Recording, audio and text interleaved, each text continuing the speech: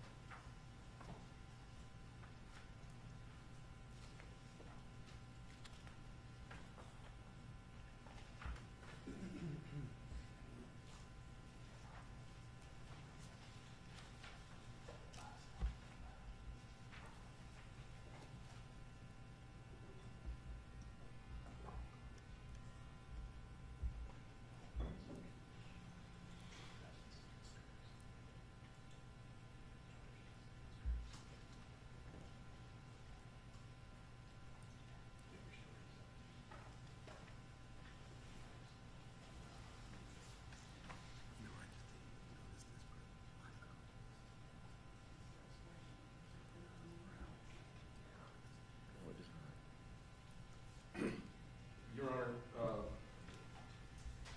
it's just come to my attention that probably this line needs to be removed from page 1, and I apologize, but apparently we all missed it.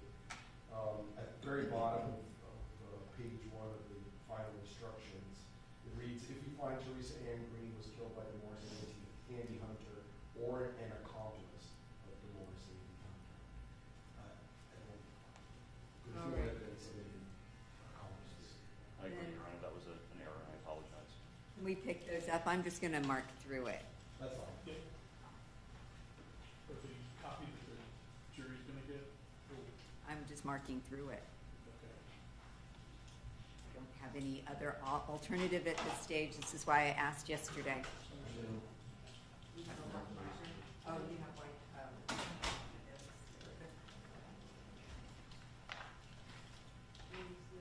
We're going to white it out.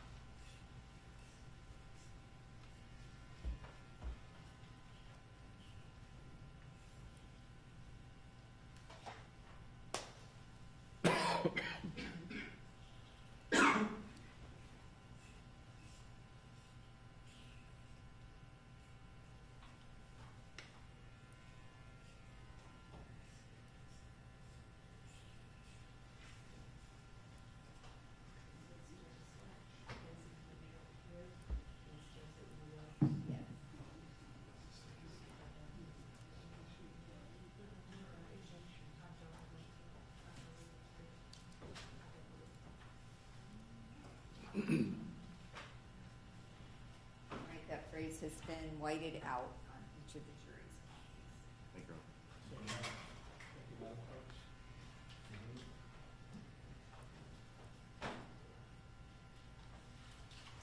And whited out on yours, that they're keeping as well. Yeah.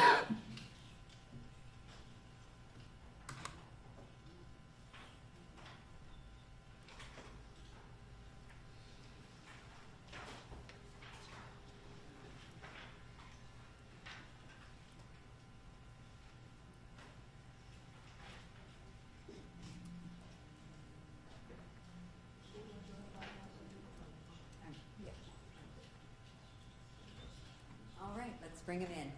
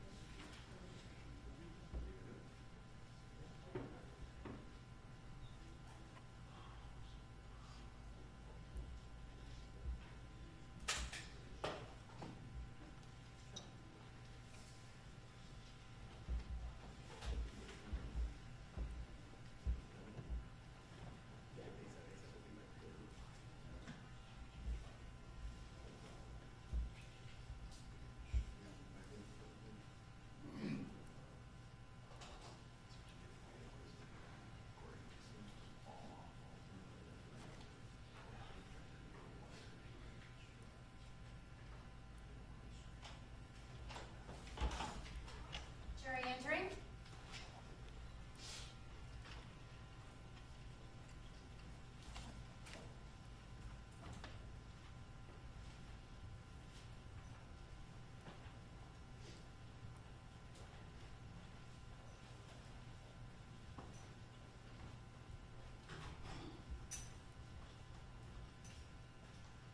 You may be seated.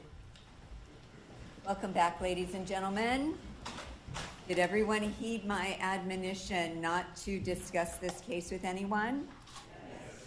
And not to let anyone discuss the case with you? Yes. And not to watch any news accounts of this case? Yes. All right, thank you. You will see, in addition to your notepads, there are jury instructions. Before we start going through those jury instructions, I need your agreement on something. As much as we try to get these perfect, inevitably I will find a typo or something that needs to be changed. Does everyone agree that if I find one of those, that you will make the change on your copy of the instructions? Yes. All right, because that will allow you to read along with me rather than waiting until the end to get a copy with all of the corrections made. We are going to begin reading about a third of the way down the page on page 1 under Introduction to Final Instructions. Members of the jury, I thank you for your attention during this trial. Please pay attention to the instructions I am about to give you. Demorris Andy Hunter, the defendant in this case, has been accused of the crime of first-degree murder. Demorris Andy Hunter is accused of first-degree murder in count 1.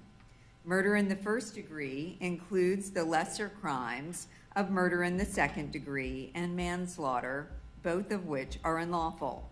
However, a killing that is excusable or was committed by the use of justifiable deadly force is lawful. If you find Theresa Green was killed by Demorris Hunter, you will then consider the circumstances surrounding the killing in deciding if the killing was first-degree murder, second-degree murder, or manslaughter, or whether the killing was excusable or resulted from justifiable use of deadly force. The use of deadly force to kill a human being is justifiable homicide and therefore lawful, if necessarily done while resisting an attempt to murder or commit a felony upon the defendant, or to commit a felony in or upon any dwelling house in which the defendant was at the time of the killing. Deadly force means force likely to cause death or great bodily harm. Great bodily harm means harm that is more than slight, trivial, minor, or moderate. The killing of a human being is excusable and therefore lawful under any one of the three following circumstances. 1, when the killing is committed by act and misfortune, in doing any lawful act by lawful means with usual ordinary caution and without any unlawful intent.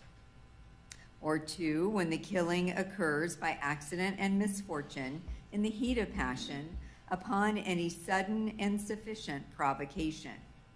Or 3, when the killing is committed by accident and misfortune resulting from a sudden combat if a dangerous weapon is not used and the killing is not done in a cruel or unusual manner. Dangerous weapon is any weapon that, taking into account the manner in which it is used, is likely to produce death or great bodily harm. To prove the crime of first-degree premeditated murder as charged in the indictment, the state must prove the following 3 elements beyond a reasonable doubt. 1, Theresa Green is dead. 2, the death was caused by the criminal act of Demorris Hunter. 3, there was a premeditated killing of Theresa Green. An act includes a series of related actions arising from and performed pursuant to a single design or purpose. Killing with premeditation is killing after consciously deciding to do so. The decision must be present in the mind at the time of the killing. The law does not fix the exact period of time that must pass between the formation of the premeditated intent to kill and the killing. The period must be long enough to allow reflection by the defendant. The premeditated intent to kill must be formed before the killing. The question of premeditation is a question of fact to be determined by you from the evidence. It will be sufficient proof of premeditation if the circumstances of the killing and the conduct of the accused convince you beyond a reasonable doubt of the existence of premeditation at the time of the killing. If the evidence does not convince you that the defendant committed the main crime of which he is accused, there may be evidence that he committed other acts that would constitute a lesser included crime. In other words, if you decide that the main accusation has not been proved beyond a reasonable doubt, you will need to decide if the state proved beyond a reasonable doubt that the defendant is guilty of any lesser included crime. The lesser crimes indicated in the definition of first-degree murder, as it pertains to count 1, are second-degree murder and manslaughter. To prove the crime of second-degree murder, the lesser included offense of count 1, the state must prove the following 3 elements beyond a reasonable doubt. 1, Theresa Green is dead. 2, the death was caused by the criminal act of Demorris Hunter. 3, there was an unlawful killing of Theresa Green by an act eminently dangerous to another and demonstrating a depraved mind without regard for human life. An act includes a series of related actions arising from and performed pursuant to a single design or purpose. An act is eminently dangerous to another and demonstrating a depraved mind if it is an act or series of acts that, one, a person of ordinary judgment would know is reasonably certain to kill or do serious bodily injury to another, and two, is done from ill will, hatred, spite, or an evil intent, and three, is of such a nature that the act itself indicates an indifference to human life. In order to convict of second-degree murder, it is not necessary for the state to prove the defendant had an intent to cause death. To prove the crime of manslaughter, a lesser-included offense of count 1, the state must prove the following two elements beyond a reasonable doubt. 1, Theresa Green is dead. 2, A, Demorris Hunter intentionally committed an act or acts that caused the death of Theresa Green, or B, the death of Theresa Green was caused by the culpable negligence of Demorris Hunter. Every person has a duty to act reasonably toward others. If there is a violation of that duty without any conscious intention to harm, that violation is negligence. The defendant cannot be guilty of manslaughter by committing a merely negligent act, or if the killing was either justifiable or excusable homicide, as I have previously instructed you. In order to convict of manslaughter by act, it is not necessary for the state to prove that the defendant had an intent to cause death, only an intent to commit an act that was not merely negligent, justified, or excusable, and which caused death. I will now define culpable negligence for you. As I have said, every person has a duty to act reasonably toward others. If there is a violation of that duty without any conscious intention to harm, that violation is negligence. But culpable negligence is more than a failure to use ordinary care toward others. In order for negligence to be culpable, it must be gross and flagrant. Culpable negligence is a course of conduct showing reckless disregard of human life or of the safety of persons exposed to its dangerous effects, or such an entire want of care as to raise a presumption of a conscious indifference to consequences, or which shows wantonness or recklessness, or a grossly careless disregard of the safety and welfare of the public, or such an indifference to the rights of others as is equivalent to an intentional violation of such rights.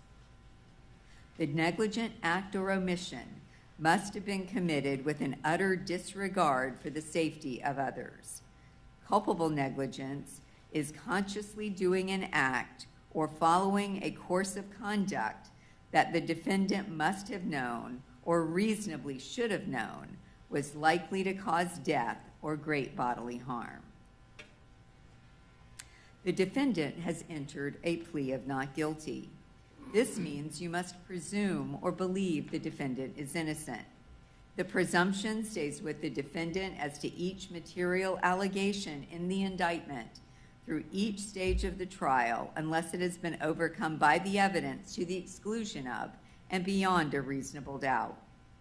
To overcome the defendant's presumption of innocence, the state has the burden of proving the crime with which the defendant is charged was committed, and the defendant is the person who committed the crime. The defendant is not required to present evidence or prove anything. Whenever the words reasonable doubt are used, you must consider the following. Proof beyond a reasonable doubt does not mean proof beyond all doubt. A reasonable doubt is not a mere possible doubt, a speculative, imaginary, or forced doubt. Such a doubt must not influence you to return a verdict of not guilty if you have an abiding conviction of guilt. On the other hand, if after carefully considering, comparing, and weighing all the evidence, there is not an abiding conviction of guilt or of having a conviction, it is one which is not stable, but one which wavers and vacillates. Then the charge is not proved beyond every reasonable doubt, and you must find the defendant not guilty because the doubt is reasonable. It is to the evidence introduced in this trial and to it alone that you are to look for that proof. A reasonable doubt as to the guilt of the defendant may arise from the evidence, conflict in the evidence, or the lack of evidence. If you have a reasonable doubt, you should find the defendant not guilty. If you have no reasonable doubt, you should find the defendant guilty. It is up to you to decide what evidence is reliable. You should use your common sense in deciding which is the best evidence and which evidence should not be relied upon in considering your verdict. You may find some of the evidence not reliable or less reliable than other evidence. You should consider how the witnesses acted as well as what they said. Some things you should consider are: 1, did the witness seem to have an opportunity to see and know the things about which the witness testified? 2, did the witness seem to have an accurate memory? 3, was the witness honest and straightforward in answering the attorney's questions? 4, did the witness have some interest in how the case should be decided? 5, does the witness's testimony agree with the other testimony and other evidence in the case?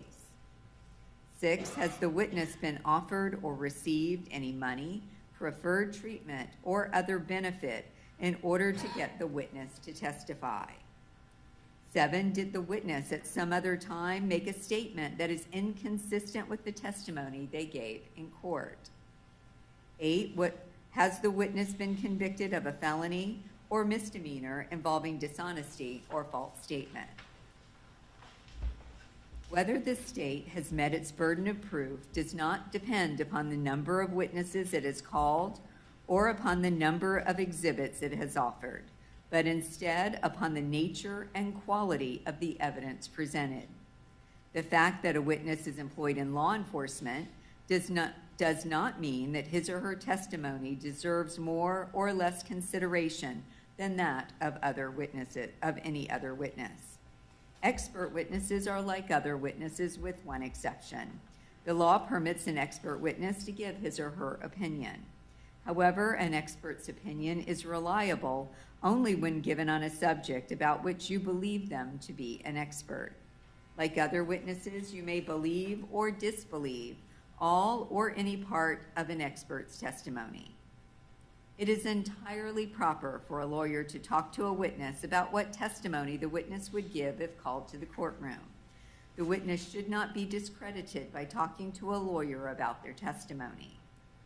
You may rely upon your own conclusion about the credibility of any witness. A juror may believe or disbelieve all or any part of the evidence or the testimony of any witness. The Constitution requires the state to prove its accusations against the defendant. It is not necessary for the defendant to disprove anything, nor is the defendant required to prove his innocence. It is up to the state to prove the defendant's guilt by evidence. The defendant exercised a fundamental right by choosing not to be a witness in this case. You must not view this as an admission of guilt or be influenced in any way by his decision. No juror should ever be concerned that the defendant did or did not take the witness stand to give testimony in the case. Ladies and gentlemen, I will read the remainder of the jury instructions after closing arguments. As I've indicated before, both the state and the defense have rested their cases. The attorneys will now present their closing arguments. Please remember that what the attorneys say is not evidence or your instruction on the law. However, do listen closely to their arguments. They're intended to aid you in understanding the case. Each side will have equal time, but the state is entitled to divide that time between an opening argument and a rebuttal argument after the defense has spoken. Mr. Buxman? Thank you, Your Honor. May it please the court, counsel?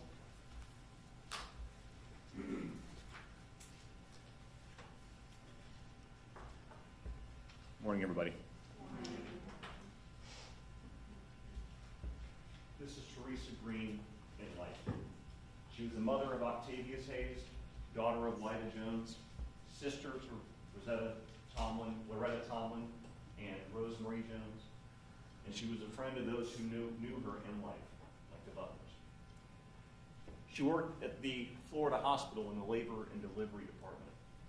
The department of the hospital that's meant to bring newborns into this world and to help mothers share the miracle of life.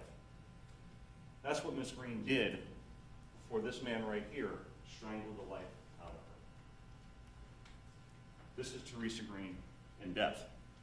After that man strangled her, wrapped her body in a sheet, threw her body in the trunk of her own car like a piece of trash, left that car at Walgreens, fled the state to try to escape the crime he just committed.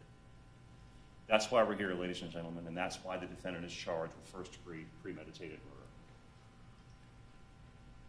Judge Munyon read you some instructions a few minutes ago, and she explained to you the instruction regarding justifiable homicide.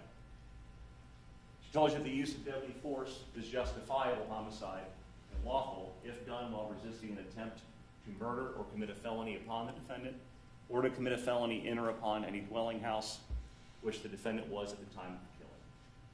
There is no evidence in this case whatsoever to suggest that this killing was justifiable. And the judge told you earlier that it is your job to look to the evidence in this case that you heard from the witness stand and saw in the form of exhibits in making your decision. I believe the defense, even in jury selection and opening statement, said you need to look at the evidence presented in this case, and that governs your decision here.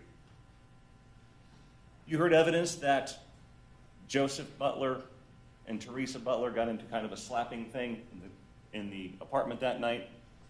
You heard that they went on the stairwell and they tumbled down the stairwell at some point. You also heard that at the bottom of that stairwell, nothing happened. No one was screaming in pain. There were no punches thrown, no weapons drawn, nothing going on between the victim and the defendant. No indication that the victim was trying to murder the defendant or commit a felony upon him. Instead, they got up, they walked up the stairs, and they went back to Theresa Green's apartment. Additionally, ladies and gentlemen, you've heard evidence from Dr. Utz, the medical examiner, that Theresa Green, the victim in this case, was strangled. That is not the result of somebody defending himself. That is the result or the sign of first-degree premeditated murder.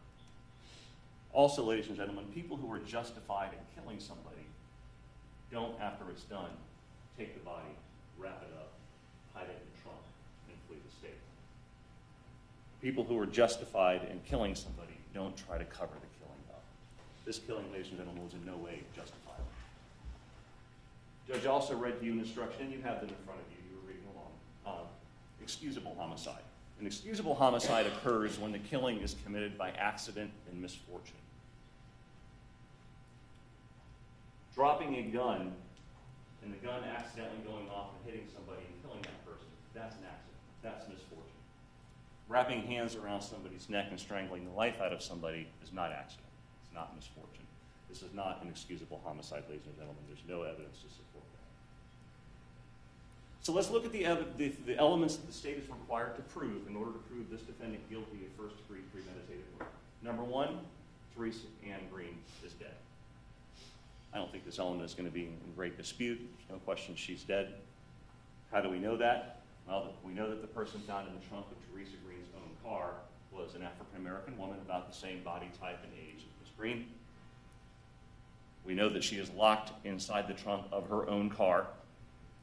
And we also know that a fingerprint analyst, Howard Kuhn, compared known fingerprints of Theresa Green, which were rolled before she was killed, with the fingerprints rolled at the autopsy of the woman who's found in the trunk, and they match.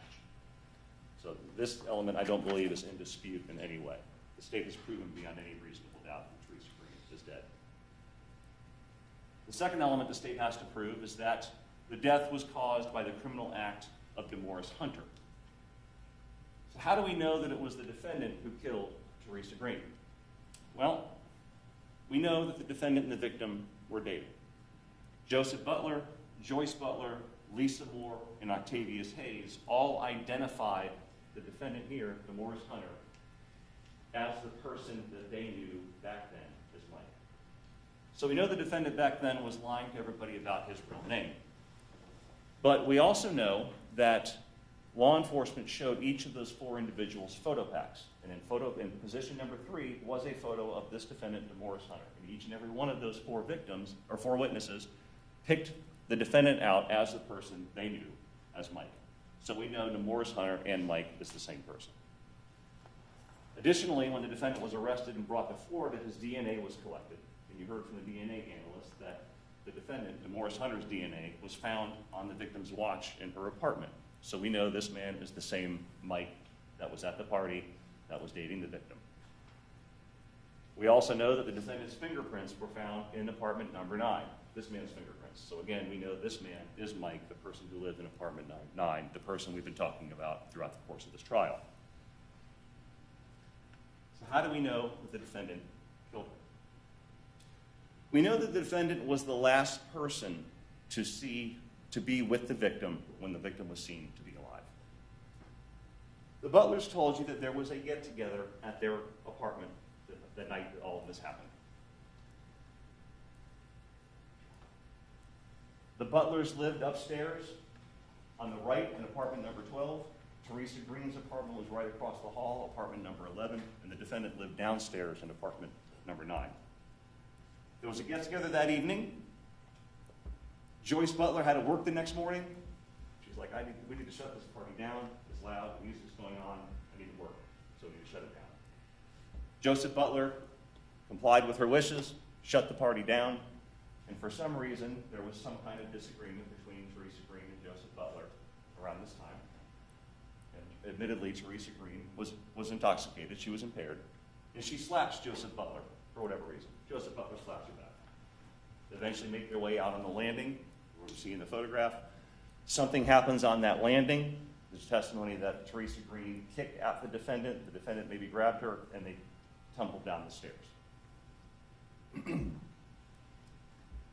When they got to the stairs, down to the bottom of the stairs, again, they got up. There was no screaming, nobody was severely injured, no one was in pain, there was no fight, punches thrown, weapons drawn, anything like that. They simply got up, walked up the stairs, and went into the defendant and Theresa Green went into Theresa Green's apartment. So regardless of how impaired Theresa Green was, we know she was able to negotiate and walk up those stairs on her own with no problem.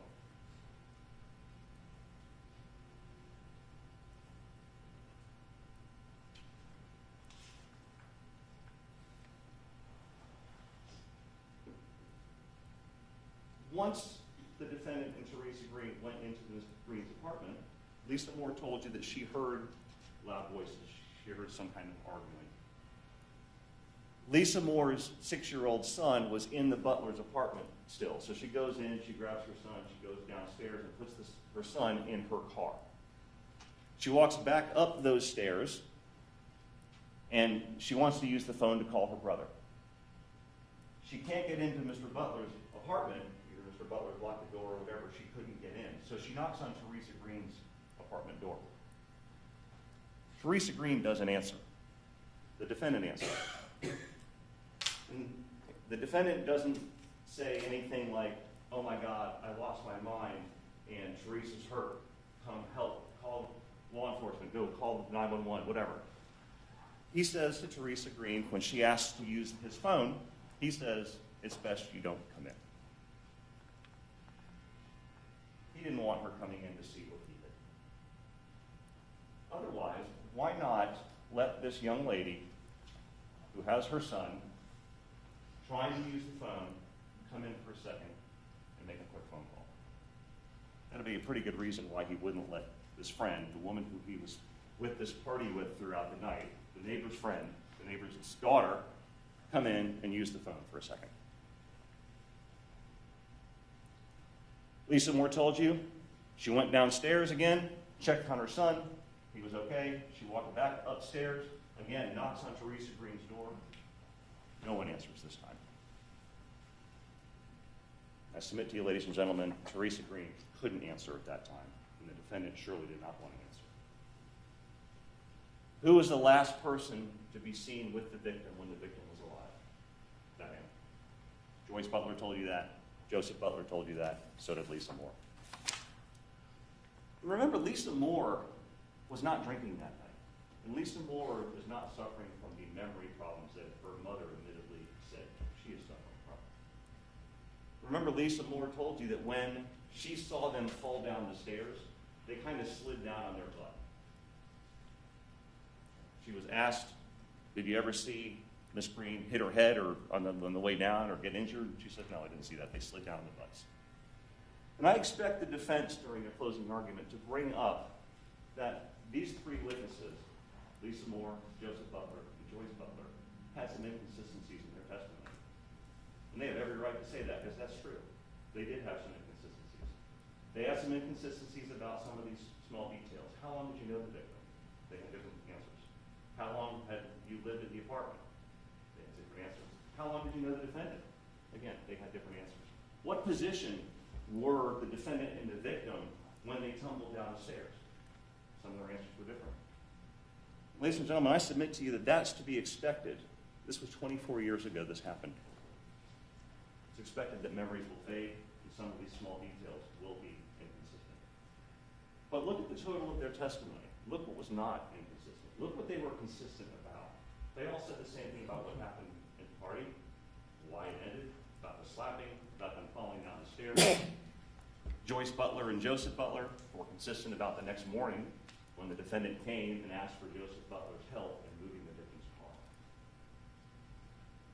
The last person to be seen with the victim when the victim was alive was the defendant. So what happens the next morning? The defendant comes over 6:30, 7 o'clock, and remember, this party shut down at like 2:30 in the morning, so this is only several hours later. The defendant comes over, and he asks Joseph Butler for some help. He asks, hey, I need you to follow me and Theresa someplace in the car. It doesn't say where they're going. The defendant gives Joseph Butler the keys to this white van that the defendant had been driving. The white van was owned by Henry Fields, a.k.a. Pete. Henry Fields had let the defendant use the van as he needed. So he gives Joseph Butler keys to the van.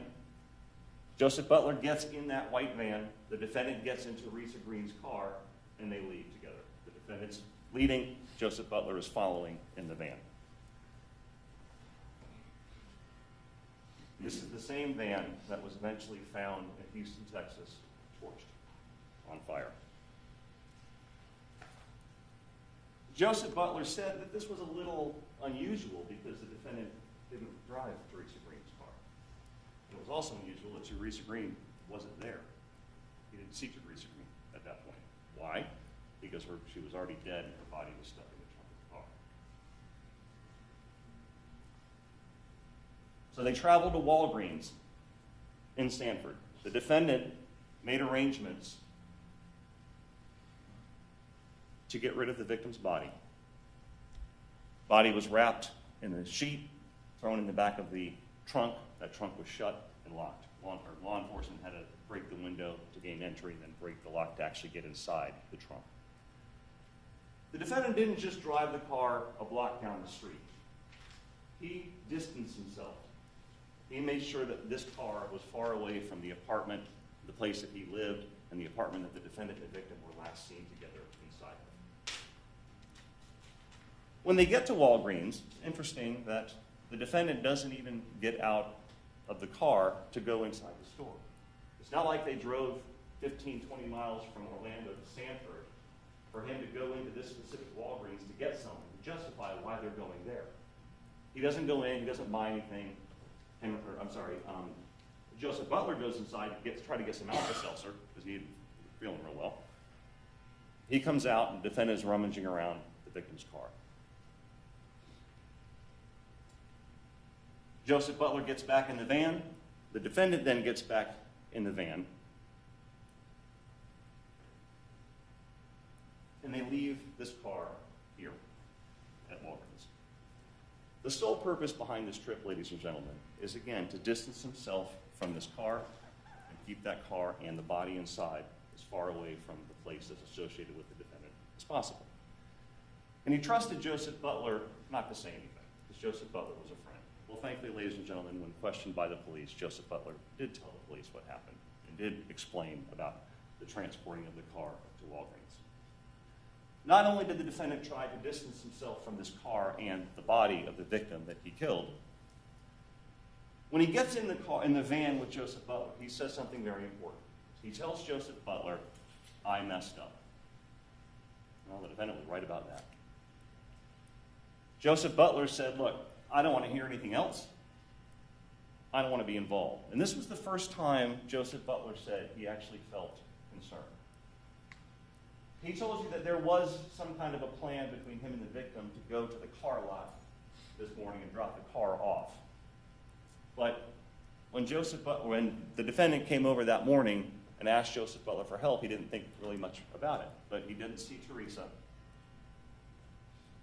They don't go to a car lot, they go to Walgreens instead, which is weird. The defendant's driving Theresa Green's car and she's not around, which was weird. And now the defendant says, "I messed up."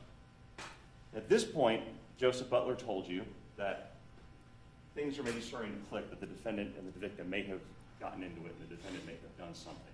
Clearly at this point, he doesn't know that the victim's body is in the trunk of the car that they just arranged to drop off at Walgreens, but he's starting to get concerned.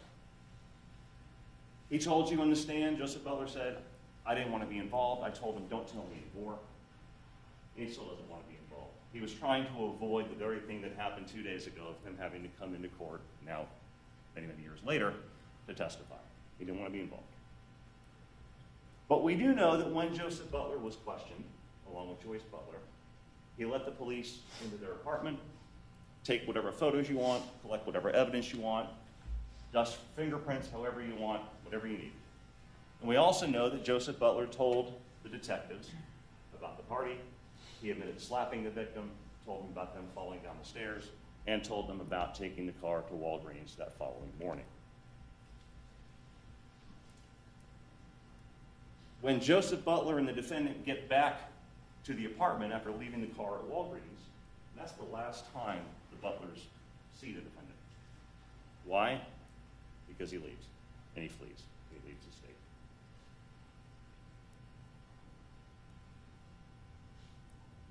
The defendant gets in Henry Field's van that he had been using and leaves. He gets in the same van that is later found in Houston, Texas, burnt to a crisp, torched. You heard Terry Cool, the arson investigator, who was called to the scene of this fire. She told you that the fire was intentionally set. There was no license plate on the car. The gas cap had been removed.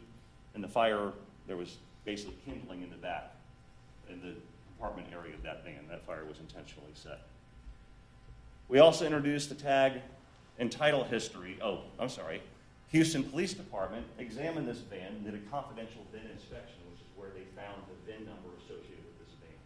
It was based on that VIN number that they determined this was the same van that had been reported stolen by Henry Fields in Orlando when this crime happened.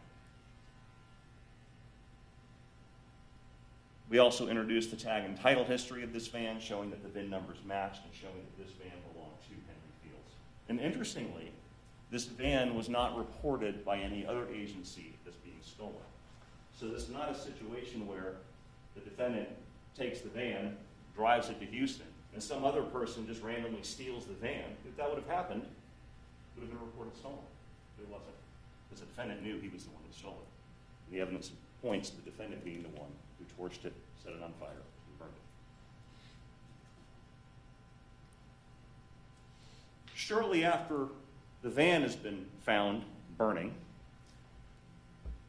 Officer Monroe Gage from the Houston Police Department makes contact with the defendant at a house on Barwick Street. makes contact with the defendant in a place about 6 or 7 miles away from where this van was located. I think that's just a coincidence that both the van and the defendant are found several states over? Of course not. When Deputy Gage explained to you that when they found the defendant, another officer called him on the phone and said, come out the front door.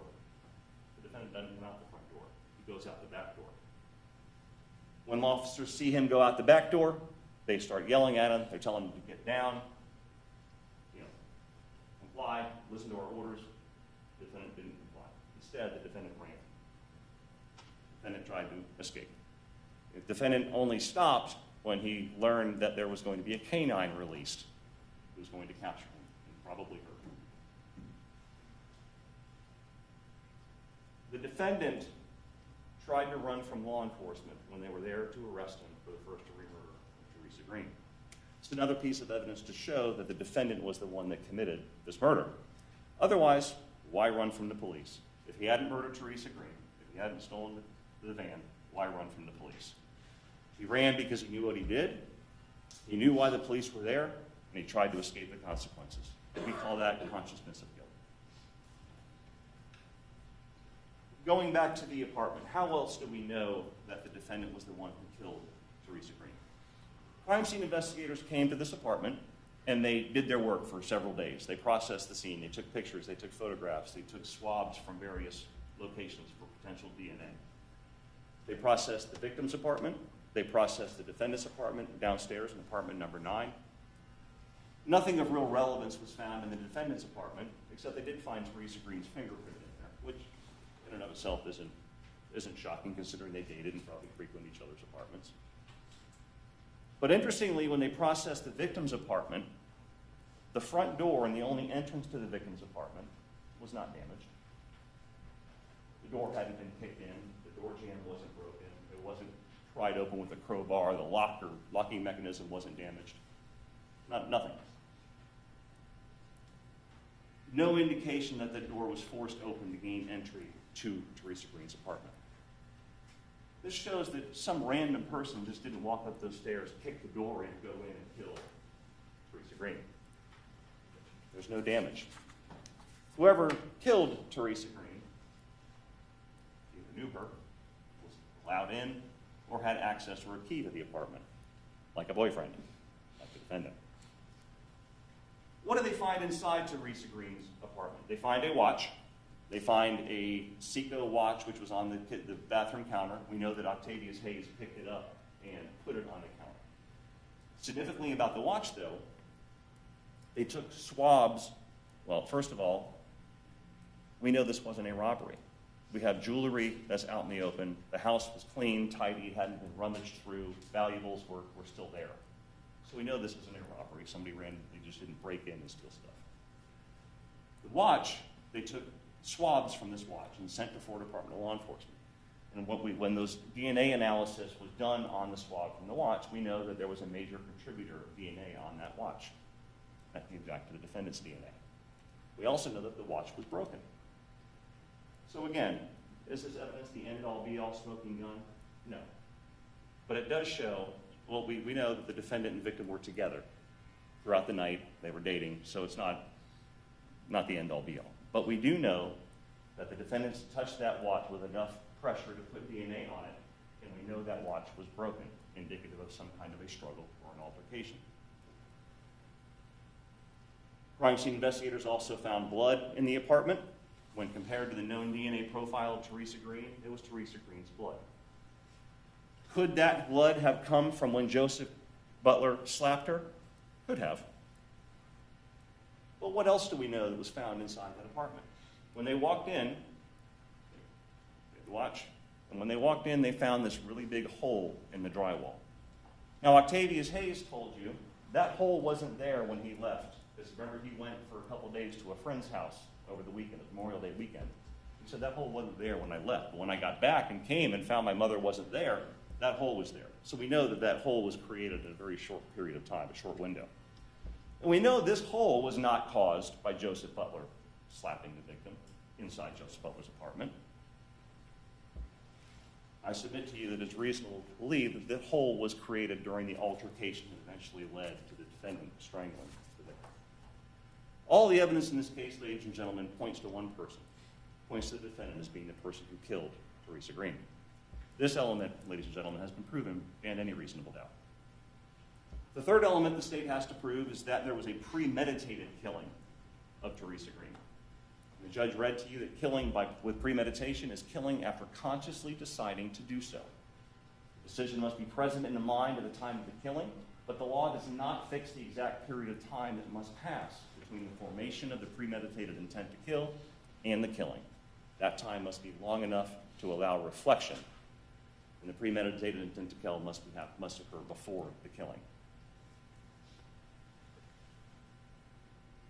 The law says premeditation can happen like that. As long as the person has enough time to think about what he is going to do and make the conscious decision to do it, that is premeditation. So what evidence do we have to show that this killing was premeditated? Dr. Utz talked to you about the photographs taken during Theresa Green's autopsy, and he explained to you that there were, in his opinion, various contusions or bruises. There were abrasions, scrapes or marks, and evidence of blunt-type trauma inflicted upon the victim. He explained to you that there was swelling present in the right side of her neck, which he felt was caused by some type of trauma. He also noted the darkened areas on her lips, shoulder, her chest, things like that. And as a trained medical examiner, he is able to look at those injuries and determine, look, are those injuries simply from a darker-skinned individual and pigmentation of the skin? Are they a result of decomposition, or are the result of trauma? In his opinion, these areas were the result of trauma. Those findings of trauma are also consistent with the physical evidence at the scene, the broken watch, the hole in the drywall. Could some of this trauma maybe have been caused by Joseph Butler slapping her? Maybe the contusion on her lip. Could some of that be caused by her falling down the stairs? Maybe. But again, remember Lisa Moore, who said when they fell down, they slid down on their butts. But regardless, could some of this trauma have happened from falling? Could be. If those were the only injuries that we noted, that were noted on the autopsy, that might be a reasonable explanation, but they're not. She has other injuries that were clearly not caused by a slap and clearly not caused by falling. Those injuries, combined with the circumstances of how her body was found, wrapped up, shoved in the trunk of a car, a locked trunk, all indicate that the victim was murdered and strangled. Theresa Green was an otherwise healthy 38-year-old woman, found wrapped in a blanket and her body in the trunk.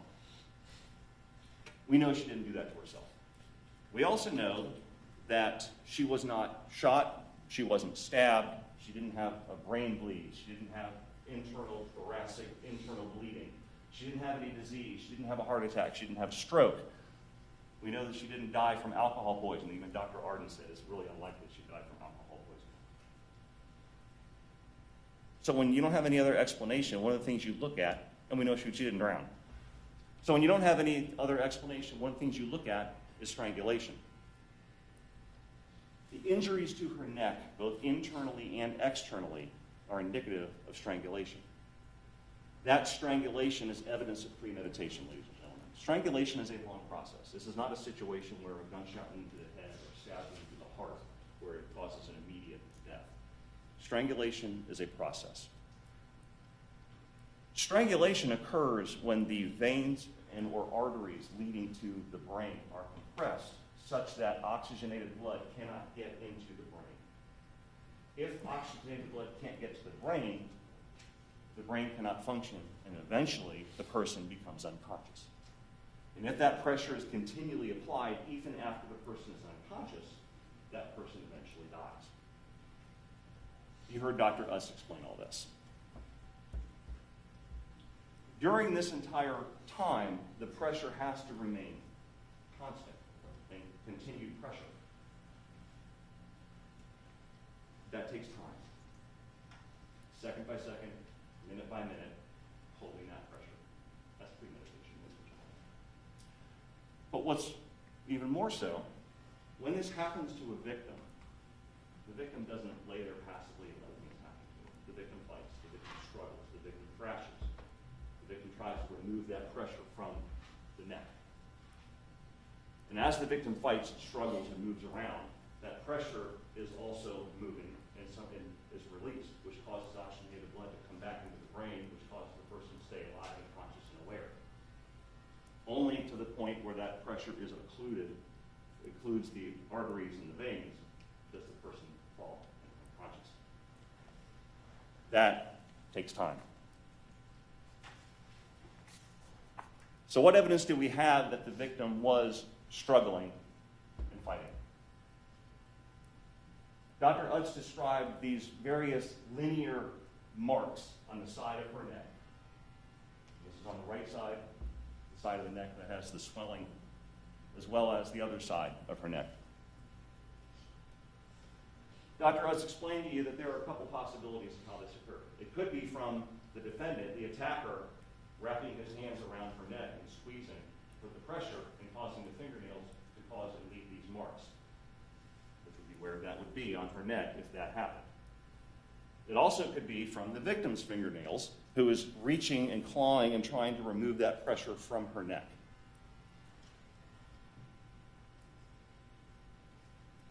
We know Theresa Green was slapped by Joseph Butler. We know she tumbled downstairs. Those actions are not going to cause those linear fingernail-looking marks. What else do we know? Dr. Utz talked to you about the hyoid bone. The hyoid bone is that very protected internal structure around the chin area. And he told you that that area does not receive trauma very easily because it's so high up and is so protected. Dr. Utz explained to you that the hyoid bone is actually 3 different bones. And when a person gets older, in 40s, 50s or so, those bones start to fuse. But a person of her age, Mr. Green's age, they are still pliable and movable, and they have joints in them. Well, he explained to you when he looked at the photographs, and we see here, there was an area of hemorrhage, a dark reddened area of bleeding or hemorrhaging. Dr. Utz explained to you that in strangulation cases, he sometimes finds injury to a hyoid bone. Not always, but sometimes. In this case, there was hemorrhaging there. This injury is not caused by a slap in the face. It's not caused by somebody tumbling down the stairs. That's caused by pressure in that exact area of the throat causing the hemorrhage. The other side shows the same hemorrhaging. Dr. Utz explained to you that that is a hemorrhage and that the hyoid bone, it wasn't broken, it wasn't fractured, but it was dislocated, displaced. Why? Because of trauma, because of impact, because of the pressure. Now, Dr. Arden disagrees with Dr. Utz about some of these things, and I'll get into that in a little bit, probably during my second closing. But all of this evidence points to strangulation. And again, it's a lengthy process. The victim is struggling. Every second, second by second, minute by minute, the defendant has to make this conscious decision to maintain the pressure on his veins and arteries in order for the victim to fall unconscious. And even after that happens, he has to maintain that pressure to kill him. That's an opportunity to think. That's an opportunity to reflect. That's an opportunity, if he wants, to spare her life. But he chose not to. He chose to maintain that pressure. That is premeditation. His actions after the murder also show premeditation. After it's over, he doesn't say, "Oh my God, I just lost my mind. I can't believe I did that." He doesn't run out the door, bang on the butler's door, and say, "Oh my gosh, I need help. Please call. Theresa's hurt." He doesn't do any of that. Instead, he won't answer the door.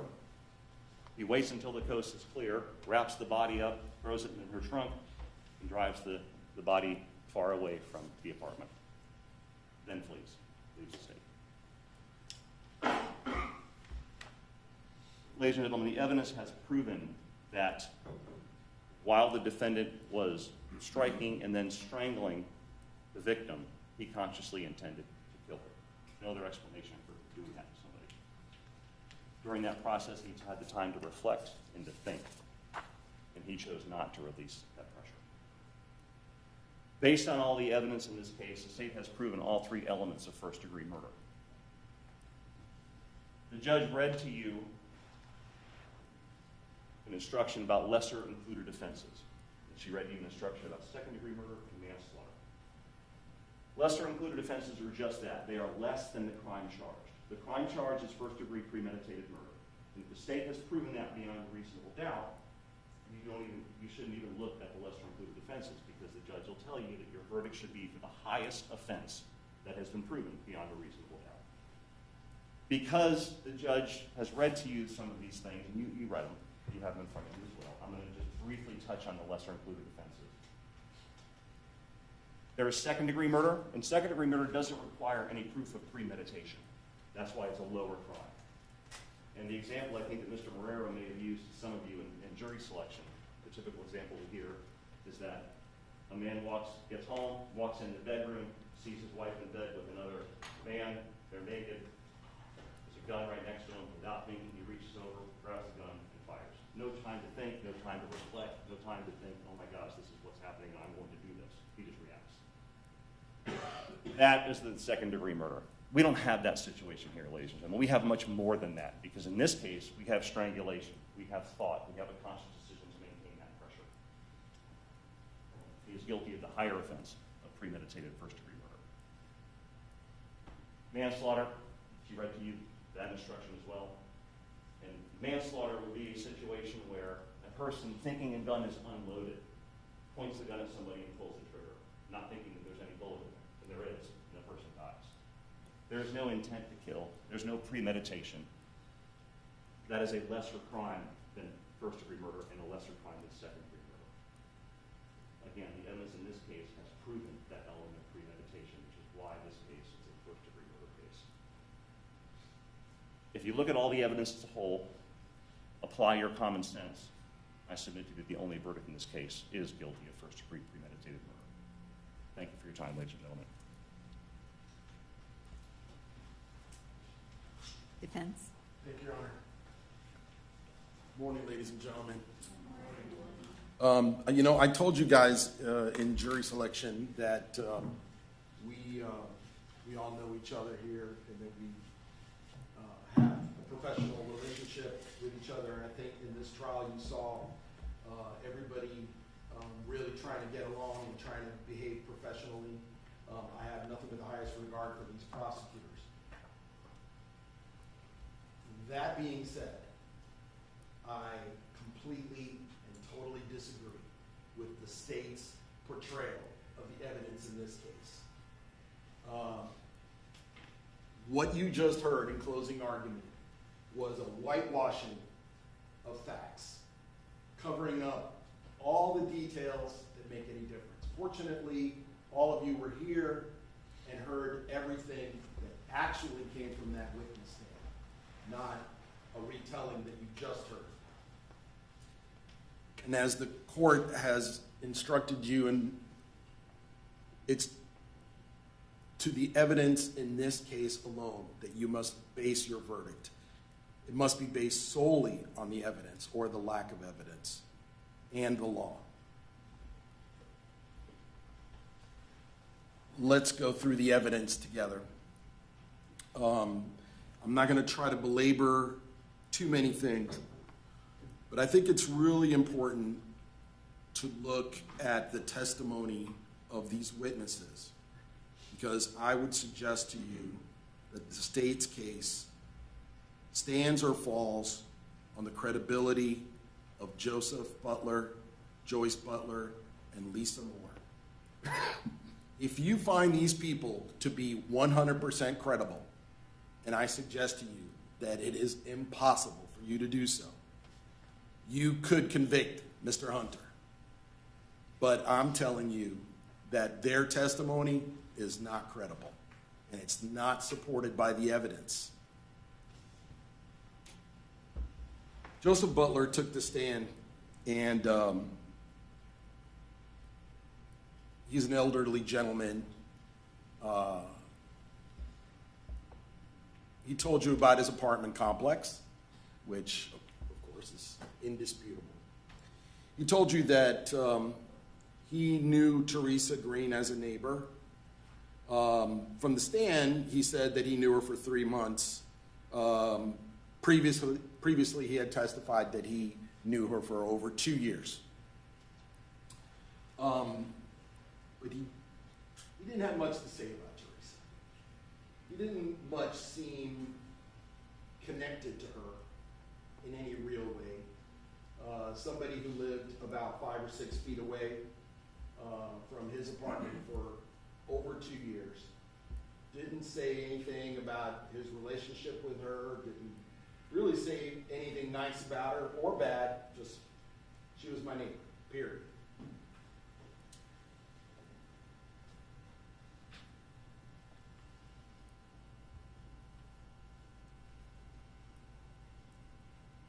It doesn't appear as though Mr. Butler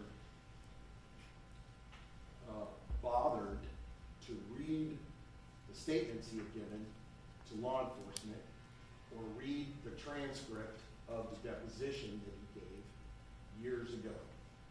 He took the stand and he said, "Oh, my memory is clear. I remember everything better now than I did back then." I am quite certain that he had those transcripts in his possession. And he just couldn't be bothered to read them.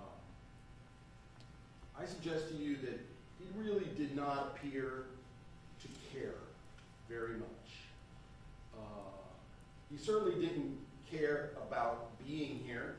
He made it very clear to all of you that the reason he didn't ever call the police for this whole thing was because he didn't want to end up on this witness stand. And we'll talk a little bit more about that. He claims that he knew Mike, who is, of course, Demorris Hunter, that he knew him for about 3 weeks. And I would suggest to you that given the fact that he didn't really say anything about his relationship with Mr. Hunter, either good or bad, that he really didn't have much of a relationship with Mr. Hunter at all. I respectfully disagree with Mr. Buxman's portrayal of them as being friends. Apparently, they were going to have a barbecue. I don't know if that's true. You don't know if that's true. But that's what he says. And then he went to Publix with Mr. Hunter and bought some meat. And by the time he got back, Theresa Green was well drunk. It sounded like, and I ask all of you to rely on your own recollection of the facts, it sounded like that probably happened in the early evening of the Saturday, May 26th of 2002, when this is all alleged to have happened. It's probably true that Theresa Green was drinking a lot and that she probably was pretty drunk. He goes on to describe this get-together, which for some inexplicable reason he refused to refer to as a party, that it was going on for some time. They were listening to music, apparently quite loudly, well past 10 p.m. on Saturday night. Apparently he's drinking. Apparently Miss Green is continuing to drink. He admits that Demorris Hunter, known to him as Mike, was not drinking. And he also says that Lisa Moore was not there.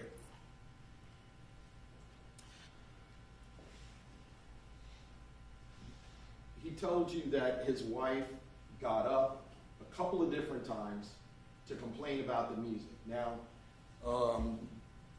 it is, I think, reasonable to assume that by the time she got up the second time, after 2 o'clock in the morning, and this party was still going on, and she supposedly was supposed to go to work the next morning, that she was probably pretty upset. I remember waking up my dad from when we were kids. He would go to bed early, and we'd be watching TV and laughing and whatnot. If we woke him up, he'd be pretty upset, right? Because nobody likes to be woken up. So I think that's exactly what happened. Joseph apparently was also pretty upset because he, from all appearances, wanted the party to keep going. He slams the door to the bedroom, and that's nothing he admitted. That's what we got from Miss Butler. And then orders everybody out of the apartment because his wife's angry. And I don't know what this says about Theresa Green, other than I guess she's a pretty ornery drunk. Because when Mr. Butler orders them all to leave, she hauls off and slaps him. Now, you know, I've hosted a lot of dinner parties at my house, and no one's ever raised a hand to me or anyone else when I ask them to leave. So I'm trying to give you guys a picture of what is going on here, right? These are people who've been drinking since early evening, well past 2 o'clock in the morning. Fully to be expected that whoever's still drinking at that hour, pretty hammered, right? And not only hammered, but not very pleasant drunks. And we've all met them before. She hauls off and slaps her host in the face. And he immediately responds by slapping her back. Did any of you think that he was minimizing what he did when he testified from the stand? When he said, I tapped her. Really? No. His wife gave it away. Joyce Butler said no. He smacked her hard enough to give her a bloody nose. Now, a bloody nose is not the kind of thing that you give every day of the week. And it's not the kind of thing you receive every day of the week. Here's what I think. I think it's entirely possible that Theresa Green really got angry when she saw the blood coming out of her nose. Or her lip. We don't really know exactly where it happened, but Joyce Butler said it was coming out of her nose. We know that when somebody gets smacked like that, right, in our common experience, somebody gets smacked like that and you start bleeding, the first thing they're going to do is rub it with their hand, their left or their right hand, depending on. They're going to rub it with their hand, look at their blood, and go, look what you did to me, right? I mean, they're going to get angry. And we know that that's how Theresa's blood got on the door, right? It was only a little bit. I mean, it wasn't a ton. It was just a little, you saw the photograph, it was a tiny little smudge of her blood got in there. Detective Burden talked to Joyce Butler, and she agreed, yeah, that's how the blood got on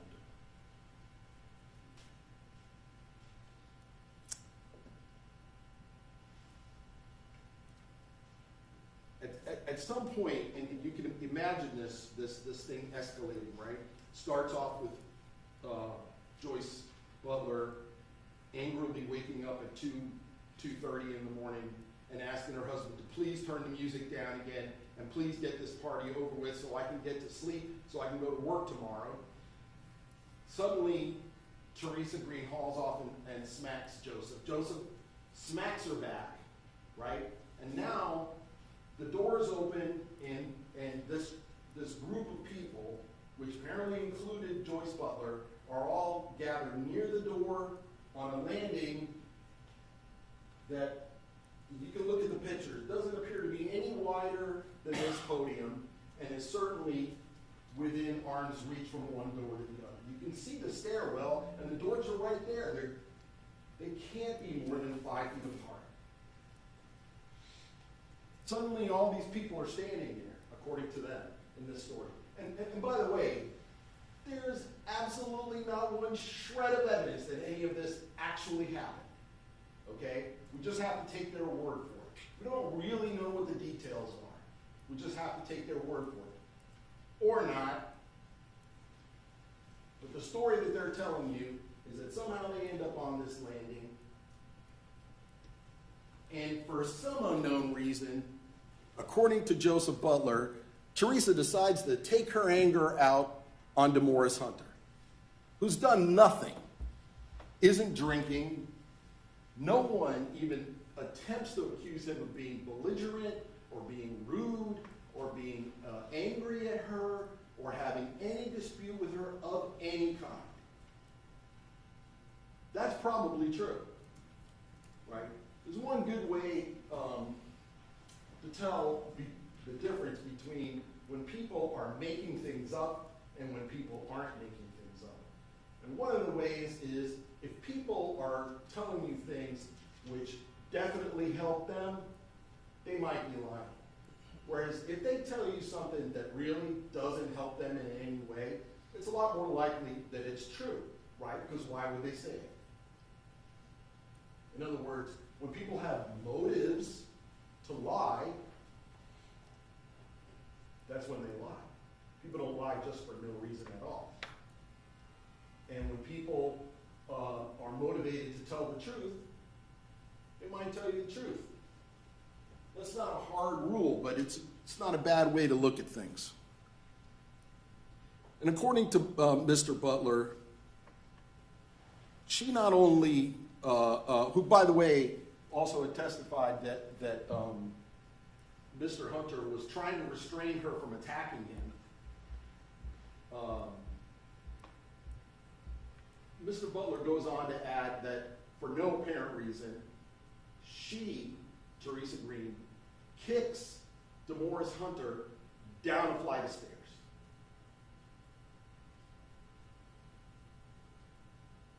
I mean, that's a severe accusation.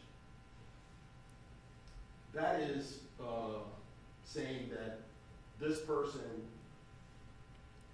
is willing to put someone's life in jeopardy because she's a mean drunk, essentially. Is that true or not? There's no way to tell. There's absolutely zero evidence to back up that version of the facts. You simply have to take their word for it.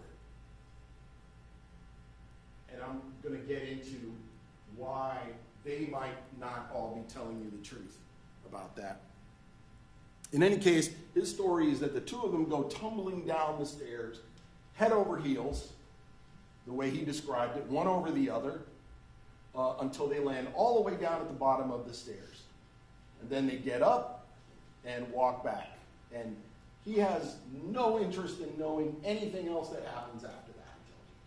He's like, well, I was done. I closed the door, went back into my apartment, and got myself another drink.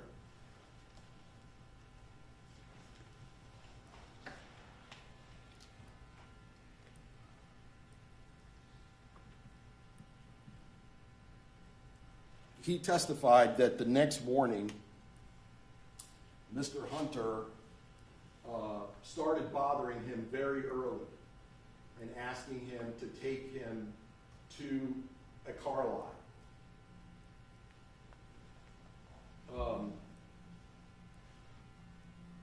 When Mr. Butler testified about having had a conversation with Theresa Green about returning her car to a car lot the next day, that was the first time anybody had heard that story. He never told that to the police. He never told that to the attorneys that deposed him. He never even told his wife. I'm pretty sure he had never told that to the state attorney's office either. He got up here and pulled that one out of thin air. Why would he do that? Trying to make himself look good. Trying to come up with a reason why he would agree. First thing in the morning, with a raging hangover, to drive this practical stranger across town to go drop off a car. By the way, we're talking about a Sunday morning at 7 o'clock in the morning. That's the story, that they're going to go return her car to a car lot. Absolutely no evidence to support that. Absolutely no documentation, right? right? No documentation that this car, I can only assume that the implication here is that the payments were overdue or something. Or they were going to repossess the car. In any case, I would argue to you, you can take that phrase, that statement of Mr. Butler's and throw it out the window. He just made it up now. I guarantee you his memory is not better 24 years later than it was 2 days after this happened. If that were true, he would have told the detectives that that's what happened. He just made it up.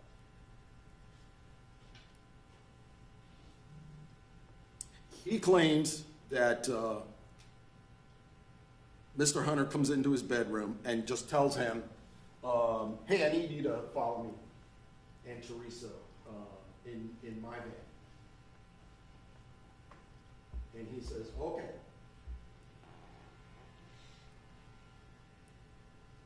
Really? Does that sound like the kind of thing that any reasonable person would do? What the hell are you waking me up for on a Sunday morning? I didn't get to bed till 3 a.m. I'm not driving anywhere. Plus, what are you asking me for? I mean, he says that Mr. Hunter went into his bedroom and woke him up as if they'd known each other all their lives.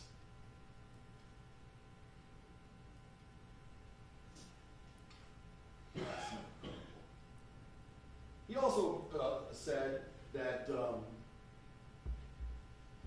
Mr. Hunter never promised him anything, never paid him anything, never threatened him. He just did it. He just decided to go ahead and do it. I suggest to you that there is no evidence of any kind of relationship between them that would warrant either one of them asking such a favor from the other. According to him, he gets in the van, he mentions that he never saw Theresa, even though he claims that Mr. Hunter told him, I need you to follow me and Theresa. He never saw her in the car. And he never once asked him, hey, where's Theresa? I thought you said she was with us. Nothing. Says nothing.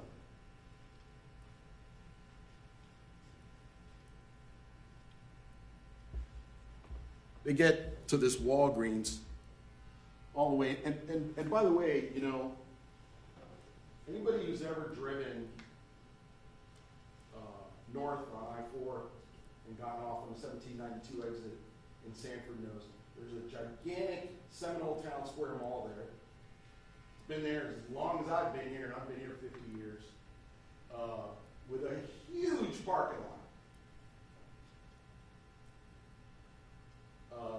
And all kinds of places, all the way down from I-4, all the way into Sanford. Very strange place to drop off a car, right? Does Mr. Butler ask him, what the hell are we doing at Walgreens? Doesn't ask him. Doesn't ask him. Not curious at all.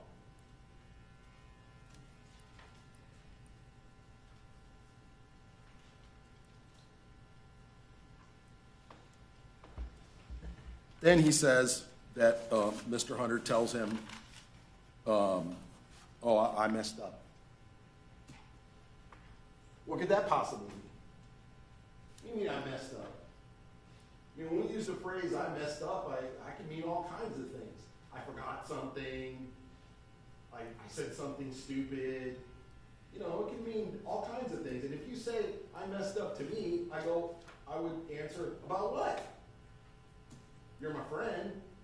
What'd you mess up about? What's going on? There's something I should be concerned with? Nothing. Yes, nothing about what that's supposed to mean. His only response is, oh, I don't want to hear it. I don't want to know nothing about it. Really. They drive all the way back, half an hour in that van. With not a word between them about this.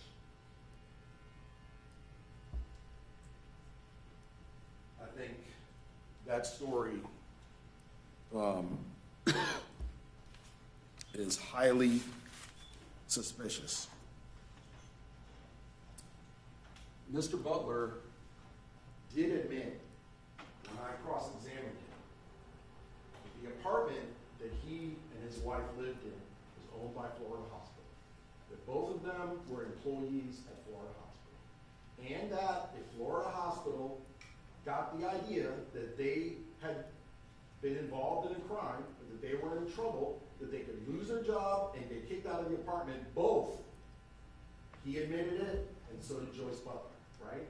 So, that, I would argue, ladies and gentlemen, is a motive to lie. That is a motive to protect yourself. That is a motive to stay out of things. You would think it would be a motive to say to Mr. Hunter, no, I'm not going anywhere with you unless you tell me where Theresa Green is, right? No, never bothered to ask him.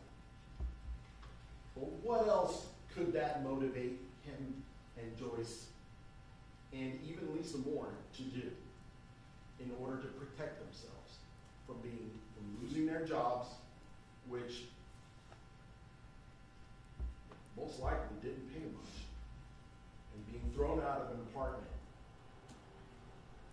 both, if they got in trouble? What would that motivate them to do?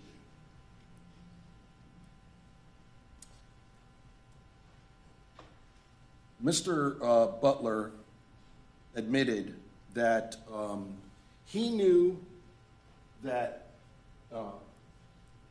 his downstairs neighbor, Humphrey Moore, who was renting an apartment to Mr. Hunter, he knew that he was moving out. He knew that his lease was over at the end of that month, which was essentially that week, and that they would, because Mr. Hunter was renting from Humphrey Moore, that he would have to move out too. He knew that. And even though the prosecutor tells you that Mr. Hunter fled town, the fact is, we don't know when he left. He could have left Sunday morning. He could have left Monday morning. If Mr. Butler had called the police Sunday morning, when he got back to his apartment with a concern about what might have happened to Theresa Green, if he had called the police then, the police might have met Mr. Hunter at his apartment as he was moving out. Or we would know for a fact that Mr. Hunter had left Sunday morning.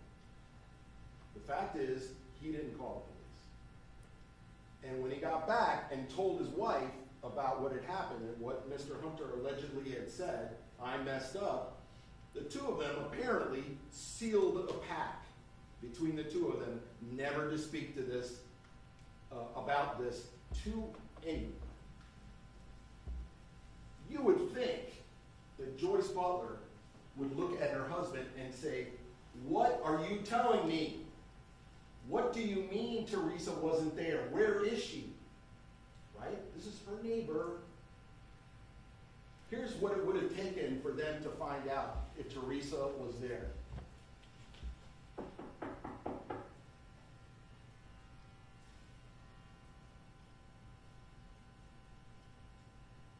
Not a gesture.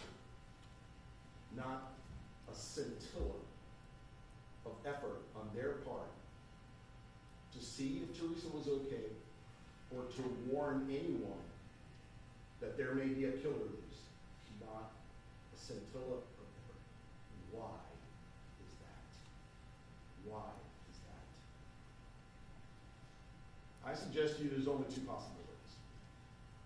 Either one, Joseph and Joyce Butler are two of the most heartless, calloused, indifferent human beings you've ever met in your entire life, and didn't give a damn if Theresa Green was in fact dead, or they had something to do with it.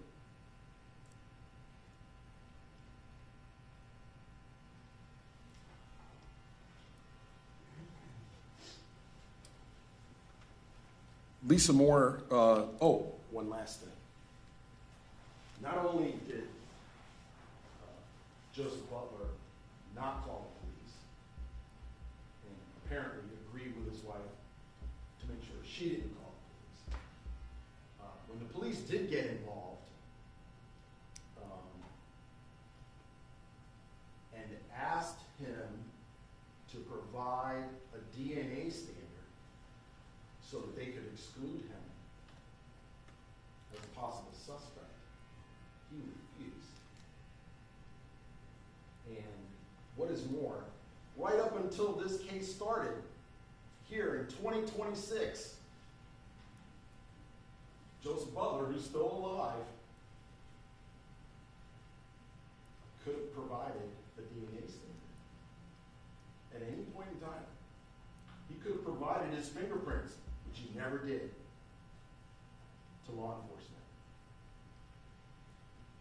Those fingerprints could have been compared to the prints that they found on the car in the parking lot. That one print that they got, that was a clean print, that was definitely, positively not Demorris Hunter's fingerprint. He could have submitted his print so that they could compare it, right? He never did. And still hasn't to this moment. Lisa Moore was the next one to take the stand, and she testified that she didn't know Theresa Green before she died. Mr. Butler said that she wasn't there until much later. She claims to have been there at some point, showed up with her 6-year-old, and was there with him until 2:30, 3 o'clock in the morning. She doesn't remember anything about any of the details about the argument, how it got started, and apparently she was sober, but in any case, she doesn't remember what was going on. She doesn't remember Joe slapping Theresa Green, and clearly didn't remember anything about her, about Theresa Green having a bloody nose or bleeding from the lip. She says that Mike and Theresa fell down the stairs like everybody else. I don't know.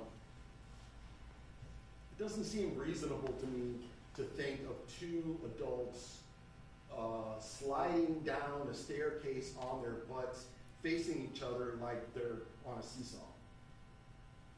And my common sense tells me that didn't happen like that. That doesn't make any sense. People don't do that. If you're on your butt, you might go down one stair, right? You're not going to go all the way down a staircase like that. What are you, on a toboggan or something? Her story just doesn't make sense. I don't know if she saw it or not, to be honest. And y'all don't either. The state's asking you to take her word for it. I suggest that there are reasons which might drive both Joseph Butler and Joyce Butler and Joyce's daughter Lisa Moore to come up with a story and to blame Demorris Hunter. I don't know. It struck me as, at the very least, extremely irresponsible of her to put her son, an 8-year-old son, in a car in the parking lot at 3 o'clock in the morning. As a father of two, I can guarantee you that I would never think to do such a thing. I I don't know what it says about her, other than that indicates a certain degree of callousness, carelessness with her own son. Maybe she did it, maybe she didn't do it. No way of knowing. But very interestingly, Lisa Moore admits to calling her brother at 3 o'clock in the morning and asking him to come over. The last time I got a call, 3 o'clock in the morning, was probably around 1993. When I was a prosecutor and I had weekend duty. I got a call from a detective. Because that was my job. I had to be available 24 hours a day. That's it. And I've raised 2 children who are both adults now. I never got a call at 3 o'clock in the morning. I would wager that very few, if any of you, have ever received a call at 3 o'clock in the morning.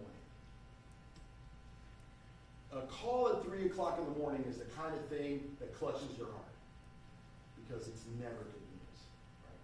Especially if you recognize the number. Now, I realize that in 2002, these people probably didn't have cell phones. I don't remember if I did or not. I think I had one of those Razor flip phones or something. But a call at 3 o'clock in the morning is not the kind of thing that you expect. I mean, I suppose if you're the sort of person who's up all night, maybe more common. Generally speaking, pretty rare. So what on earth would provoke Lisa Moore to call her brother at 3 o'clock in the morning, not just call him at 3 o'clock in the morning, but call him and ask him to come over? What could have happened? She says that the reason she disturbed her brother at 3 o'clock in the morning was because she was concerned that Joe Butler might be violent with Joyce Butler. And she wanted him to just check on that. And Joyce Butler didn't remember a whole lot of things. But when I asked her about that, she just laughed. She was, and here's the thing, like, if you've ever been in an abusive relationship with somebody, and I hope that none of you ever have, but if you've ever been in an abusive relationship with someone, and somebody asks you, you know, your reaction is going to be pretty quick. Your reaction is going to be pretty definite. Like, you know what it's like to be abused by someone, to be hit by someone. And she clearly acted like that has never been a concern of hers. So I don't think you should believe Lisa Moore's excuse for why she calls her brother at 3 o'clock in the morning. And by the way, he ends up coming over from wherever it is that he lives. He drove over there at 3 o'clock in the morning to check on his mom. She didn't call him. She didn't call him to say, hey, I'm in trouble, right? She didn't call the police to say, hey, this guy's hitting me. She didn't do anything. I suggest that is not why she called her brother. Now, I don't know why, but there is a possibility.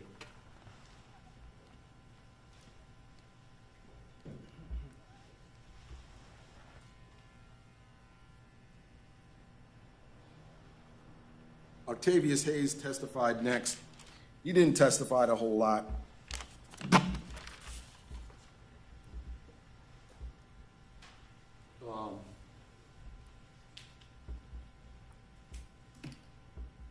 Octavius is clearly an unfortunate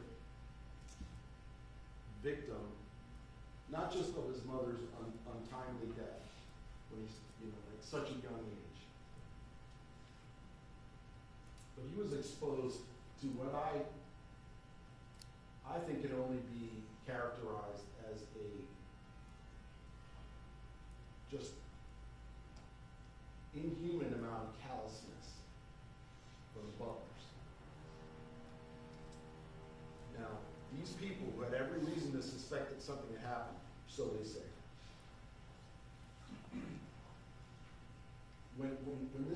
young man shows up at his mom's apartment, finds a door open, or unlocked, goes in and finds some damage to the drywall, her watch on the floor, and her purse overturned, and goes right next to his neighbor's door and asks them. The two of them respond when asked, "Have you seen my mom?" The two of them respond, "No, we ain't seen her."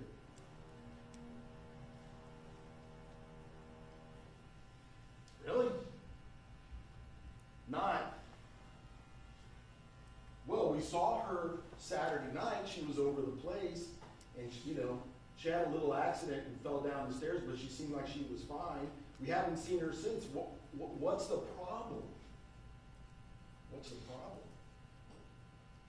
No. This pact that they have, the two of them respond. No, we ain't seen her. And that's it. That's it. They don't give him anything else. Now, why on earth would they treat that young man like that? Why? Why would they be so cruel to him? Why wouldn't they help him?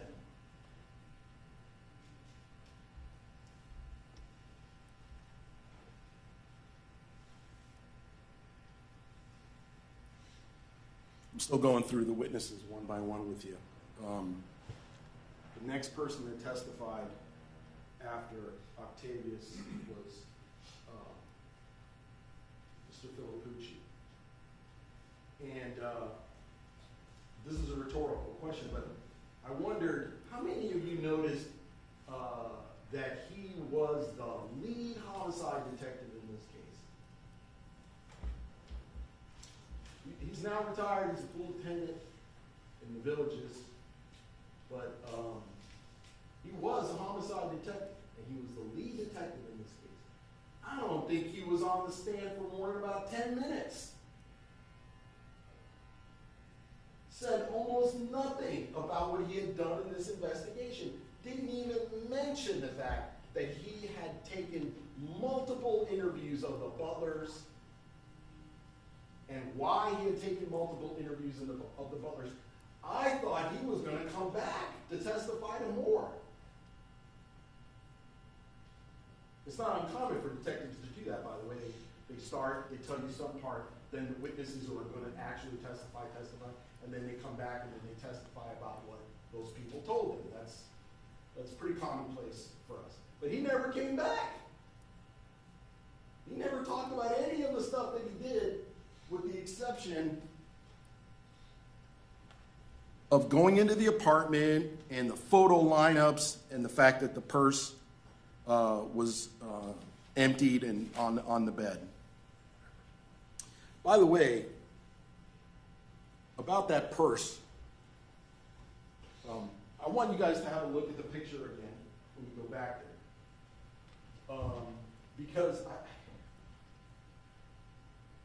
it stuck with me that not only is the purse overturned, right? Like, if you're looking for car keys and you want to get them really quick, take the purse, dump it, stick your hand in it, grab the keys and go, right? No.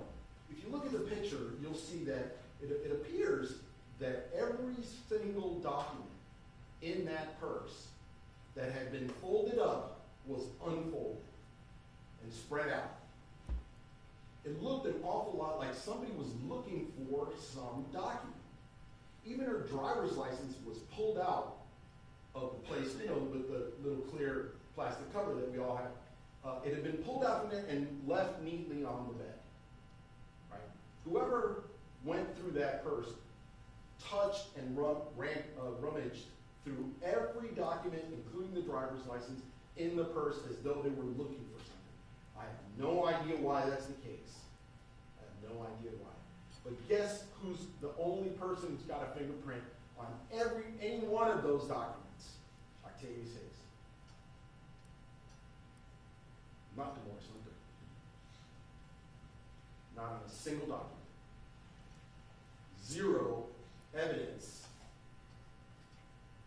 Zero evidence that he touched that purse or touched any document in that purse. Zero.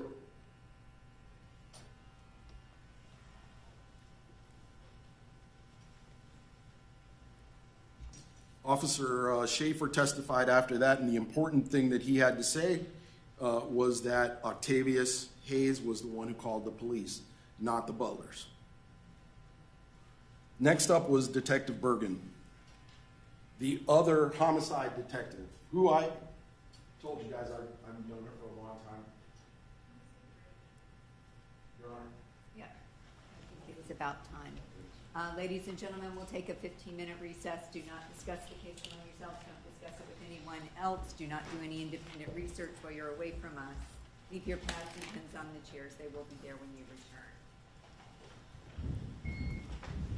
Jury exiting.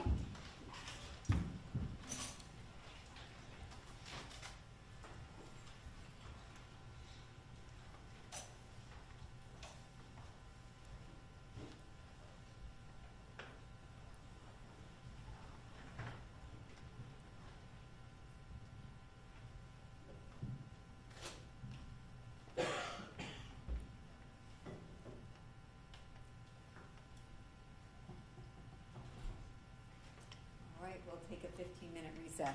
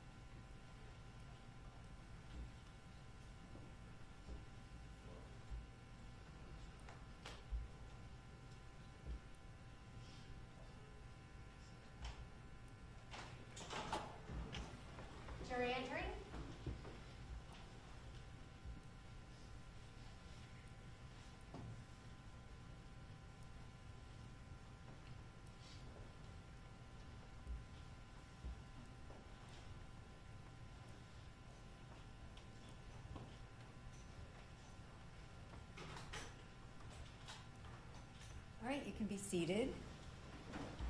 Mr. Morera, you may resume. Thank you, Your Honor. Ladies and gentlemen, I just want to express that I really appreciate your patience. You know, this is the only shot I get. I just can't leave anything unsaid. I can't leave any stone unturned in defense of my client, because I have to make sure I cover everything with all of you in case any one of you missed anything. I was about to talk about Detective Bergen, the other homicide detective in this case. Look, there isn't any other way to say this. I think it's extremely unprofessional to show up as a witness in a criminal trial like this and to look you guys in the face and say, no, I didn't read my statements, I didn't read my deposition, I didn't prepare for this, essentially, which is what she did. Took the stand and said, I don't remember anything, didn't testify about practically anything that she did other than the photo lineup. She's the one who interviewed, along with Detective Filippucci, interviewed Joyce Butler and Joseph Butler and went back there twice.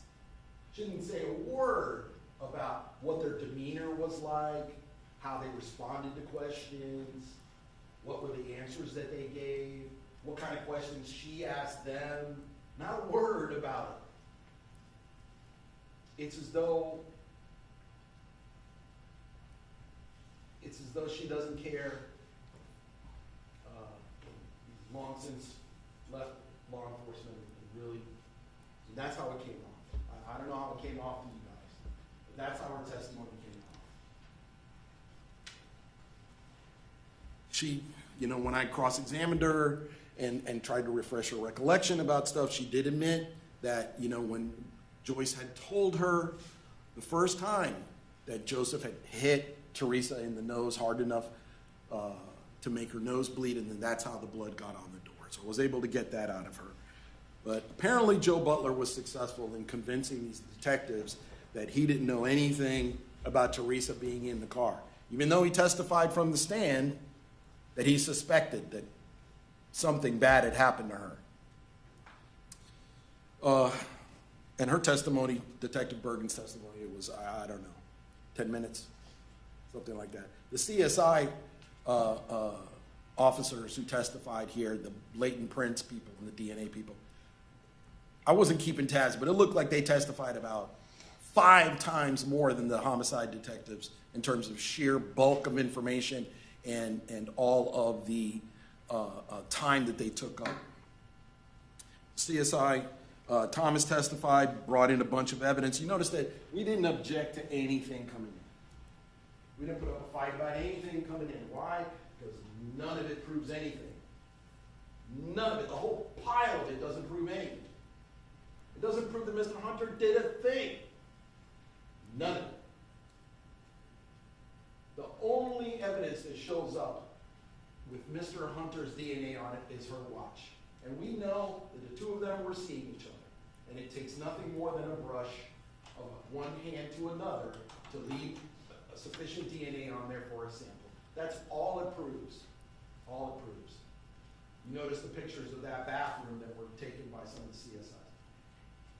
If you walked into that apartment, there was blood everywhere, and there was blood all over the bathroom and everything, you would have something really to suspect. But you see exactly the amount of blood that you would expect from somebody who staunched the flow of blood out of her nose or off her nose. Tiny, tiny,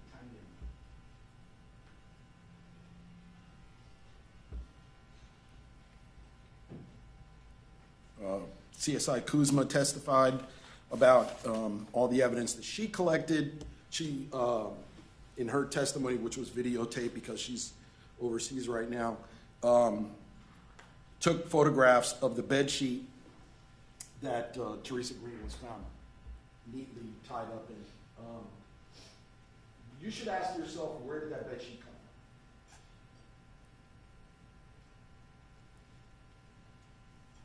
from? Where did it come from? Did it come from Theresa's apartment? Was there, I mean, I don't know, I suppose not everybody buys their sheets in sets. I always have, I think most people do, so they match, right? You know, the fitted sheet, the flat sheet, the comforter, all match, right? So if you look in Teresa's apartment and you see other sheets that match that sheet, then you'd say, oh, it came from Teresa's apartment, right?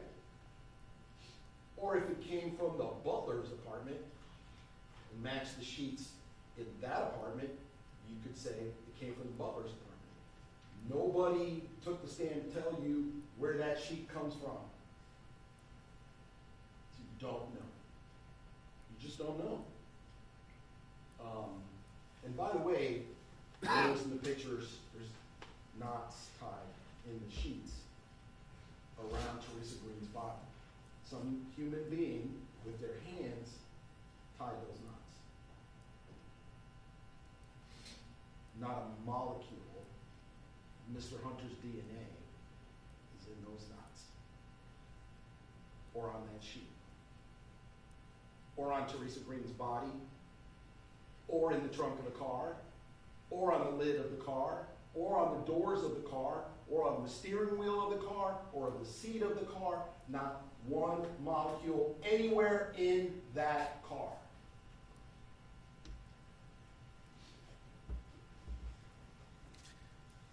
Next was Joyce Butler. I don't know what you can make of Joyce Butler's testimony. I would put it to you, spent more time looking away from me and my questions than looking directly at me or you. I think that means it looked like actually there were parts where she might actually be looking to her daughter to give her answers. I wasn't sure, but I had a concern about it because I knew her daughter was in the room with her as she was appearing on video. So I asked that she be removed. She admitted to you that she lied to the police. Or at least that the first story that she told was not true. And the story that she told the police when they came over, remember, she didn't call the police either. When the police came over, she said, oh no, Demorris Hunter called my husband Sunday morning to let him know that Teresa's car was in the Walgreens parking lot in Sanford. So she was the first one to be interviewed. After that, Joseph Butler was interviewed, and after that, they interviewed Joyce Butler again, and they interviewed Joseph Butler again. Joseph Butler gave a completely different story. According to him, he went with Demorris Hunter to the parking lot of the Walgreens.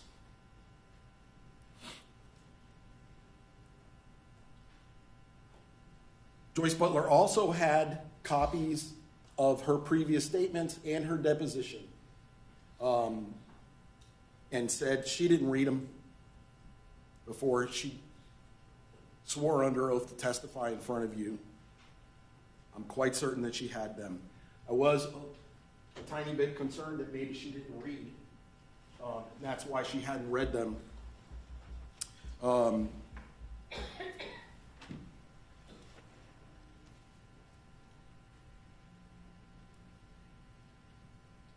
When I asked her, can you read? She said, well, I didn't read them. She doesn't remember Lisa being there. She did admit that Joe got angry and when she told him to turn the music down, and that she had to be at work at 7. Interestingly, the story, according to the two of them, is that Mr. Hunter comes in the morning at 7 to wake up Mr. Butler to take him to Sanford, 7 a.m. when she's supposed to be at work. And then he's gone for an hour, comes back, she's still there. She hasn't gone to work. That, I think, makes you question whether the story about her having work at 7 o'clock is true or not. The evidence is that she didn't go.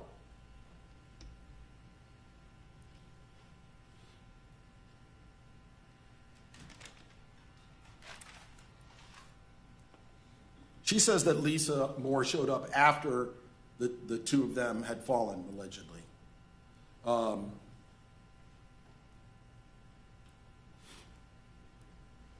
They decided, apparently on their own, when I asked, did you guys agree to not call the police? She said, no, we decided on ourselves that we were not going to call the police. Neither one of us was going to call the police. And when I asked her about, have you guys ever spoken about this again?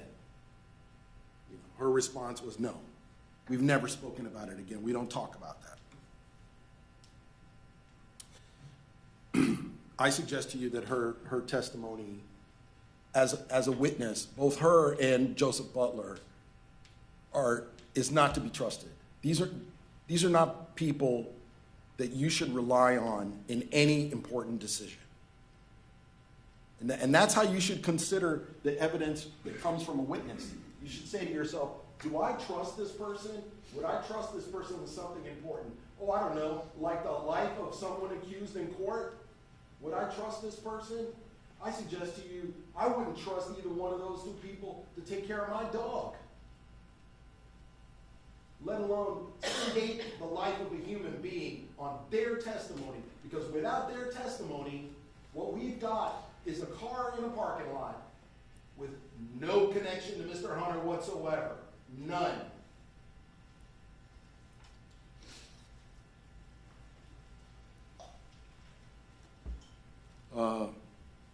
Mr. Kewen took the stand. After that, he was another person who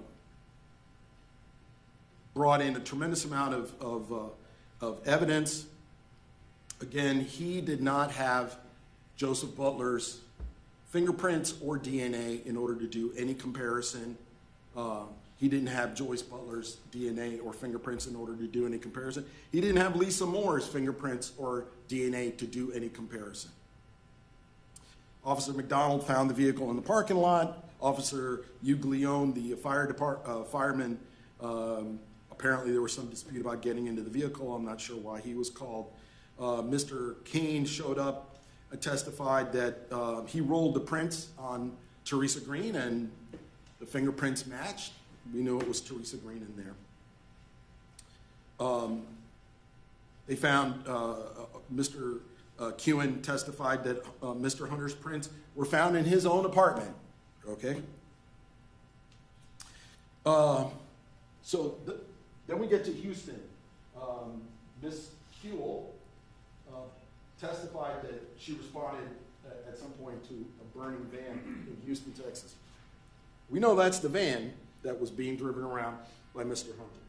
Hunter. When she found, or the Houston Fire Department found the van, it was 2 months after Theresa Green had died.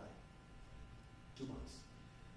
By the way, we know for a fact that there is no evidence of any crime in that van. No one testified ever that Mr. Hunter had put Theresa Green in the back of that van, which, by the way, would have made a lot more sense. According to Joseph Butler, he claims that Mr. Hunter moved Theresa's 200-pound dead body down a set of stairs and put her body in the back of her own car by himself. Not an impossible feat, but certainly not an easy one. Why would Mr. Hunter involve the Butlers? Why? When he's got a van. If he killed her, all he had to do was carry her out to his van, put her in the van, and take off and dispose of her body anywhere between here and Houston. Oh, I don't know, Louisiana? Lots and lots and lots and lots of places to dispose of a body. But instead, he calls those two people and gets them involved. Why? Why? Why does he have to get rid of Theresa Green's car? What does that prove? It doesn't prove anything. He's got a van. He doesn't need to do that. And that's what you have to ask yourself. Like, does this story that the Butlers are telling you make any sense? Why would he do that? Why would he trust them with that kind of a confession? He could trust them to keep their mouths shut? They owe him nothing. They know him barely at all. The first thing they would do is call the police. At least sensible people would. Decent people would. They would call the police right away. That story doesn't make any sense. Officer Finch came in, told you about the VIN. Officer Gage came in and told you that when he showed up with FBI agents at the house in Houston, Texas, almost a year later, I'm guessing, he didn't say, I'm guessing they banged on the door, said, we've got a warrant for your arrest, and Mr. Hunter takes off back out the back door. I would suggest to you that that proves nothing. I would suggest to you that plenty of people, if police show up at their door with a dog and a bunch of agents, might get scared and might take off. Doesn't prove a thing. He never said anything about Orlando. He never said anything about Theresa Green. All that the state attorney's office is trying to get you to make a connection here, that a year later, suddenly he's running from this. You don't know if he was wanted for something else. Maybe he had a suspended driver's license. Maybe he had outstanding tickets. You don't know.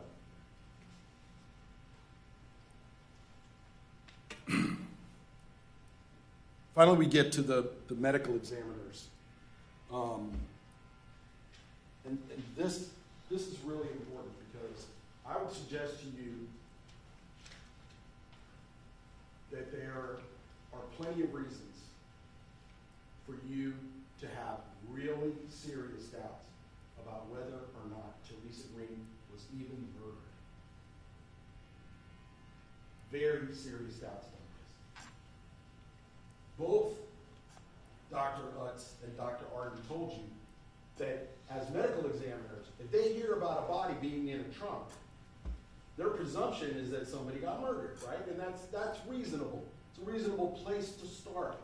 But it's not the be-all, end-all of the discussion. Why? Well, you heard Dr. Utz agree. You know, people can have other reasons to dispose of bodies besides having killed them. People have motivations for disposing of bodies and inconvenient truth, as we like to refer to it. There can be reasons, and I suggest to you that the reason in this case that the Butlers disposed of this body or had somebody help them dispose of this body was because they could not be found to have been involved in anything that would end up with them being thrown out of their apartment. I don't know, and y'all don't know either, if anyone killed Theresa Butler. We don't know if Theresa Butler didn't just die from falling down those stairs. Remember, she and Joe were involved in a fight. Joe had smacked her. She was really drunk. And she was pretty angry. And so was he. We just don't know what happened after that. We don't know where Theresa Green died. There's no evidence, zero evidence that Theresa Green died in her own apartment. There's nothing that puts her in her own apartment. We simply don't know where that happened. Dr. Utz, I thought Dr. Utz was a pretty honest guy and responded, I think, fairly to a lot of my questions. And I would characterize his description of a lot of the things that he observed in these photographs as being kind of waffly. He said, well, number one, we know he didn't perform the autopsy. So he didn't put his hands on the body and see it from different angles. He told you all, he thought that Dr. Gore, the guy who actually did the autopsy, did a really sloppy job. And that he's the inheritor of that sloppy job. In other words, all the choices that got made for photographs and things like that were done by a guy who did a sloppy job. and he had to try to look at these pictures and figure out what happened. He said, well, there are possibly contusions, hard to say. Difficult to tell what's happening.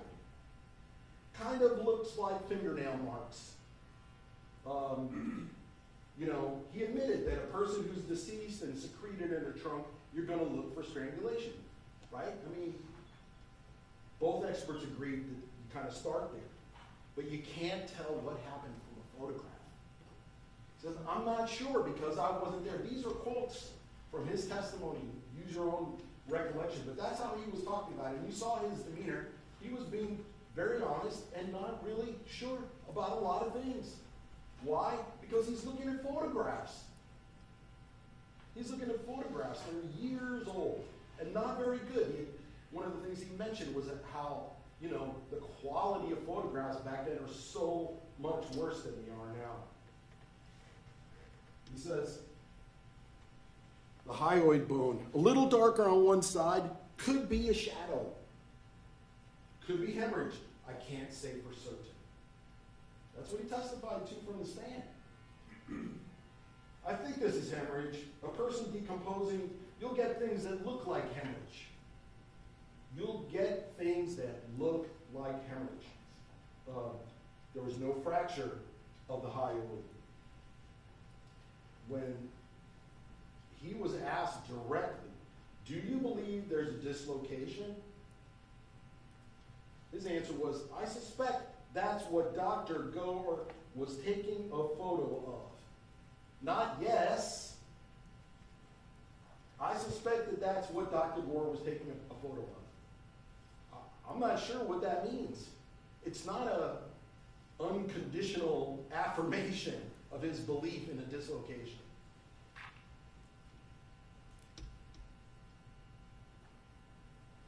He talked about petechiae. Most cases of strangulation have them.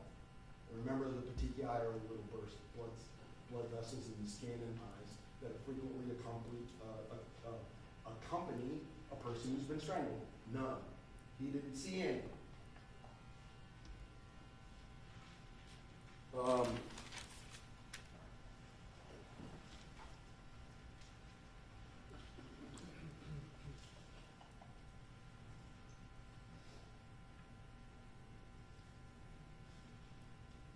He mentioned, you know, in answer to one of the questions that I asked him about the image that was being shown of the hyoid that had been completely stripped, that wasn't reflective of what the hyoid bone looked in Theresa Green's throat. That was in fact misleading. He admitted that these bruised areas could have happened from falling down the stairs.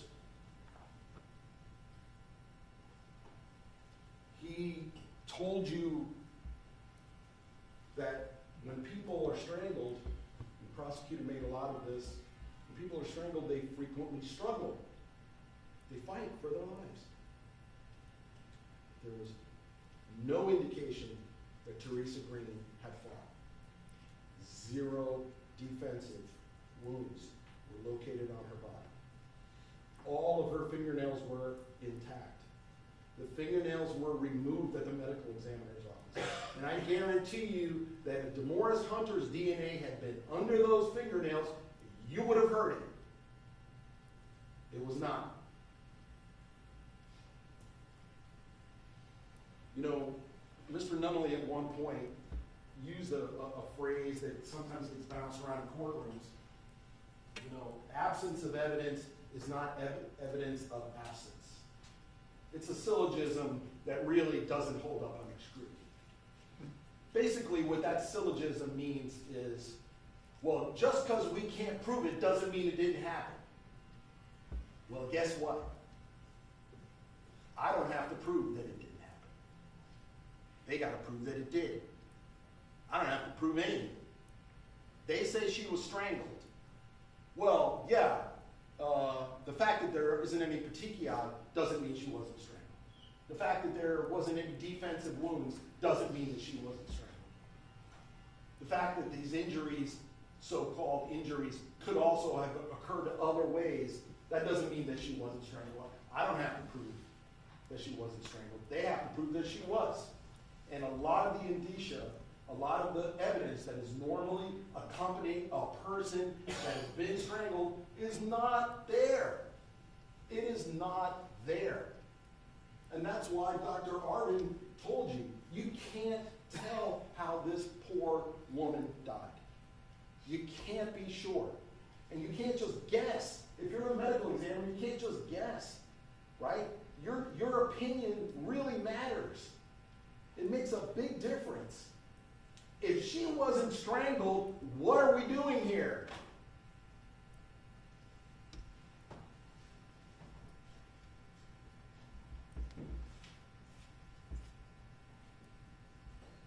The state referred to an image that showed a big dent in the wall in her apartment where the drywall was broken. The implication of that, without any evidence whatsoever, the implication of that being made by the state attorney's office is that Mr. Hunter threw Miss Green into that wall as part of a violent fight. Well, guess what? Not 1 milligram of that gypsum ended up on her body anywhere. Not one.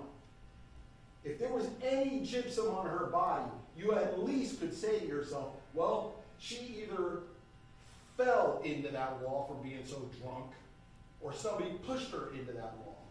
But guess what else? No witness has testified they ever heard a big bash in that apartment. And I would suggest to you, you can't throw somebody into a wall, especially a wall in an apartment building where the two apartments are sharing a wall. Everything's connected by wood, right? You would hear that. Just like in any house here, somebody slams the door across the house, you're going to hear it. Nobody said they heard a sound. So we have no idea when that drywall was damaged. And we have absolutely nothing to connect that to Theresa Green. You could throw it out.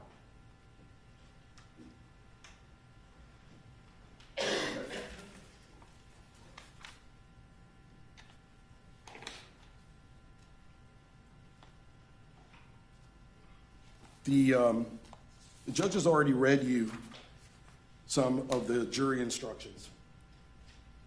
And I just want to repeat that I have no idea what happened to Theresa Green. I know she's dead. And I know she ended up in the trunk of that car. I don't know, and you don't know who put her there. All you have is the testimony of very unreliable witnesses who have another reason, perhaps, to lie about what happened on that evening. Here's a hypothetical that is completely consistent with the evidence in this case. Completely consistent.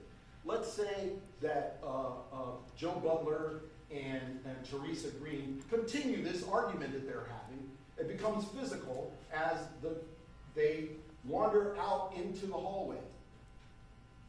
And Joe Butler loses his temper or prevails in the wrestling match between the two of them and knocks her down the stairs backwards.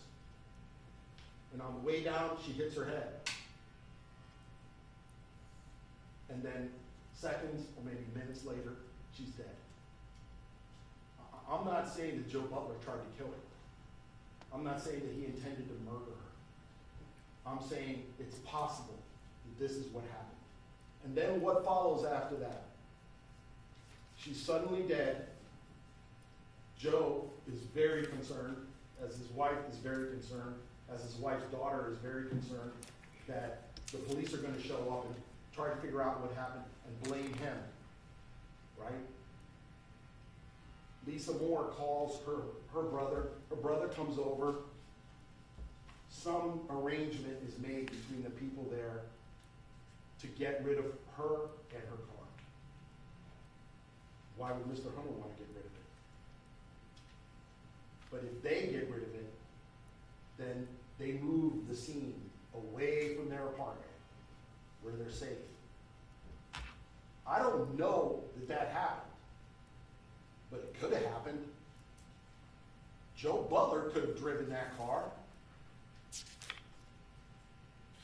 And the one print that could prove that he didn't or did is a print that you'll never see because Joe Butler never submitted his fingerprints for analysis. Maybe she died other ways. I don't know. Maybe she made it back up the stairs and went into her apartment and died on her mattress. And then Lisa Moore goes in to check on her and finds that she's dead, and the whole story plays over again. I don't know. There's no way of knowing. We don't know beyond a reasonable doubt that Theresa Green was murdered. The poor thing died, there's no question. But we don't know that she was murdered. If you don't know that, and you have to be convinced of a murder beyond and to the exclusion of every reasonable doubt, only from the evidence that you heard coming from this witness stand. If you have any issues with that evidence, if you question that evidence, if you think, look, maybe she was murdered, maybe she wasn't, I don't know. I don't know. And you haven't convinced me beyond a reasonable doubt. I have real doubts about what happened here. If that's where you are, you must return a verdict of not guilty.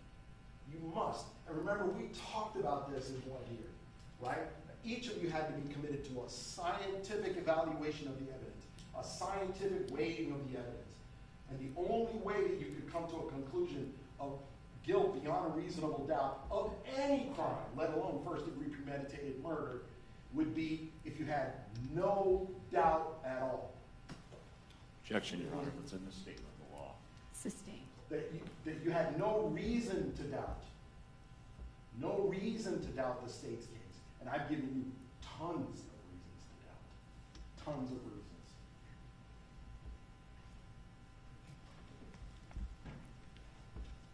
The excusable homicide instruction says, when a killing occurs by accident and misfortune in the heat of passion upon any sudden and sufficient provocation. Could that have happened in this case with the Butlers and Theresa Green?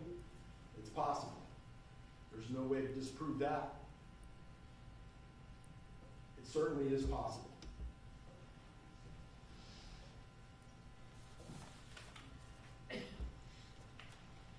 There's no physical evidence whatsoever that proves that Demorris Hunter killed anyone, let alone Theresa Green. There's no physical evidence which puts Demorris Hunter anywhere near Theresa Green's car, let alone having driven it across town to Sanford. Not one iota of evidence proves this. It's just as likely. Any of the scenarios that I told you are just as likely to happen.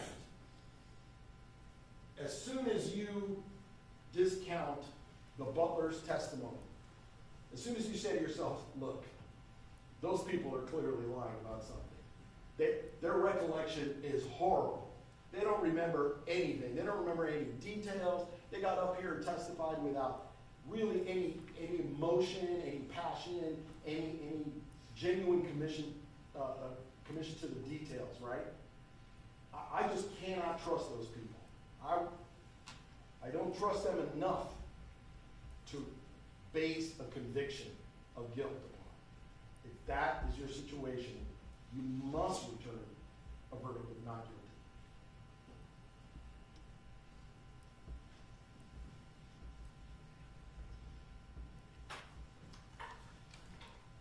Ladies and gentlemen, I want to thank you for your patience in listening to everything that I had to say. I know it was a lot, and we had a lot to cover.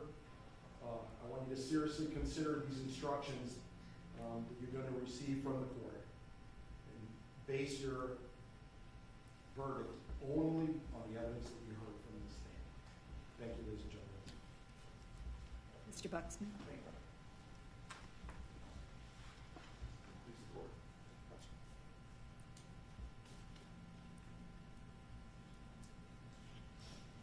Mr. Moreira started his closing argument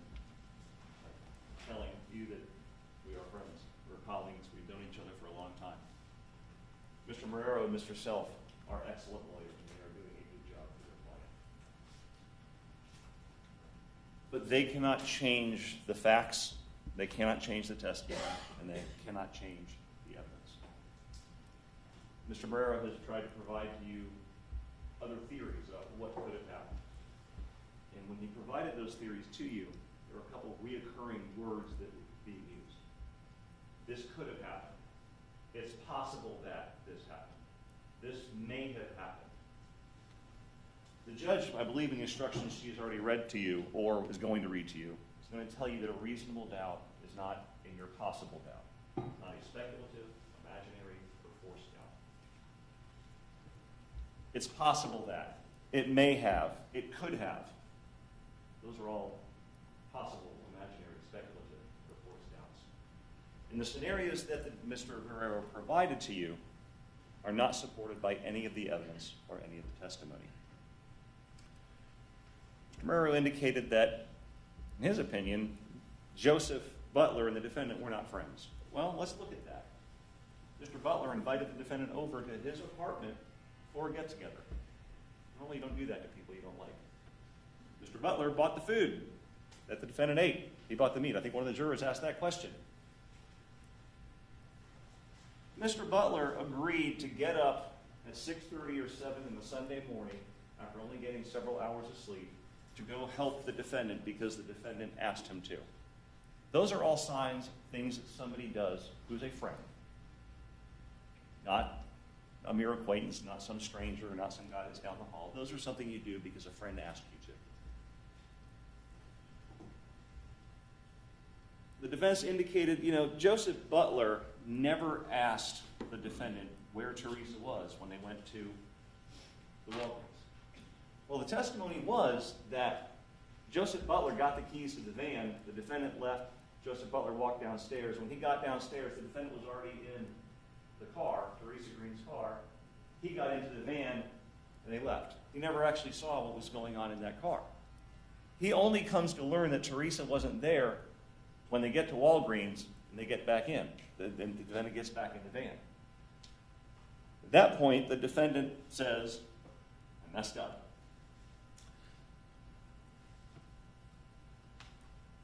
The defense has suggested that there is some nefarious or bad motive because Joseph Butler didn't call the police and tell the police the information that he had at that point. Well, let's play this out.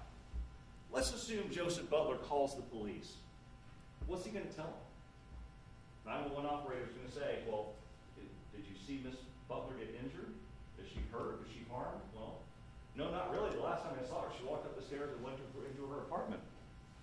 Well, has anyone told you that she was hurt or she's missing or injured? No. Well, why are you calling me? Well, her boyfriend said he messed up. That's how that conversation would go. So it's not unreasonable to believe why Joseph Butler would not have called the police with that limited amount of information. It's all speculative. He doesn't know anything. And that's the same reason when Octavius Hayes comes over and says, hey, this is on Monday now. The party started Saturday and went into Sunday morning. Now this is Monday. Octavius Hayes comes over and says, hey, do you see my mom? They're like, no, we haven't seen her, which is true. They haven't seen her in a day or so. They're like, all right. The defense has portrayed that interaction as showing how ruthless, callous, careless, hateful Joseph Butler is. The same guy who's now a school crossing guard.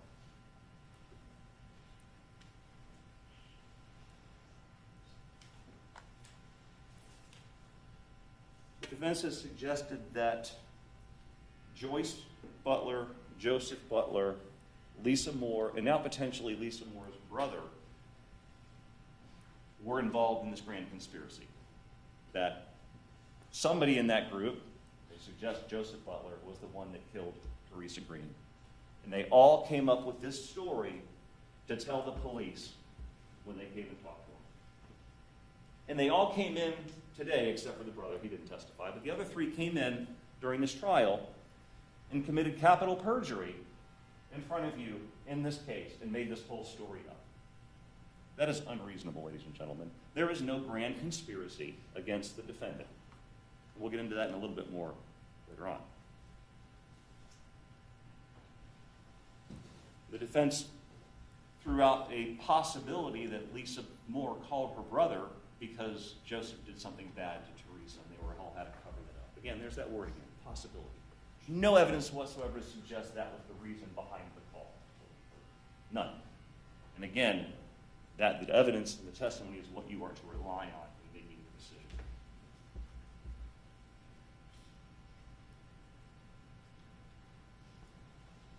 Mr. Murrow also talked about Detective Filippucci and Detective Barbara Bergen. Said they didn't even testify very long.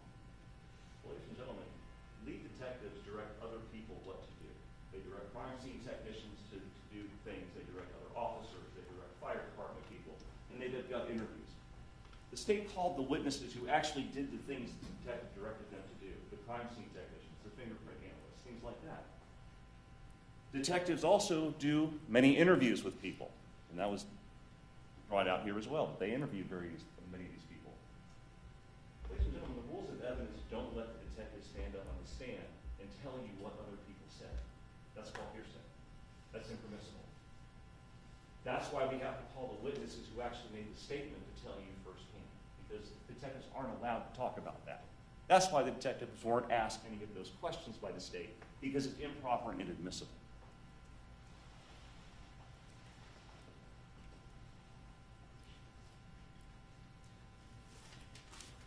There was a question about why would the defendant even put the victim's body in the trunk of her car? Why wouldn't he just put it in the van and leave and drop the body off someplace else?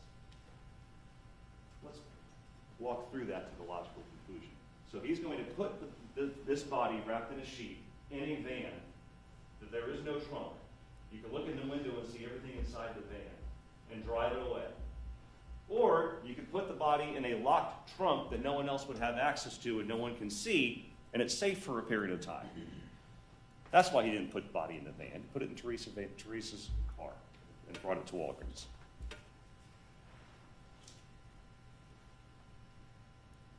When you're back in the jury room deliberating and talking about the evidence, there may be a question as far as motive.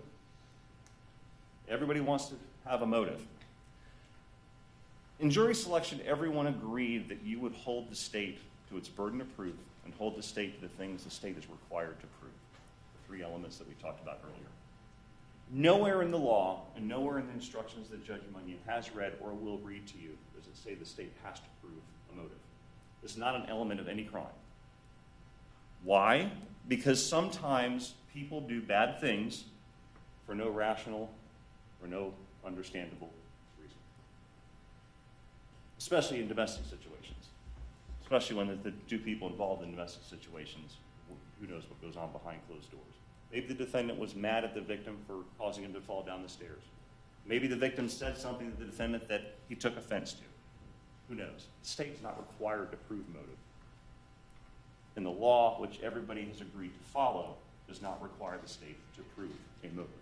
Why? Because many times it can't be done. The defense indicated, look, no witness heard any kind of a bang to account for that hole in the driveway. Well, it's not like it was a bang on a door or a shattering glass window or somebody threw a piece of furniture. It's a piece of drywall. Would it create a thud? Absolutely. But we know the hole was there, and we know the hole was there during the time period that Octavius Hayes wasn't at the house. So clearly there was some noise which caused that hole. We can't discount that the hole is there.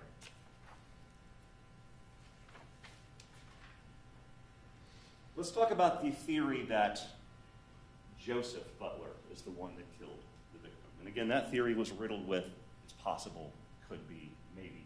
There's no evidence whatsoever to support that theory, but let's carry that theory to its logical end. We have to assume that Joseph Butler, if he intended to kill Theresa Green, did it because she slapped him. Or something happened in the stairwell like they suggested, and Lisa Moore, Joyce Butler, Joseph Butler all came up with this grand conspiracy against the defendant to blame him. Well, the evidence we have is that the victim wasn't seriously injured when she arrived down at the bottom of that stairwell. As she walked up the stairs on her own, And there's no evidence to suggest at all that Joseph Butler had any contact with Theresa Green after she went inside that apartment. There's no evidence to suggest that Joseph Butler had access to Theresa Green's apartment. Again, there was no damage done to the door. No one kicked that door in. So Joseph Butler would have had to, if something didn't happen in the stairwell and he planned to kill her, he would have had to leave his apartment either unknowingly to his wife or his wife as part of this grand conspiracy, go into Theresa Green's apartment without causing any damage whatsoever to the door, kill her, and then he is going to have to arrange somehow to move the victim's body. Because we know the victim's body was found in the trunk of her own car at Walgreens. He would have had to somehow get a hold of Theresa Green's keys to her car, which likely would have been in her apartment. And he would have either somehow had to driven Theresa Green's car himself to Walgreens and then found a way back, or recruited somebody else in this grand conspiracy, maybe his wife or his daughter or his son, according to the defense theory, to follow him, to drop the body off, and then to come back. And we're assuming, obviously, in this scenario, that they used Joseph Butler's car to do it and not the defendant's van. If Joseph Butler actually killed Theresa Green, don't you think he would have come up with a better story?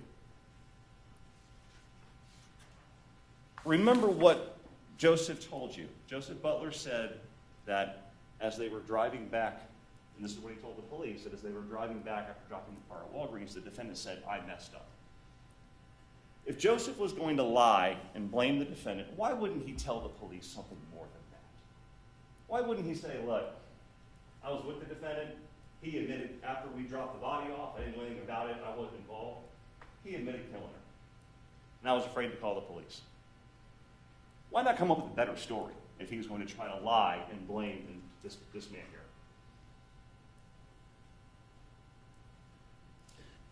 Remember, too, Joseph Butler is not the one that stole Henry Field's van and fled the scene and left the state.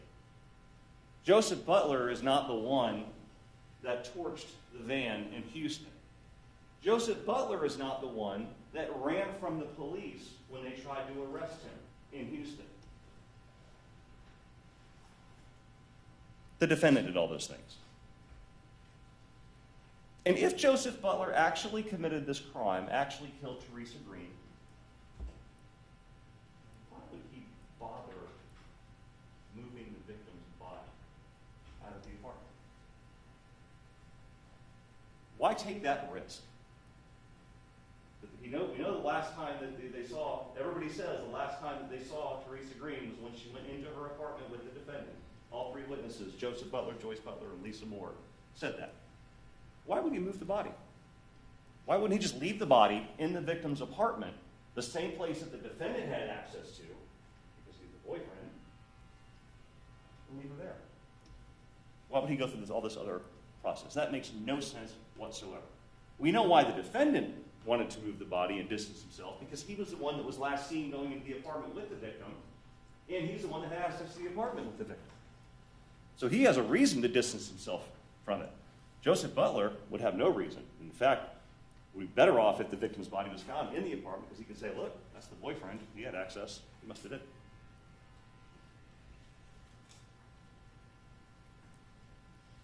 It is unreasonable and completely unsupported by any evidence whatsoever that Joseph Butler had anything to do with her death. Same with Joyce Butler, same with Lisa Moore. And if we were to think that some random person just did this, again, we would have to believe that this person broke into the apartment without causing any damage whatsoever, killed her, found her keys, went around and figured out what car was hers to then load her body and move it away. Again, why would some random person move the body out of the apartment? It makes no sense. The only person with a reason to move the body and distance himself from that body and from the apartment is the defendant. I want to shift gears a little bit and talk a little bit about the medical examiner's testimonies. We went through a little bit of what Dr. Utz said in my first closing argument. Dr. Arden also testified, and for the past 20 years, Dr. Arden told you that he has primarily been a consultant for the defense. He earns $450 an hour for his opinions in this case, and he testified that in his opinion, the cause of death is undetermined. He doesn't know. He doesn't have enough information to tell you what caused Theresa Green's death. Dr. Utz told you that in making decisions about what caused somebody's death, you have to take into account the circumstances in which the victim's body was found. And Dr. Arden agreed with that. Dr. Arden told you that given the circumstances in this case about how Theresa Green's body was found, a reasonable argument could be made that this was a homicide. He told you that, and I give him credit for conceding that. He said, look, a reasonable conclusion, she was killed based on all these circumstances and all the facts that we know. But even Dr. Arden had to concede that when you consider the fact that this otherwise healthy 38-year-old woman was found wrapped in a sheet, locked in the trunk of her car, found at Walgreens, her death be considered a homicide is reasonable. Again, we know she wasn't shot, she wasn't stabbed, she wasn't drowned.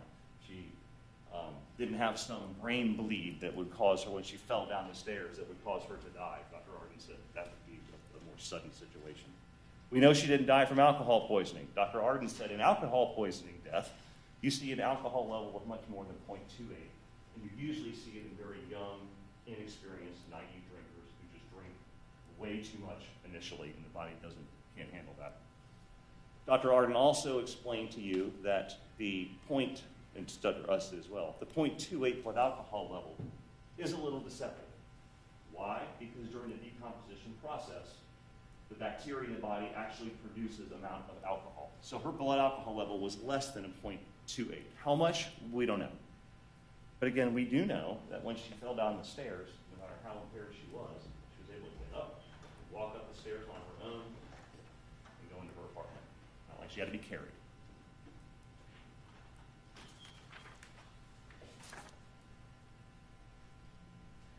Dr. Arden can give you no other explanation of why she died. Let's look at the things that Dr. Arden disagrees with Dr. Utz about.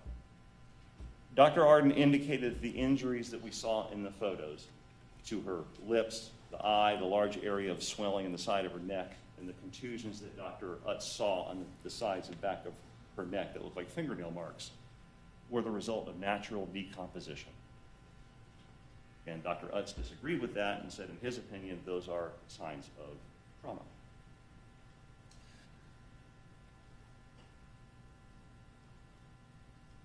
And again, we know that we have a broken watch in the victim's apartment, as well as a really big hole in the drywall that wasn't there before.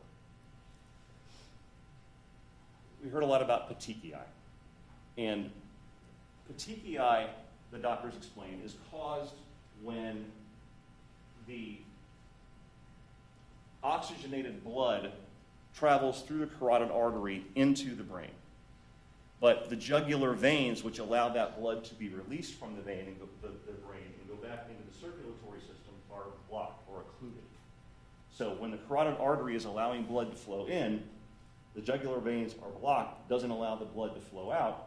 That pressure starts to build up because there's more and more blood flowing in. And that causes the little tiny capillaries and blood vessels in your eyes and your face to burst, which causes the petechiae.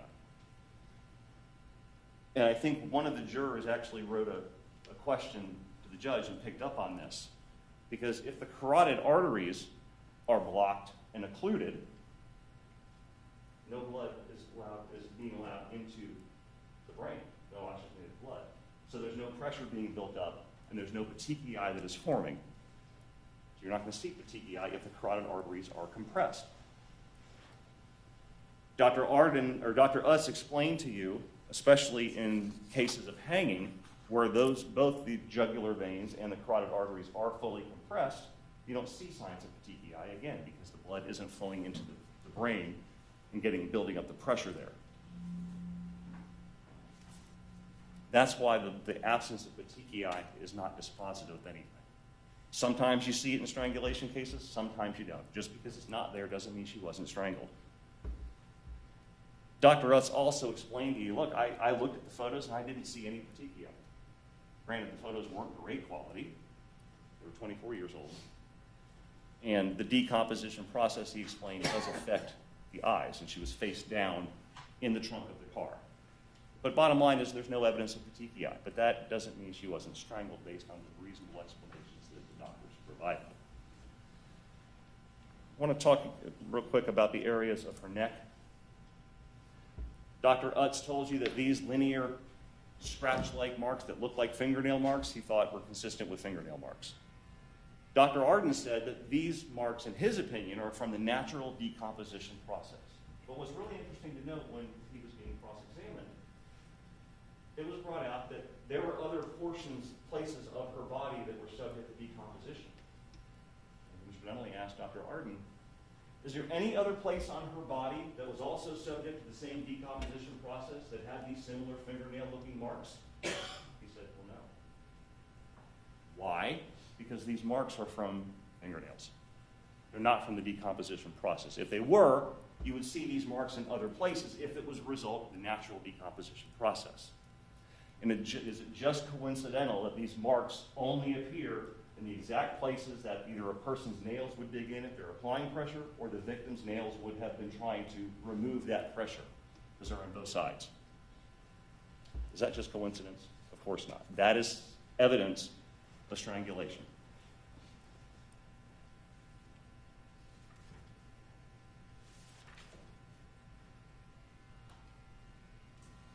Referring back to the hyoid bone, Dr. Arden agreed that this reddened area on the hyoid bone looks a lot like a hemorrhage. And he told you that when there is a hemorrhage, it's bleeding and it causes a darker reddish area to appear. That's what we see in the pictures of the hyoid bone. Dr. Arden, though, said he thinks that is the result also of the natural decomposition process. Well, the decomposition process is kind of a uniform process. It doesn't make any sense whatsoever that the decomposition process would affect just that specific point on the hyoid bone and not the rest of the hyoid bone, not the surrounding tissue, nowhere else. It is much more consistent that that specific place hemorrhaged because of the pressure being put onto it during the strangulation process, just like Dr. Utz explained.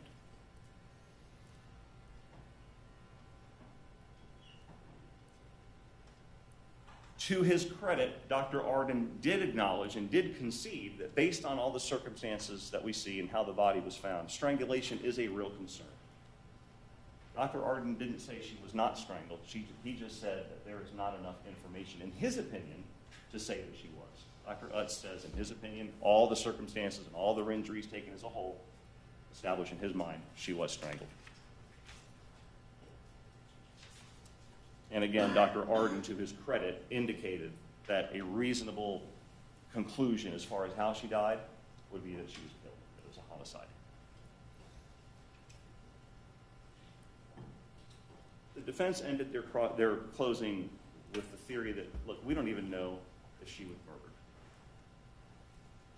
Maybe she died on the mattress. Maybe she was drunk. She had the head injury from the fall. She went inside her apartment, laid down on the mattress, and died. Well, again, that doesn't really, you'd have to ignore the broken watch. You'd have to ignore the drywall damage that was done right around this time. You'd have to ignore a lot of things, including her injuries and things like that, to believe that. And the fact that in the autopsy there was no evidence of any kind of skull fracture or brain bleed, as discussed by Dr. Arden, the defense expert. So the evidence doesn't support that. But let's think about the theory that the victim wasn't murdered, that she just died. Let's assume that position and carry that to the logical end. She's young, no indication of any gunshot, stab wound. We've been through all these. She just died on her own, the healthy 38-year-old woman, for no reason.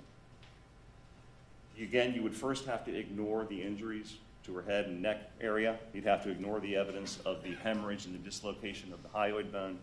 You then have to ignore common sense, because when you look to the circumstances surrounding how her body was found, that no one called 911 or the police and say, hey, Theresa Green is just dead. I walked in and she's there. That didn't happen. That's what a reasonable person would do if they came across somebody who just died. You call the police. You call 911. You go get help. You don't wrap the victim's body up, stick it in the trunk, and hide it.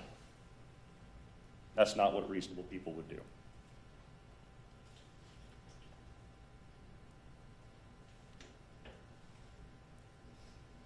Those actions are perfectly understandable if you were the one that killed the victim. Then you try to hide what you did. Then you try to hide the results and the evidence of the crime you committed. Then you try to flee the state. Then you try to run from the police. That's what a murderer does. That's what Demorris Hunter did. Mr. Marrero has asked you repeatedly, rely on the evidence. And I asked you to do the same thing. The jury instructions require, and the law requires you to do that. If you actually do that, ladies and gentlemen, there is no reasonable explanation or no reasonable interpretation of the evidence except for that man right there killed Theresa Green, and he took many steps to try to hide it and get away with it. The state has proven, ladies and gentlemen, the defendant is guilty beyond a reasonable doubt of first-degree murder. And it's time for the defendant to be held accountable for his actions and his choices. We're going to ask that you go back to the deliberation room, you discuss, and that you find the defendant guilty of first-degree premeditated murder, because that's what the evidence has proven beyond any reasonable doubt, and that's what the law requires. Thank you for your time. Thank you, ladies and gentlemen. We are going to resume reading the jury instructions at the top of page 9.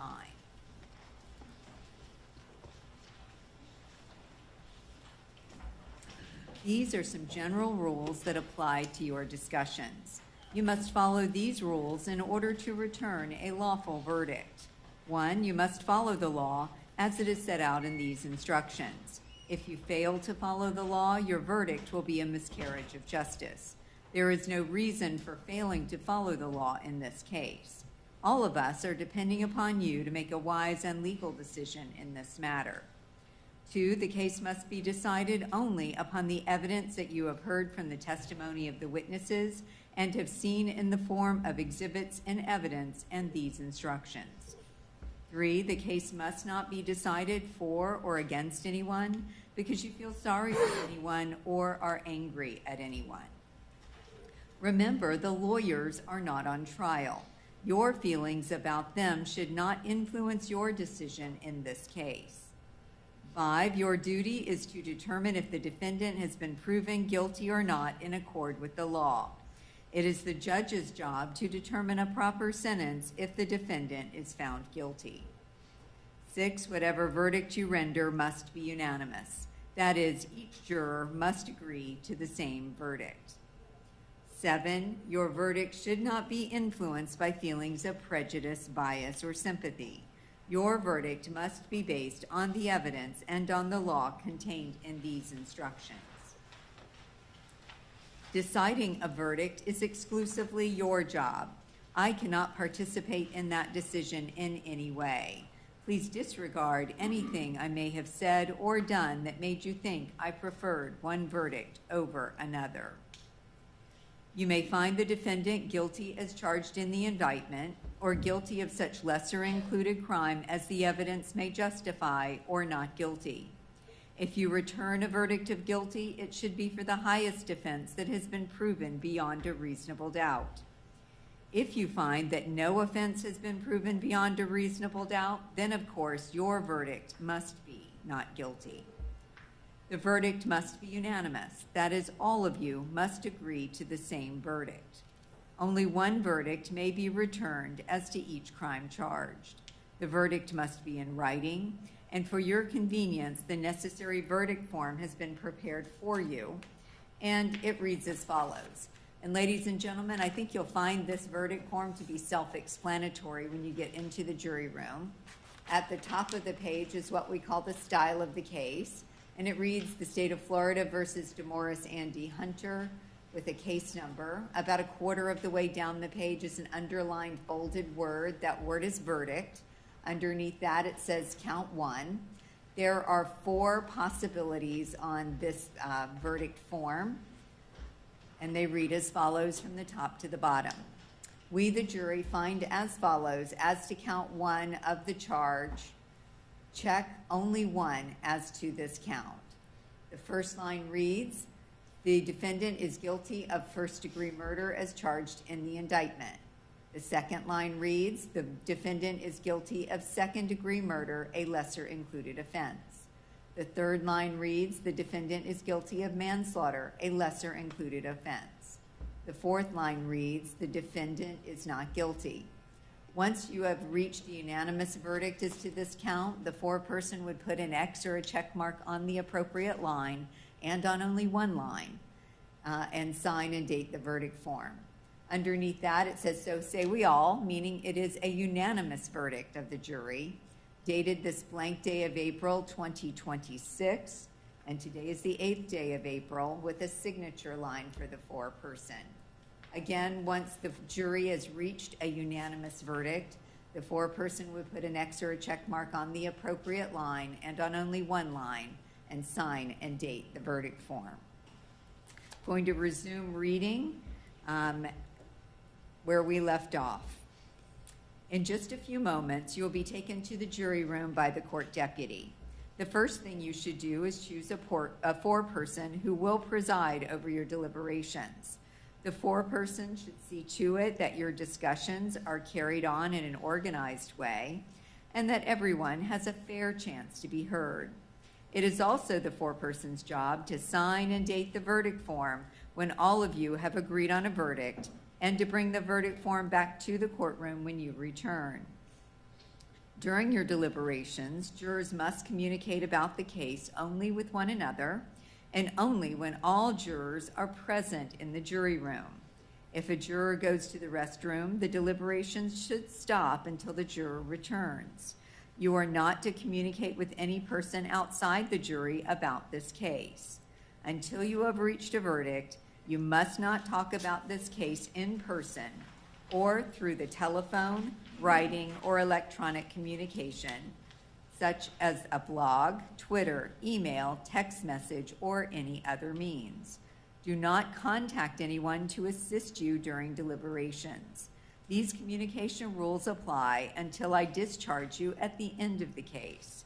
If you become aware of any violation of these instructions or any other instruction I have given in this case, you must tell me by giving a note to the court deputy. Many of you may have cell phones, tablets, laptops, or other electronic devices here in the courtroom. The rules do not allow you to bring your phones or any of these types of electronic devices into the jury room. Rather than leaving them on your seats, the court deputies will collect them when you go into the jury room, and they will keep them safe while you're deliberating. If you need to communicate with me during your deliberations, send a note through the court deputy. If you have voted, do not disclose the actual vote in the note. If you have a question, I will talk to the attorneys before I answer, so it may take some time. You may continue your deliberations while you wait for my answer. I will answer any questions, if I can, in writing or orally here in open court. During the trial, items were received into evidence as exhibits. You may examine whatever exhibits you think will help you in your deliberations. The exhibits will be sent into the jury room with you when you begin to deliberate. And ladies and gentlemen, I can only send items that have actually been admitted into evidence into the jury room. I am sending all of the exhibits into the jury room with you, so there is nothing else that I can send you into the jury room while you deliberate.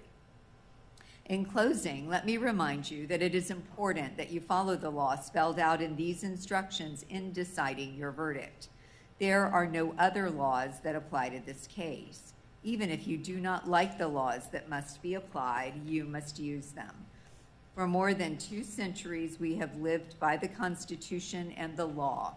No juror has the right to violate rules we all share. Counsel, could you approach, please?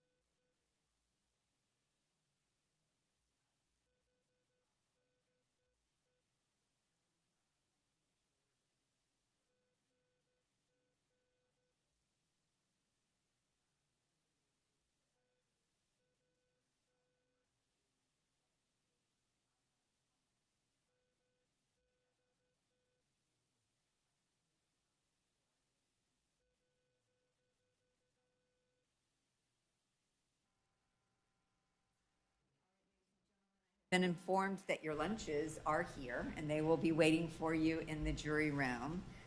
Juror in seat 14, I'm going to butcher your name. Is it Diatil? Okay. You are our alternate juror. I'm going to release you for the day, but I cannot release you from the case completely at this point, and I'll explain that to you in just a moment. Did you leave anything in the jury room? All right, if you describe, once everybody else has left, if you describe that for the court deputy, they will retrieve both your lunch and what you left in the jury room and bring that out to you. For the balance of you, I'm going to send you into the jury room with your notepad, your jury instructions. The evidence will follow in a few minutes, and the verdict form will follow in a few minutes. If you need to communicate with me while you're deliberating, just have the foreperson write a note. The foreperson would sign and date the note.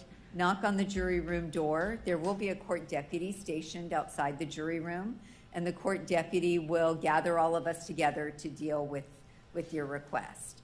Does anyone have any questions before I send you back to begin your deliberations?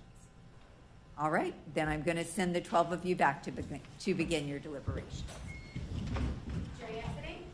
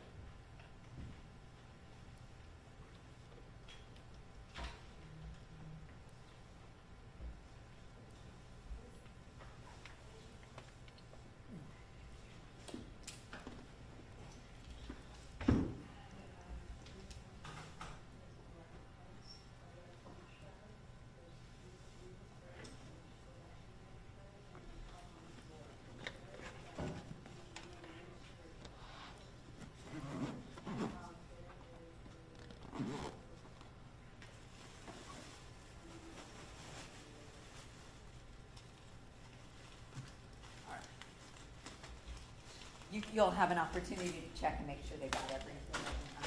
Just have a seat, because I do have some additional instructions for you. We have a work excuse for you. However, you're not released from this case at this point. So you still may not discuss the case with anyone. Do not let anyone discuss it with you. Do not do any independent research while you're away from us. If the jury returns a verdict of guilty as charged, I will need you to come back on Monday to hear additional evidence. So with that work excuse is also my business card. My judicial assist, I'm going to ask that you call tomorrow. My judicial assistant's name is also Lisa, so it's easy to remember. And she will tell you whether you need to report back here at 9 a.m. on Monday morning or not. All right, do you have any questions? All tomorrow. And in just a moment, they will have your lunch and your other items, and you'll be free to go for the rest of the day. All right. So just have a seat and chill until they get it to you. Thank you. And if I could have the attorneys check the exhibits before they go back, please, and the verdict form. Yeah. And we'll need your notepad, so that we can keep that safe until Monday morning in case it's needed.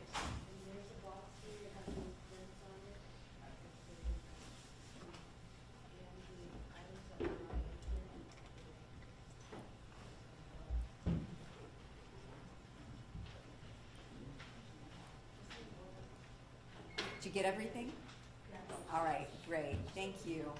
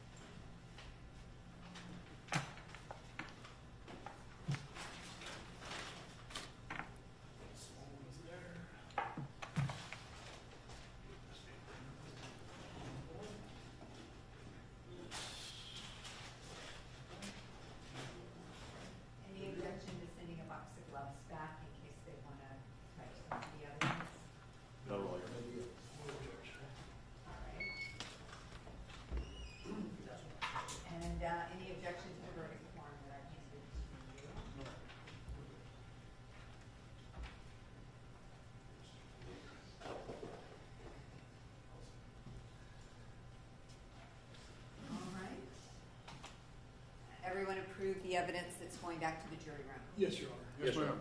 All right. While the jury's deliberating, yeah, you don't obviously have to stay here. Please leave your cell phone number with the clerk and be able to get back here within about 10 minutes if the jury has a question or a verdict. Does anybody have any questions before we Mayor. take a recess? All right. We will be in recess, subject to recall.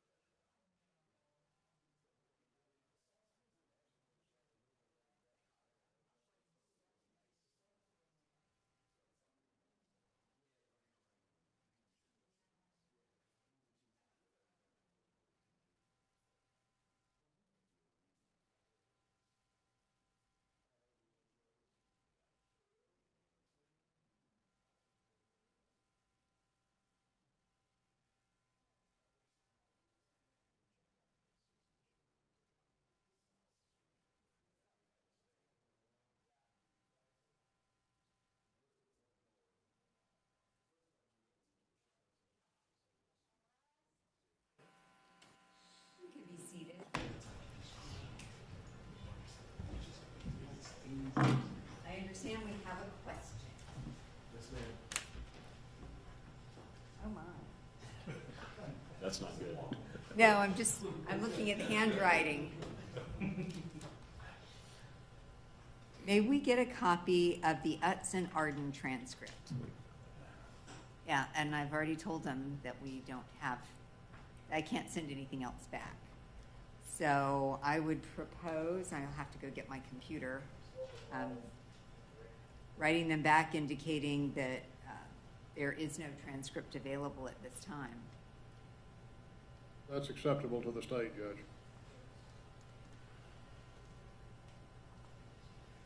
I mean, if there were, would Your Honor No. even consider sending it back? You cannot send a transcript back. Yeah, I didn't think so. Yeah. I think the only question is, do you want to inform them that they have potential right in your discretion for a readback versus a transcript? I don't know if you want to open that door. I had not thought to open that door. I think let's leave it shut. All right, I'll go type something up real quick and I'll bring it back. I'll bring my computer back. So. All right, you got Have to 2 close seconds.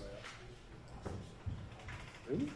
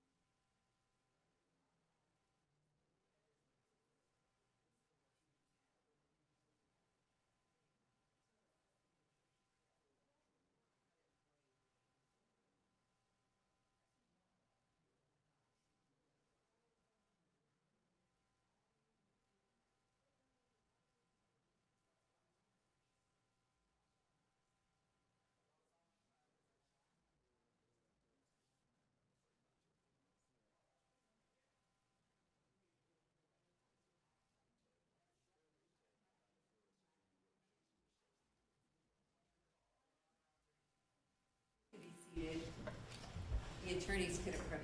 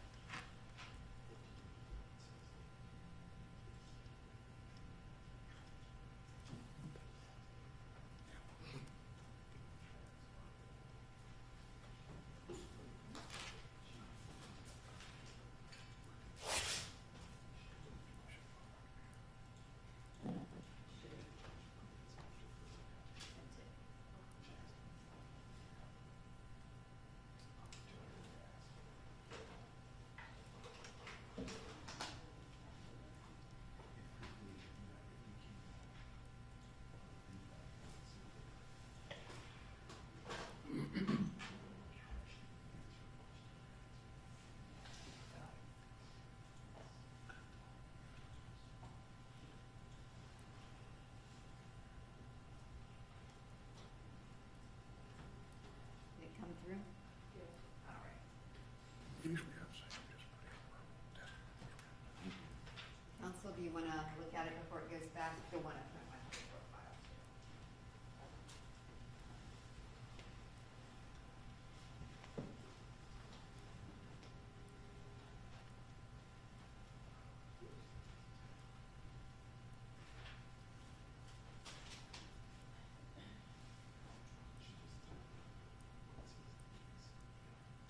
No objection, Your Honor.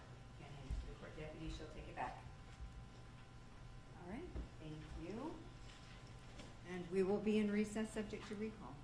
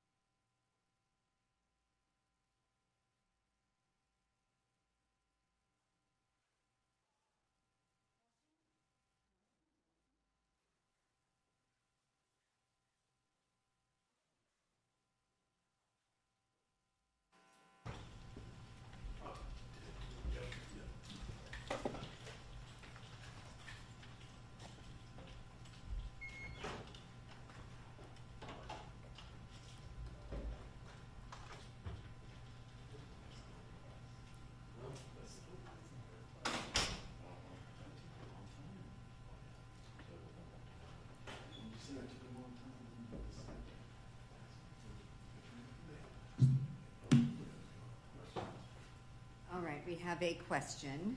It says, may we have all of Ut's testimony read back to us? Seems pretty specific to me. Yes. All right, so I'll have the court reporter prepare it and then we'll bring him in.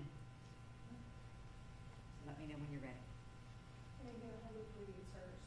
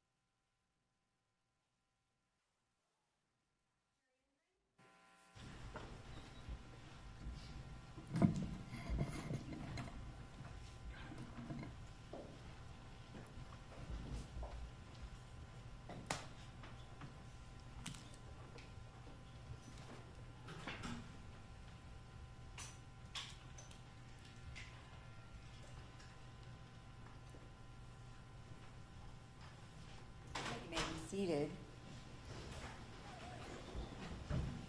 Ladies and gentlemen, you've asked that Dr. Utt's entire testimony be read back to you, so I'm going to quit talking so the court reporter can do that. Madam Court Reporter.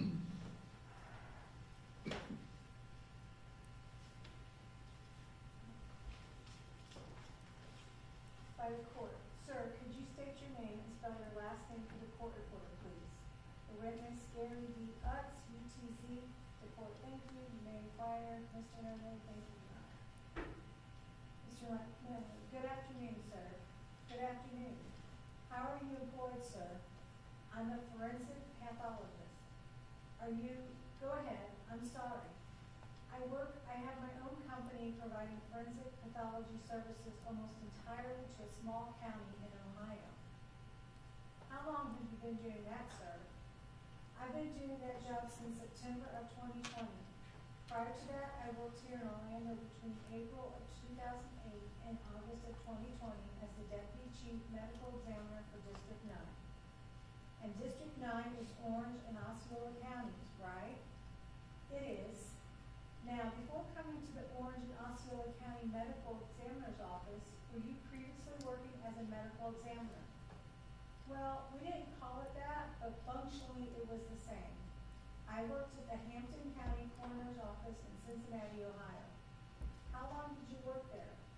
About 10 years. And did you work anywhere before Hamilton County, Ohio as a forensic pathologist?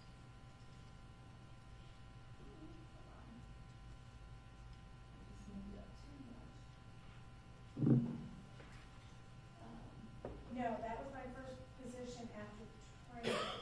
Okay, and since you talk about training, what is your educational background, sir? So I have all of my training from the University of Cincinnati in Cincinnati, Ohio. I have a bachelor's degree of biology, a doctorate of medicine degree, and then I did 5 years of training in anatomic and clinical pathology, a year of training in surgical pathology, and then finally my last year of training was in forensic pathology at the Hamilton County Coroner's Office. Now, doctor, you talked about 4 areas of pathology. Are those subspecialties within the field of pathology? Well, pathology is usually divided into 2 large groups, anatomic pathology and clinical pathology. Okay? Anatomic pathology is the study of tissue with the idea of finding a diagnosis and also includes autopsy pathology. Forensic pathology is a subspecialty of that, and I just prefer to think of that as the investigation of human death. Okay, how does one become qualified to be a forensic pathology, Dr. Utz? Well, you have to have a degree in medicine, a medical degree, MD or DO in this country, and you have to have completed at least an anatomic pathology residency program. I think the minimum there is 3 years. It's a little bit different now from when I trained. And then you have to complete a fellowship. I suppose you could practice forensic pathology without completing a fellowship, but you cannot be certified by the American Board of Pathology. Okay, that raises 2 questions. Are you certified by the American Board of Pathology? I am. Now, doctor, what is a fellowship? A fellowship is simply a period of training, usually in some sub-discipline. It could be, forensic pathology. It could be anatomic pathology, subspecialty like I did, surgical pathology, or cytopathology. It's very common in medical training. Some fellowships might be longer than a year. Neuropathology fellowships, I think, are generally 2 years. And forgive me if I oversimplify this. Is a fellowship while you're working with someone who's more experienced, or how does that work? Usually that's the idea that you would be brought into an organization. In my case, it was the Hamilton County Coroner's Office. And I worked with pathologists there, and I worked with pathologists that were much more experienced. I had essentially no experience in that.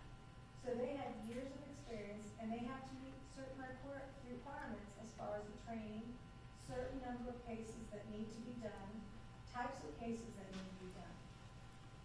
And you had to do all of this before they actually, I guess, turned you loose on your own to work independently. Well, it's medicine, it's not healthcare. So no, they turn you loose pretty much right away. Okay, just like treating live patients. Okay, well, let me ask you this, doctor. Just to make sure, you said the Hamilton County Coroner's Office in Ohio. That is, for our purposes, the same as a medical examiner's office. Is that correct? It was when I worked there.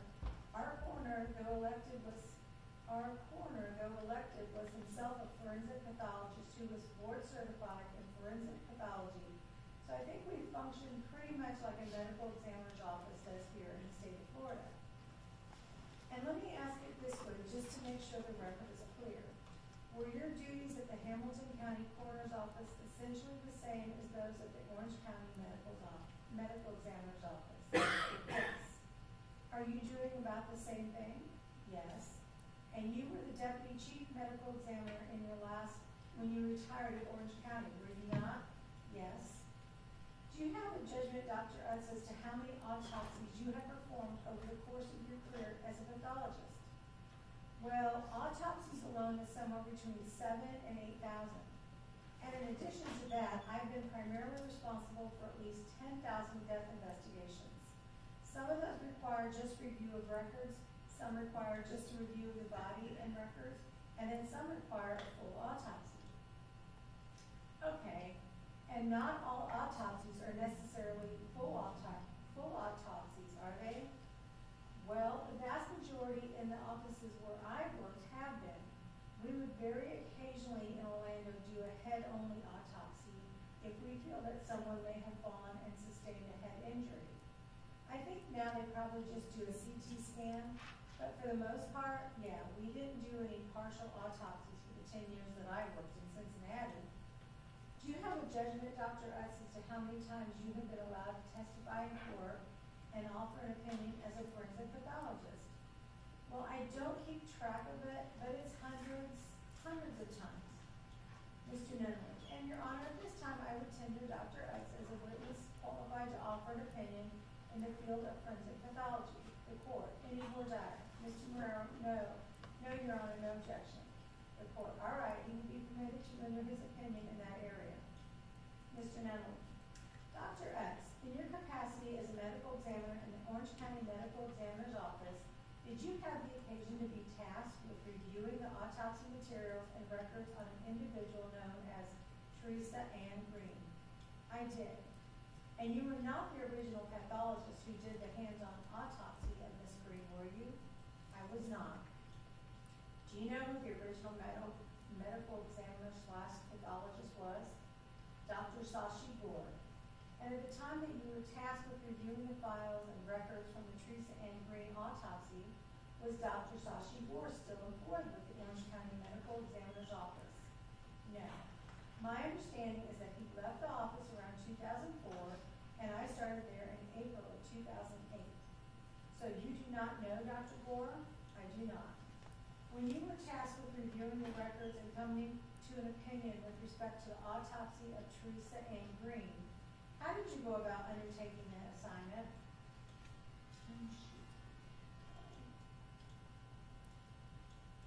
Sorry, went too far.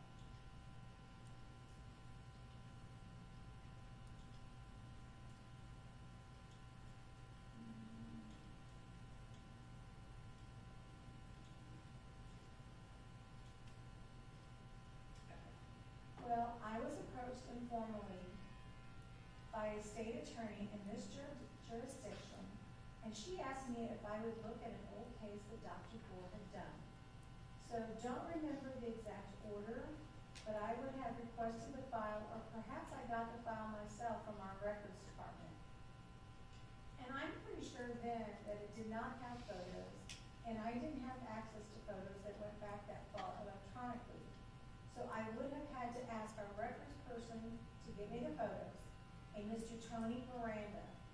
I reviewed the photos, the records, and subsequently the histologic sections, the slides that were prepared by Dr. Gore, and then discussed the case with the prosecutor.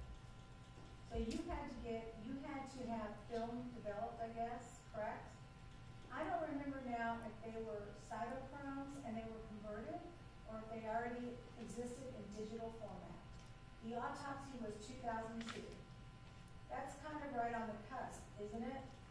I know at that time in Ohio we used digital photography, but I don't know what they had at that time in Orlando. Okay, and you mentioned histologic slides. What are those? Well, in pathology, we can take a small piece of tissue from various organs or soft tissues or even bone and subject it to various chemicals and then stain it and then look at it through a microscope. Okay, and this is a permanent thing, I guess, once a slide is prepared. Does it last indefinitely, or they could last a long time? Eventually, when they're mounted, they tend to dry out, but I have some of my own that are 15 or 20 years old, and they still look pretty good. And during the course of your work in reviewing the autopsy of Theresa Green, did you have the occasion to review some photographs that had been taken at the time of the post-mortem examination? I did. Mr. Nunley, and Your Honor, I'm approaching and showing the witness what's been marked as AN Alpha November for identification having previously been shown to defense counsel. Dr. Utz, let me get you to take a look at these photographs. Look through them and tell me if you can identify them. Can you recognize them at least? Yes. And do you recognize those photographs as the ones that you reviewed in connection with your work in this case? They are.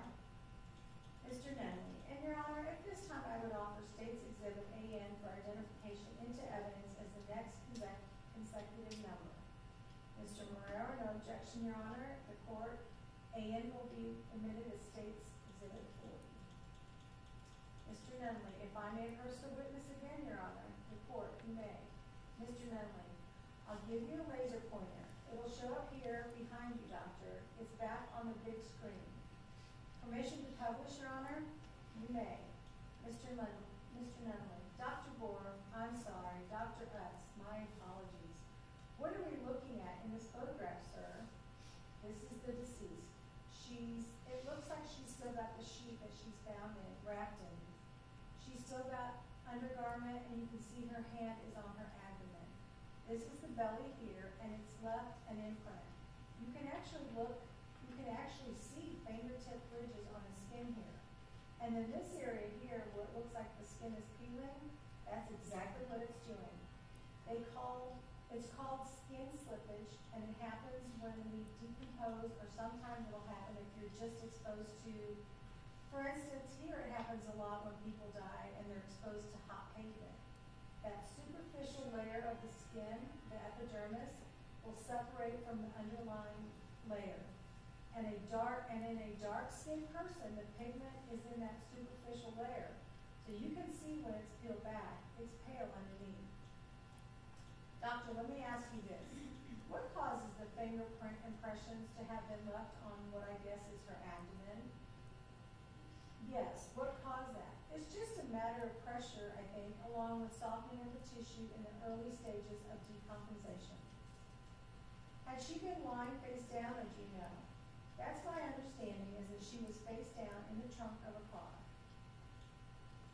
Is there anything else in this particular photograph that's significant to your opinions and conclusions? No. Move to photograph number 2. What are we seeing in this photograph, doctor? This is the same photograph. Now the hand has just been moved to one side, and you can still see the imprint of the fingers, and you can see more of the area of the skin slippage. Moving to photograph number 3. Again, numbers being in the lower right-hand corner. What are we looking at in this photograph, doctor? So this is the deceased. You can see that she's now face up. She's on a blue-black background, which is something that we did in the office, and apparently they did even then. Takes a little bit better picture. And you can see that there's some trauma here, some apparent trauma. I know she's been face down in the trunk of a car, so she's starting to decompose. But I think there's more than just decomposition here. You can see there's something going on here with the lip, with the eye. These are possibly contusions here. Hard to say for sure. You can see more skin slippage here on the left and on the right. There's a little mark here.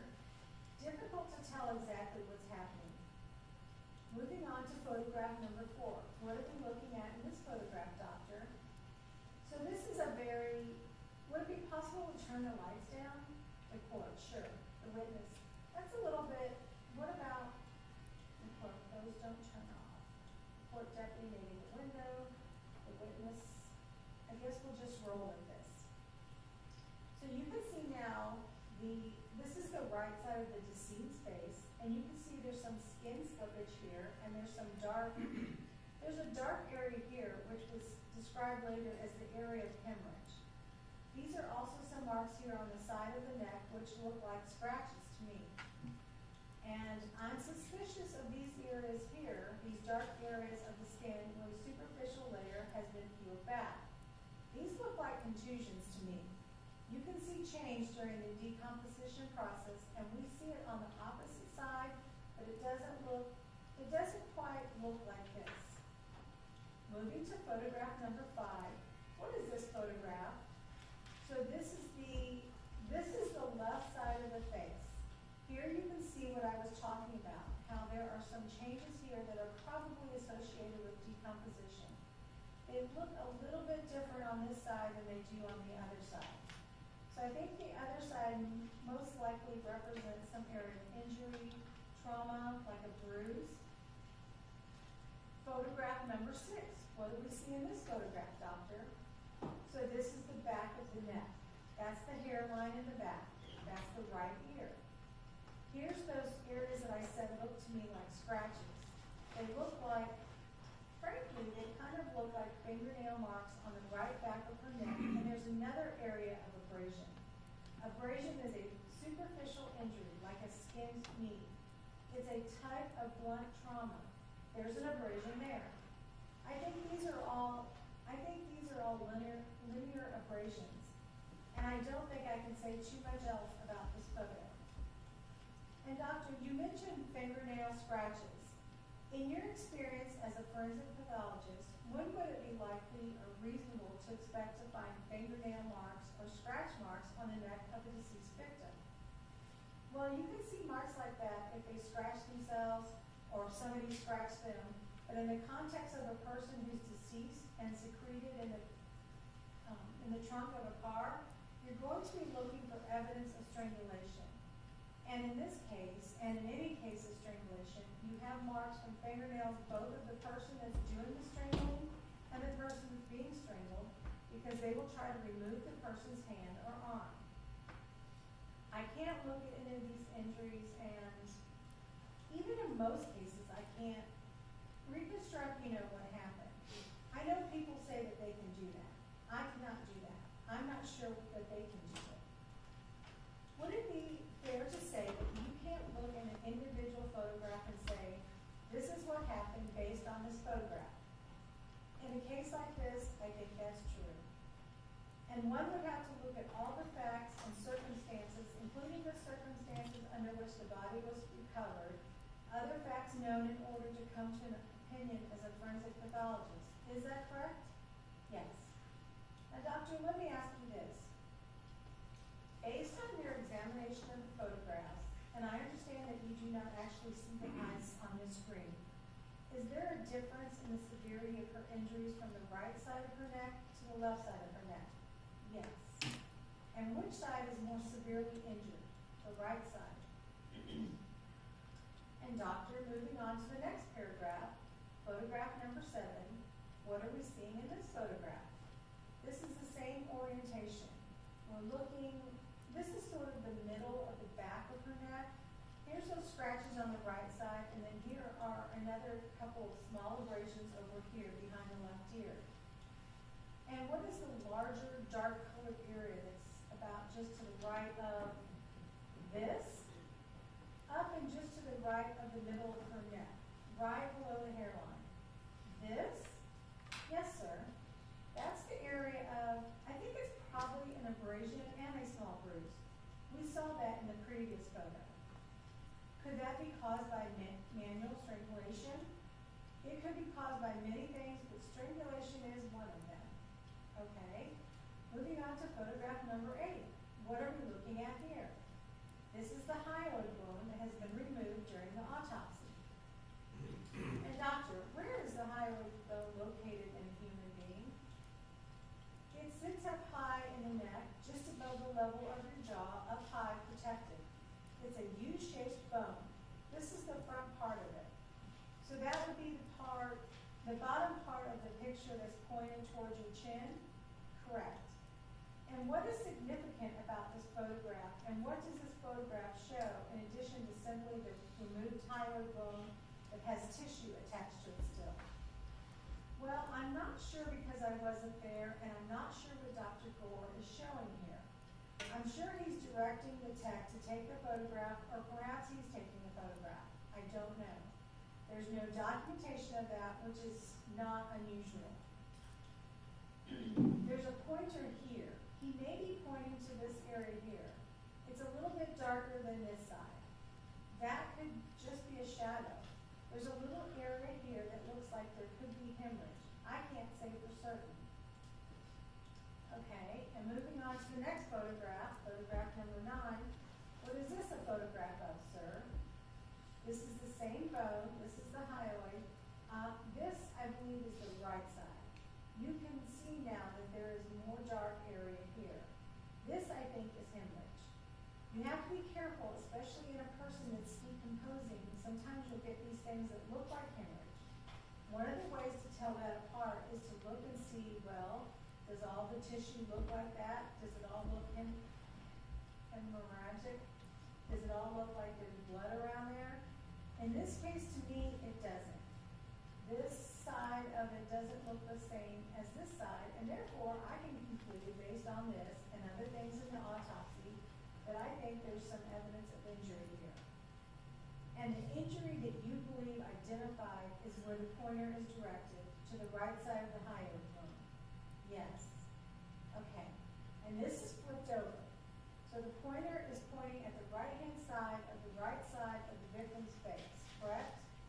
I believe so, yes. Okay. And doctor, I'm moving on to photograph number 10. What is this? This is a hyoid bone that now has no tissue, no soft tissue surrounding it. And you can see from this that the hyoid is actually 3 separate bones. It starts off this way, and there's little joints here, and they move a little bit. And when you do an autopsy, you can grab the tips here, and you can flex them until a certain age, maybe 40, sometimes never. Then these joints will calcify. They will fuse, and this becomes functionally like one U-shaped bone. But in this case, they haven't fused. There's 3 separate bones here. Okay, and moving on to photograph number 11. What is this, sir?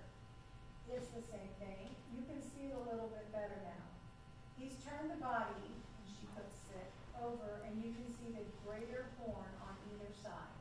And you can see that this would have been a joint space here, but the soft tissue, including the joint capsule, has been dissolved, and we're left with just the bones.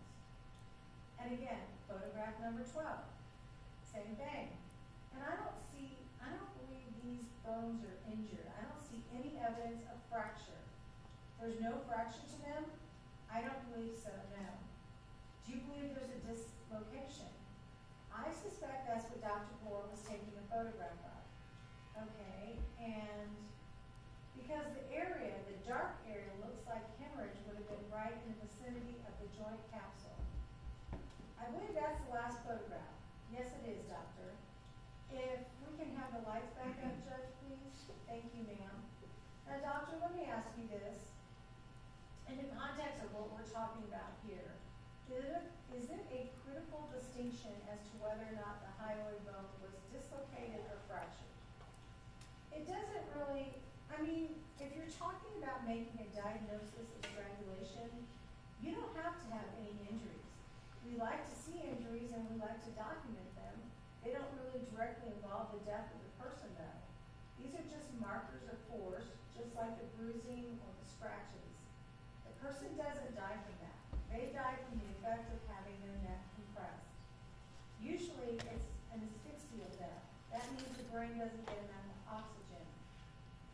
In the case of strangulation, it's usually compression of the jugular veins, which are, very thin blood vessels that drain the blood from the brain and very easily compress them. You can do it to yourself. You can just, I don't recommend it, but you can just put pressure in there, 4 or 5 pounds, a square inch, and you can compress those veins. And then if blood can't get out of the brain, new blood can't get to it, and your brain becomes starved with oxygen and you arrest. If you put more pressure, you can actually compress the carotid arteries, which supply the blood to the brain, and if you compress them, you're probably also compressing the jugular veins, so now you're not getting any blood in or any blood out. Same story. Many people mistakenly think that you're cutting off the air supply to the lungs when a person is strangled. That's generally not true, although it could be true. In a case like that, we might prefer to call it a smothering, whereas you would cover somebody's face, somebody's mouth, and somebody's nose, and prevent them from inhaling. Usually in strangulation, the larynx and the trachea, through which the air passes into the lungs, are not compressed enough to prevent air reaching the lungs, so it's usually a vascular phenomenon. And the hyoid bone is fractured in a number of cases. It tends to be fractured in older people who are strangled because that bone is fused and it presses against the spine, and it tends to fracture at the tip here more commonly. But in a younger person, like the decedent was, this is a joint, so this whole horn, it will move. So when it gets pressed against the spine, instead of breaking, it can move and it doesn't fracture. I don't know what the percentage is. It may be like 20%, 30% of people who are strangled have a hyoid injury. I more commonly see it in the horns of the thyroid cartilage, which is very close anatomically to the hyoid bone. And doctor, let me ask you this. Based upon your training, education, and experience, with the kind of strangulation that you have described, compression of the jugular veins, do you have a judgment as to how long it takes a person to lose consciousness? It can occur fairly rapidly. In a perfect situation in which you actually occlude the vessels, people can become unconscious in 10 to 20 seconds. But if the vessels are not perfectly occluded, how long will it take? Well, if the person is struggling, it could take longer. Would the person who was being strangled be able to perceive what was going on while they were being strangled prior to loss of consciousness? If they're conscious to begin with, can you compare that experience to any other sort of experience that might be very relatable? Well, drowning? It may be. I think that there's enough variation in cases that it's difficult to say. There may be even more than one mechanism involved in cases of strangulation. It may have more of a neurological base than just a vascular base. It's not possible to know. What you find in cases of strangulation is a person who's dead, and then you want to find out, well, why are they dead? Being dead is a pretty big clue, right? And a person that doesn't have any other major injuries and no natural disease, why would that person be dead? I have had cases of strangulation where I didn't see any injury whatsoever, and I've seen cases of strangulation in which there was just a huge amount of trauma in the neck. I mean, a surprising amount. I don't know what the difference is. I don't know. I would suspect that if a person is not conscious, then they don't fight back, or if the attacker has a much greater strength than the victim, that they would be able to accomplish it in an easier fashion. And doctor, let me ask you this question. Based again on your training, education, and experience, how long would pressure need to be applied to the neck of a strangulation victim in order to cause death? Well, again, it depends on how efficient you are. When I worked here, I was actually provided with a video of some young college students who were horsing around. They were part of a drill team, and one of the male members, a young man, maybe in his 20s, he takes the young woman about the same age and he puts her in what's commonly referred to as a sleeper hold. Now, this is all videotaped, and it's about 12 seconds before she passes out. And then she comes to, and she doesn't remember anything. So she didn't die, so it would take probably longer than that, but had that person kept that pressure on her neck after she became unconscious, I believe that she would have died. So that's my only personal experience with somebody that's, where I can see the time because of the timestamp on the video. There were experiments done during World War II in which they deliberately occluded with an apparatus the blood supply to the brain. And in those cases, I believe people have lost consciousness in as little as 10 seconds. But that's much more efficient than manual strangulation. They were in a device. They couldn't really move, and it was a much more efficient occlusion of the vessels than you would get if you were strangling someone. Would manual strangulation of a victim who was potentially struggling and resisting take longer? Yes, if that person could prevent the compression of the vasculature even intermittently. And what would a strangulation victim be experiencing prior to losing consciousness? Would they experience terror, fright, air hunger, what would they experience? Well, I would. I don't know what most people would experience. There is a body of literature. There are people who survive attempted strangulation, so that might be a better question to put to one of my clinical colleagues. Doctor, you mentioned, I'm not sure if you did, what are petechiae, Dr. Utz? Well, petechiae are just small hemorrhages. They're small blood vessels that burst, and they're often seen in the lining of our eyes. Sometimes you'll see them on the face and the eyelids. Sometimes you see them in cases of strangulation. Most cases of strangulation have them. It's one of the things that people look at if a body is found and there are suspicious circumstances. And you said that petechiae are caused by bursting of the small blood vessels. What causes those blood vessels to burst? Well, the idea is that in cases of strangulation, that blood is still flowing through those arteries to the brain, but it can't drain. And so there's an increase in pressure in the small, fragile vessels that burst. And you get these small little reddish dots that we refer to as petechia or petechial hemorrhages. So let me try to put this in layman's terms. I thought I did. Well, you did, but I'm going to get lawyer dumb here, doctor. You talked about the carotid arteries and the jugular veins in the neck. Yes. The carotid arteries carry oxygenated blood to the brain, correct? Correct. And the jugular vein allows the blood to drain from the brain into the rest of the body and back into the circulatory system, right? Correct. And you said that it's easier typically to compress the jugular vein than it is to compress the carotid artery, right? It is. Okay. So that means that the heart is continuing to pump blood through the carotid arteries into the vein, but there's nowhere for that blood to go. It just builds up in the brain and causes the blood vessels to burst. That's the theory. That's the idea behind it, yes. Okay. Madam Court Reporter, can I interrupt you for just a moment? Okay. I just want to interrupt you for a moment. In the distance, you may hear a fire alarm. It's after hours. They sometimes do testing of fire alarms after hours, and they're also doing a lot of elevator repair work in the building and construction.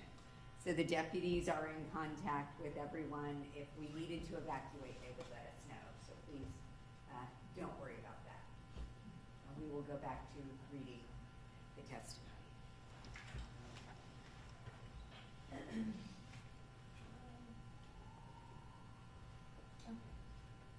I may have read this already, I'm sorry. And you said that it's easier typically to compress the jugular vein than it is to compress the carotid artery, right? It is. Okay. So that means that the heart is continuing to pump blood through the carotid arteries into the vein, but there's nowhere for that blood to go. It just builds up in the brain and causes the blood vessels to burst. That's the theory. That's the idea behind it, yes. Okay. Now, turning to this particular case of Theresa Green. In looking at the photographs, were you able to identify any petechia in Ms. Green's eyes or anywhere else? I could not see them, but they weren't very good pictures. And sometimes, I've had several cases in which investigators who look for petechial hemorrhages in the eyes don't see them. They miss them. You can miss them if they're down deep in the fold of the eye. It takes a little bit to manipulate that, or you might miss them if a person is decomposing or has been face down and everything just is a muddy kind of reddish brown color. And that may be the case here. I don't see evidence of petechia in the photos, but they're also not great photos. Was there any mention of petechia in any of the reports or other documents that you reviewed? I do not believe so. Is the absence of petechia, or for whatever reason in this case, either they're not there or they can't be seen, critical to your ultimate opinions and conclusions with respect to this case? In this case, it isn't. I wouldn't ignore it. I would think about it and I would look hard at it, but not every case of strangulation has petechia. Most do. I often wonder if more don't, but people don't see the yet. Maybe they don't pull the trigger and call it a strangulation, but it's pretty clear that sometimes they don't. So when you do an autopsy, when you're trying to determine why someone died, you're thinking about what commonly occurs and what commonly doesn't occur, but you can't rule something out just because it only occurs 5% of the time or 10% of the time. I mean, how do you know? You might have that person there that's the 5% or the 10%. You know, people don't shoot themselves in the back of the head usually, but until they do. And you don't have to practice forensic pathology very long before you see things like that. So while we see something like that, like a person that we think is strangled and we don't have the teeth yet, we might be suspicious and we might think harder. Unfortunately, in this case, I didn't do the autopsy, so I can't do that. Doctor, you mentioned earlier in the testimony about histological slides. Did you have the occasion to review any slides that were taken in connection with this case? I did. And were those slides significant to your opinions and conclusions? No. Are histological slides routinely taken in a case such as this one under current standards of practice? I would probably not. When I worked in Orlando, I would probably not have taken sections in this case. When I worked in Ohio, I took sections in every case, no matter what the cause of death was. Was that a policy or just what you did? It's just something that we did. And when our slides came back, we knew just about everything else should have been ready. So, plus it was a good thing to do, and it's a good thing to do when you first start out in forensic pathology. You want to see a lot. You want to see a lot that is normal. And so in forensic pathology, we see a lot of people who die, but they aren't sick. They're relatively healthy. And so I would routinely submit sections of heart, lung, liver, and brain, sometimes kidney in those people, and it was just a habit. When I came to Orlando, I found that most of the pathologists did not do that, and since they were paid by the slide, they sort of implied that, you know, if you have somebody that's got a gunshot wound to the head, you probably don't need to put a section of the heart or liver or any slides in. And so I ended up not doing that for, I'd say, probably most of my cases. Doctor, did you have the occasion also to review the toxology report from Theresa Green's autopsy? I did. And the toxology report showed that she had very much alcohol in her system, didn't it? Yes. And I believe she had a fairly elevated liver. It was, I believe, a 0.28, I believe, if I'm not mistaken. Do you have an opinion as to whether or not that had anything to do with her death? I don't think it was directly related to her death. It might have made her more susceptible, but I don't know, I don't know how good that number is. She started to decompose. When people decompose, they can produce in their own body alcohol. They don't have to have consumed alcohol, but you don't always see that. The other problem is that because she was decomposing, and I don't know, I'm just assuming, that they couldn't get peripheral blood. We like to have blood from the veins of the lower extremities. Right in the groin is where we usually collect it. Because if you take blood from the aorta like they did in this case, that can be very close to the stomach and be close to the liver, and so you can get a false level. I think in this case, though, given the short period of time that she's in there, I think she had to have consumed some alcoholic beverage before she was killed. Okay, and doctor, I'm almost through. In the forensic pathology world, what does cause of death mean? Well, the cause of death is just why the person isn't alive anymore. Cancer, hemorrhagic stroke, blunt head impact. That's what you put as sort of what we call bottom line on the death certificate. Why is this person no longer alive? They're no longer alive because they have cancer. And there may have been some intervening cause, like maybe they are immunosuppressed in their cancer treatment and they got an infection and then they got septic. But the underlying cause of death is cancer. The same way a person who's shot in the head, they may survive that initial insult. They may go into the hospital, they may not die for years. But if that wound ended up resulting in their death, no matter how long it took, then that would be the cause of death. And doctor, again, in the world of forensic pathology, what does manner of death mean? So manner of death is a little bit different. The cause of death, you can think of a scientific or medical interpretation, but the manner of death is just the judgment by the pathologist of the circumstances under which the death occurred. So it's easier to just use an example. So you could have a death that's due to natural disease, a death that's due to an accident, some type of trauma, a death that's due to self-inflicted trauma, that's suicide, or a death that's due to trauma inflicted by another person. That's a homicide. And then in the state of Florida, in most states you also have the opportunity to say, I don't know, either because there's not enough of the tissue remaining, or often you can't decide whether it's accident or say a suicide. In the case of Theresa Green, doctor, have you reached an opinion to a reasonable degree of medical certainty as to the cause of Theresa Green's death? Yes, I believe that the cause of death was strangulation. Again, in the case of Theresa Green, have you reached an opinion as to the manner of Theresa Green's death to a reasonable degree of medical certainty? Yes, my opinion is that this is a homicide. Mr. Nutman, no further questions. I'm sorry, Your Honor, one moment. And doctor, let me kind of tie up some things here, just to make sure we don't leave something uncovered. Let me get you to, if you would, give us a list of the reasons for why you believe that the cause of Theresa Green's death was, in fact, strangulation. Well, when I looked at Dr. Gore's work,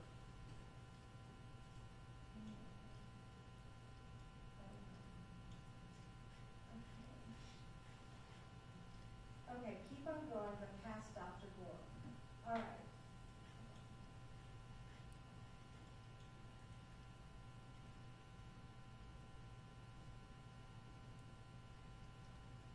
So I look at his autopsy report, and he directs me to certain areas of the neck, which he says are injured.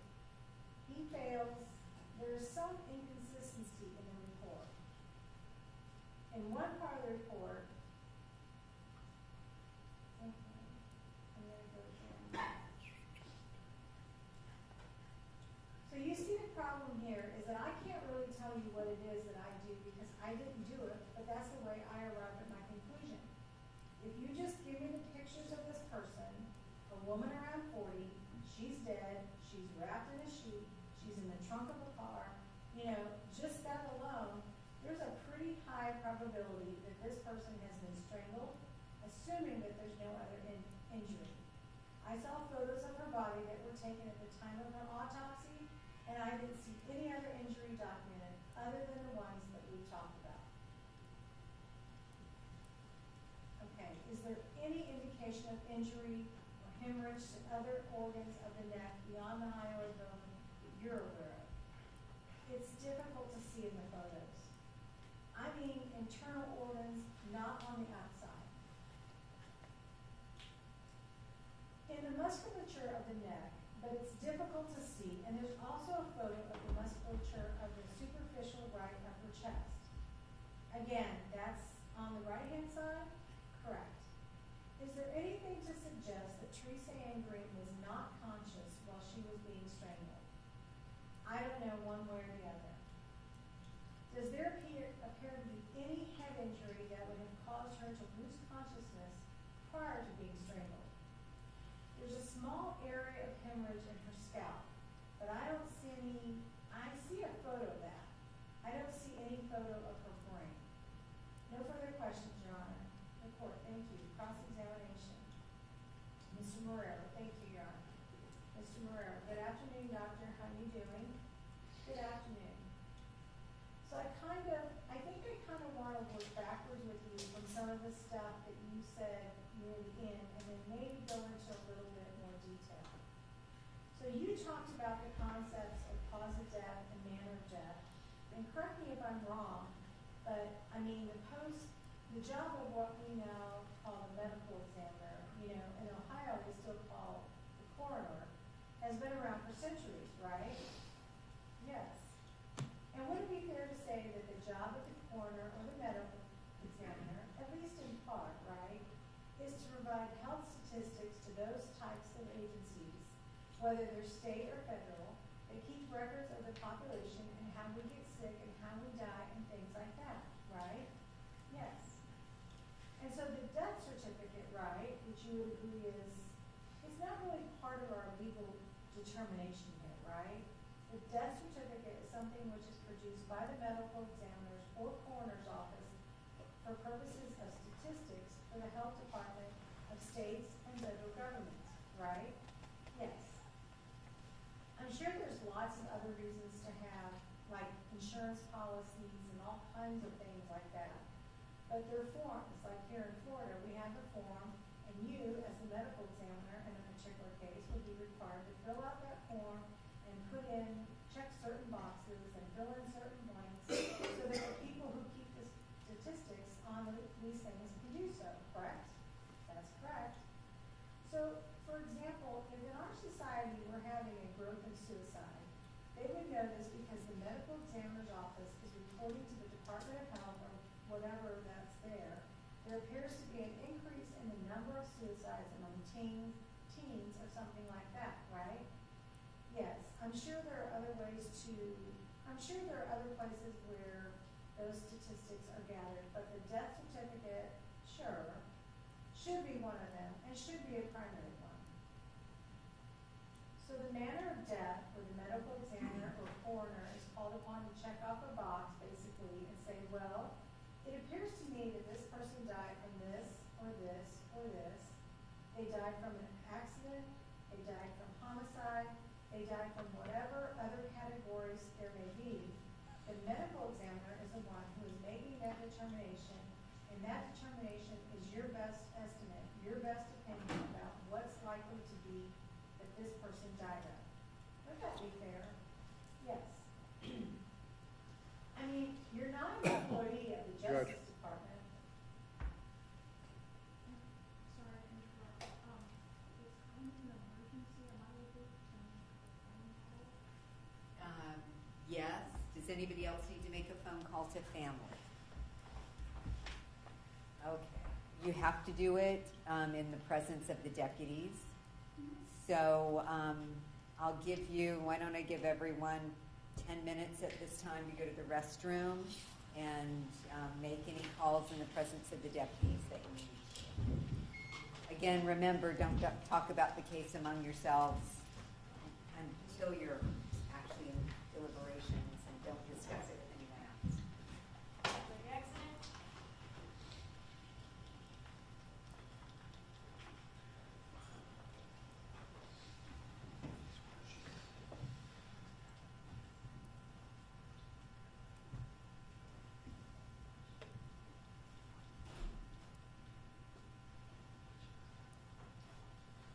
Any idea how much? Yes.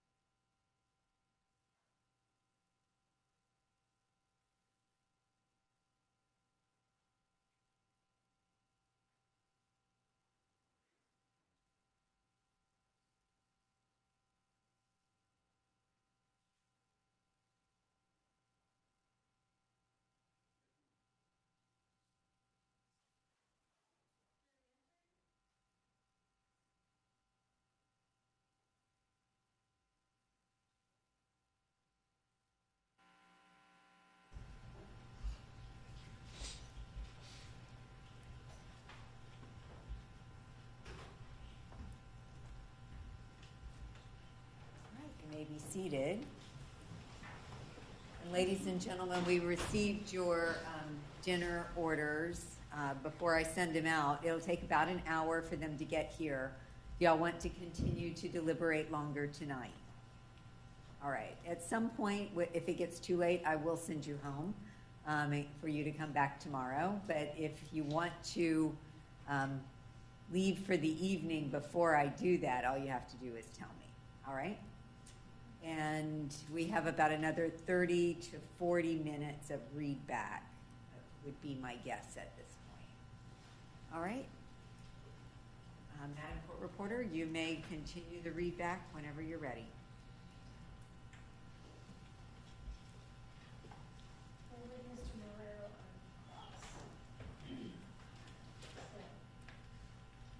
I mean, you're not an employee of the Justice Department or the State of Florida's Judicial Branch or the Ninth Circuit State Attorney's Office or anything like that, right? That's correct. You're an independent office, yes, with multiple responsibilities, including on occasion having to testify in court. That's correct. So when you look into the manner of death, and correct me if I'm wrong, this is what it sounded like. You not only use the evidence that you obtained from the body at the medical examiner's office, all the evidence that you can possibly obtain from that body, but you also look at the circumstances surrounding how a body was found. You have to. You have to. You have to. In order to make a determination about how that person died, correct. But it's true though, right, that these circumstances, this is not, when we talk about, for example, a person being found in a car, right, and what that could possibly mean, that's not something that you were taught in medical school, right? Well, no, I don't think so. Well, I guess what I'm trying to get at, in other words, is that anybody can look at the circumstance, right? A detective, a juror, a witness could look at that circumstance and draw conclusions from what they observed about that circumstance. I think people often express that as the manner of death, not being a medical or scientific term. It's more of a sort of bureaucratic classification. A bureaucratic classification, right? So it sounds to me, and correct me if I'm wrong, that you included the fact that Theresa Green was found in the trunk of a vehicle as a variable, if I could say it, in the equation that you saw to come up with a solution in this particular case. Would that be correct? It wasn't the only one. No, I know. It was part of it, yes. It wouldn't possibly be the only one, right, because you're a medical examiner. You wouldn't be coming in here just to say, I think if she was found in a car, that means she was murdered, right? The fact of the matter is that it is pretty common, right? It's probably predominantly common that if a person is found dead in the trunk of a car, that it's very likely that they've been murdered by somebody, right? I would say that's probably true. Well, yeah, I mean, it's not always true. Well, that's true. I mean, people can hide a body for other reasons. Right. So who knows what the odds are? I certainly don't. I don't know that you do. But it's some percentage of people are found in vehicles that have been secreted away in the back of this vehicle by some other person for reasons that don't necessarily support a conviction of homicide, right? It's possible, yes. Like, for example, a drug dealer sells drugs to someone and they die on them right away. And then the drug dealer freaks out, takes the body, puts it in the trunk, and hides the body, right? The person doesn't want to be discovered. I mean, for purposes of my example, I'm talking about a situation, a state like Florida used to be where if you were that person, you couldn't be convicted of murder. Now, but in plenty of states in the union, I assume that still doesn't amount to murder if you sell someone drugs and they happen to die from an overdose, right? Yeah, I think that's pretty commonly a problem now, is that many of these people now are charged with crimes. Yeah, they are. So that just gives a person more of a reason sort of to distance themselves from that universe. Absolutely. And you could have lots of reasons to want to do that. Okay, so I sensed a lot of discomfort with you about the fact that, you really didn't get to do the kind of job that you would normally do as a medical examiner in this particular case, right? I mean, you didn't actually have your hands on the body. You didn't get to see the body from all different angles and different lighting, and am I correct? I would go further than that. I think Dr. Gore did a sloppy job here. I don't think there's any question about that. Well, I mean, we're not here to judge Dr. Gore anymore. Right, but just based on what I could see with the low quality of his photographs, and you have to remember, this is 2002, so we've all gotten used to having really, we could take a much better picture with our phones now than we could with the $7,000 or $8,000 or $10,000 cameras back then. Right? Answer. So, but there wasn't the intention, he didn't do it. Question. Like I said, we're not here to judge him. This is not about Dr. Gore and Dr. Gore's work. Answer. So it makes it difficult. Question. Sure. No, I'm just merely pointing out the fact that you were being honest about, the kind of job that you would normally expect to do, right? Before you're asked to render an opinion, and the kind of job that you were required to do. Because this is all you got before you render a medical opinion. And so, for example, right, because we're spending a lot of time talking about the hyoid bone, it would have been important if you were there to, for example, handle that bone in your hands and see if, was it articulated, was it separated, was anything actually happening with it while it was still all connected with tissue? Answer. Typically, that is what happens, yes. Question. Right. I mean, this picture that's been up behind you now for the last 15 minutes or so, that shows these bones completely taken apart. It's kind of deceptive, isn't it? Answer, well, it is if you don't know what it is. I mean, it's obvious to me when I first looked at it that that's not a fracture, that's a normal hyoid. Question, right. And not only that, but a procedure was utilized upon that structure, which I believe you yourself would not approve of, and that is that the entire structure was submitted to some sort of chemical process which defleshed it completely and essentially turned it into a laboratory specimen for instructive purposes. I mean, practically, right? Answer, yes, because in this case, if there was an injury, and I believe that there was, it would have been an injury around that joint, and the evidence is the hemorrhage in the soft tissue. It's not the bone itself, so that doesn't add anything. If the bone had actually been fractured, I suppose this would have made it easier to see, but you could also easily have x-rayed it. Question. Right, okay. And while we're sort of discussing the concept of scientific analysis and best evidence, you mentioned under direct examination that there was no evidence of petechia that you could detect from the images that you were provided as your only effective source of analyzing that kind of thing. Is that correct? Correct. Now, you have to admit, right, that if you use strict scientific methods, that a lack of evidence is functionally exactly the same as no evidence at all, right? Answer, I suppose it would depend on the context. Question, well, look, I mean, if you're reaching a scientific conclusion about something, you always have to maintain open the possibility that, number one, your conclusion is always dependent upon any evidence that you might find in the future, correct? In other words, all scientific concepts and beliefs or theories are contingent on future studies, future information that might change your position, correct? Answer, I'll grant you that. Question, and the reason I say that is because if you're in a situation where you have a lack of evidence, right?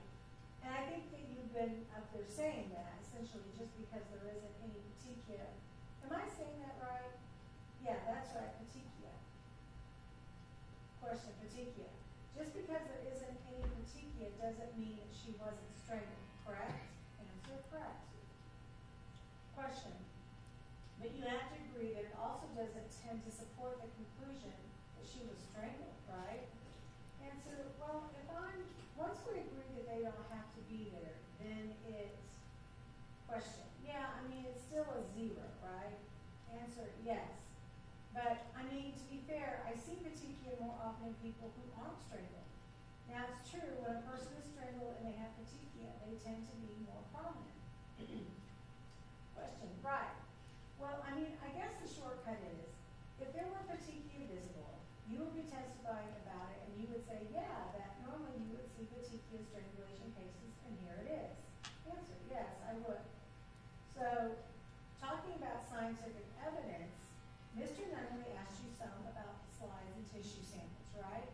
And correct me if I'm wrong, as I understand it, you know, as a medical examiner, you have the opportunity to take samples, tissue samples from wherever you deem necessary on the body for further examination, correct? Answer, that's correct. Question, now I've actually watched autopsies and seen doctors take tissue, for example, brain tissue or heart tissue or something, cut it up into small pieces and put it in a tube and send it off. Is that about right? Sort of, yeah. Question, sort of. Okay, more or less. And then the tissue, when it goes to a lab, they're going to take that tissue, they're going to preserve it, they're going to, and I may miss a step on this, but they're going to preserve it, they're going to put it in a wax that allows the tissue to be held firmly. Answer, yes.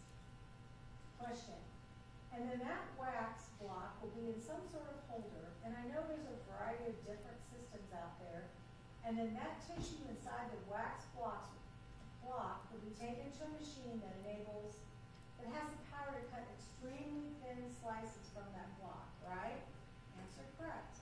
Question, and then those thin slices are mounted on slides, and then, well, before that, I think somebody dyes them, right? Answer, correct. Question, so they use a variety of dyes depending on the color of the tissue, a variety of different dyes in order to make the image pop so you can see detail inside, right? Answer, yes. Question, I imagine a lot of tissues are quite pale and probably translucent, and if you don't dye them, you can't really see them very well in them, right? That's correct. And so if you take these tissue blocks and you make some slides, keep the blocks, later on when you come back, you can make more slides if you want to. Answer, yes, you can. Question, for example, if there was something wrong in the dyeing process or they dried up or whatever, you could make more, right? Answer, right. Question, in this case, you did have the opportunity to view these slides. The slides, whatever slides were present, you were able to view them. Answer, yes. Question, and those slides were made from tissue samples that were taken from areas of Dr. Gore, who was the person who was present at the time of the autopsy, from tissues that he believed to be damaged or show bruising or contusion, and so had those tissues removed, and those were the ones that got made into the slides, correct? Answer, so yes, some of them. Most of them were not from areas that he believed were injured. Okay, but of the ones that were, you got to view all of them, is that correct? Answer, I did. Question, and at the microscopic level, an area of our body or any animal's body that has a contusion, you would expect to see that red blood cells had leaked out from the capillaries into the spaces in between, for example, muscle tissues where they're not supposed to be, and that's what we observe as a bruise on our skin. Answer, yes. Question, but you didn't see that in the slides, correct? Answer, I don't know. I don't remember. I looked at this 11 years ago. Question, okay, in the time that has lapsed since you saw them, did you come to know or understand that the slides and the tissue blocks have been destroyed? Answer, yes. Question, and I'm not blaming you in any way for this, okay? So I don't want you, answer, thank you. Question, this to sound like an accusation, but you are confirming that whatever evidence was present there is no longer available, and so any other medical examiner who comes along to attempt to scientifically recreate your results would not have the benefit of those slides. Answer, that's correct. Question, so you mentioned that the reported blood alcohol level found in Theresa Green was 0.28, correct? Answer, that's what I remember. Answer, grams per deciliter. Question, grams per deciliter of blood? Answer, yes. Question, so, I mean, that's a really high number. Answer, it is if it's a good specimen and you're driving a vehicle, yes, you'd be in trouble. Question, and you would not be surprised to hear that witnesses have taken the stand in this trial and testified that she was really drunk, right? That wouldn't surprise you at all? Answer, it doesn't. Question, and if it's 0.25 instead of 0.28, it's still a lot, right? Answer, yes, yes. Question, now it's true, right, that her alcohol level could have actually been somewhat higher and that the amount of alcohol in her body could actually have reduced while she was in the trunk of the car just from evaporation through her skin. Answer, I think in that short period of time, probably not too much. Question, not too much? Answer, I would worry more about it being higher due to the fermentation, but I don't think it's not a reliable thing. I mean, sometimes you'll see it in decomposed bodies and sometimes you don't. I mean, there have been reports that you can have an alcohol level of 0.2 or even somewhat higher just from that fermentation. Question. Now, that's the sort of thing, though, that if you're the medical examiner and you conduct an autopsy on a person, I know from having seen it, that one of the things that you guys do is open up the entire gastrointestinal tract, correct? Answer, yes. Question, and so I've never had the displeasure of being exposed to this, but I would assume, and correct me if I'm wrong, that if you open such a gastrointestinal tract in a human being that was actually fermenting, presumably some sort of sugar or grain or something into alcohol in their stomach, you might actually be able to detect that with your nose. Answer, I don't know. Question, you've never had the experience? Answer, I don't know. I don't know about that. Question, so you've never, as a medical examiner, ever had the opportunity to actually detect alcohol within the gastrointestinal tract of a cadaver? Answer, well, you don't know that it's alcohol. Usually bodies of people who are intoxicated will have what I think one of my colleagues refer to as an odor not unlike that of alcohol, which is a convoluted way of saying this is a person who's dead and they smell like a dead person who is drinking. It doesn't really smell to me like a living person who's drinking. It's a different odor. You have to be there to experience. Question, I'm glad to hear that. Answer, once you experience it, it's pretty common. You identify it. I mean, I wouldn't rely on it, but yeah, so it's not what's actually in the gut that you're going to measure anyway. It's what's in the blood. Question, right. Well, I mean, I was just trying to get down to the nitty-gritty of what, your hypothesis that a person could be fermenting alcohol in their gut, and that alcohol somehow seeping into their blood, and I was just wondering, I've never experienced it myself, obviously, so I don't know how it would come about, but really all of that, the point of all that was simply to point out that Theresa Green, by any account, was very intoxicated just before she died. Answer, I wouldn't be surprised if that's the case. Question, and intoxicated to the extent that it could have killed her? Answer, well, I suppose there are cases, I've had rare cases, usually younger, naive people, alcohol, naive people who aren't used to drinking, could be dead from a little bit higher than I don't think 0.2 or 0.3. I don't usually think of it as significant until we get over 0.3. But each case is different. I'm sure I've had I know I have had a teenager found dead in their room and she was at 0.25, something like that.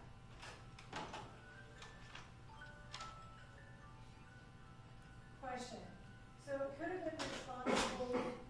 I mean, I think in the past you've testified that if Theresa Green had been found dead in bed without the injuries that you refer to, but if you found her dead in bed and then you found out that that was her blood alcohol level, you'd say it was probably from the alcohol. Answer, well, I think I would want to know a little bit more, and that's the case. If that were the case, I probably would have looked harder for something else. Not saying that I wouldn't have eventually possibly come to that conclusion, but I wouldn't just have stopped as soon as I got the lab report back and said, oh well, that's why she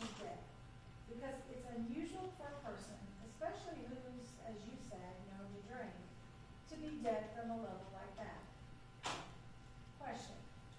Now, you were informed at some point that it's been alleged and testified to in this courtroom that before she was found dead and while she was very intoxicated, Theresa Green fell down a flight of stairs, and I think her reported weight was 192 pounds, fell down a flight of stairs with another person, and by some accounts tumbled over each other.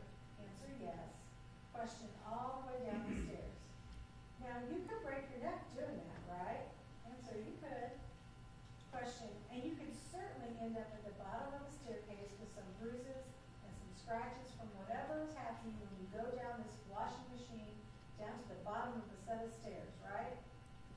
Answer, yes.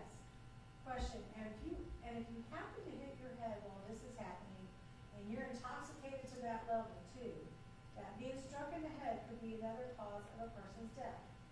Answer, yes. There are well-documented cases, I think I've had at least 2, of people who sustained what looks like relatively minor head trauma. You might not even see anything. You just have a history that they were punched, they're also intoxicated, and they died. But these people usually die suddenly. It's a sudden death. Question, well, we don't actually know, right? Answer, right, I don't know. Question, at the very moment of death. It could have been quite suddenly. So it's common, since we're continuing this discussion about strangulation, and Mr. Nunley asked you quite a bit about how long does it take to die from being strangled.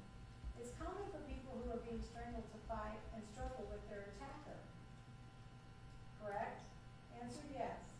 Question, and so one of the common things that you would look for in the body of someone who you suspect died from strangulation is what we refer to as defensive wounds, correct? Answer, you would look for evidence of those wounds in any type of death.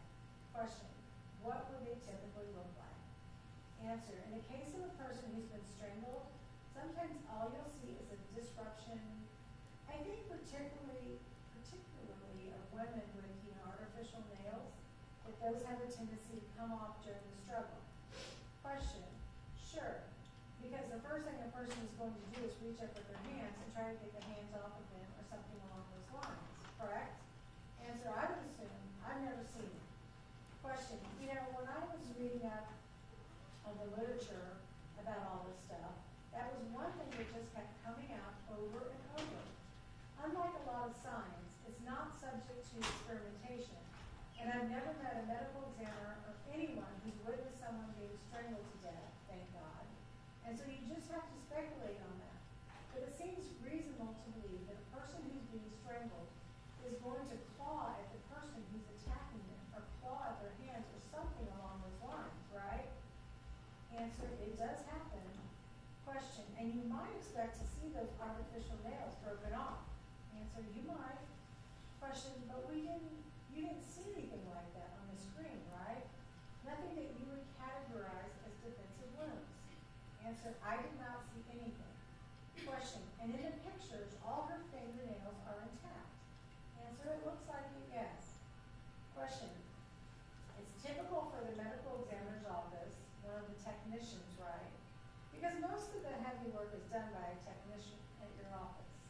Answer, well, most of the cleaning is done by the technician. Question, well, I've only seen them here, and generally, answer, well, I have a little bit different procedure. I do my own eviscerations. I remove all the organs myself. Question, oh, all right. Answer, so I don't know what they did at the time that this autopsy was performed.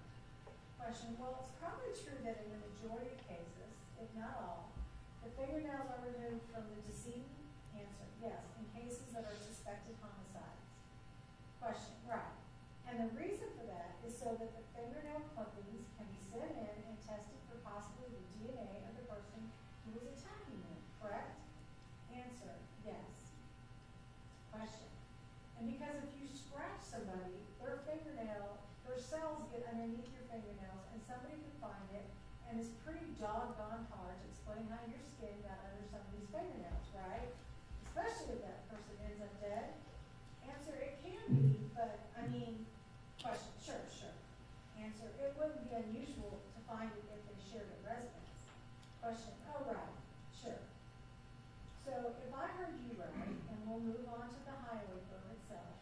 It sounded like you were not sure, but that you thought that it appeared as though part of that highway burn looked like it might have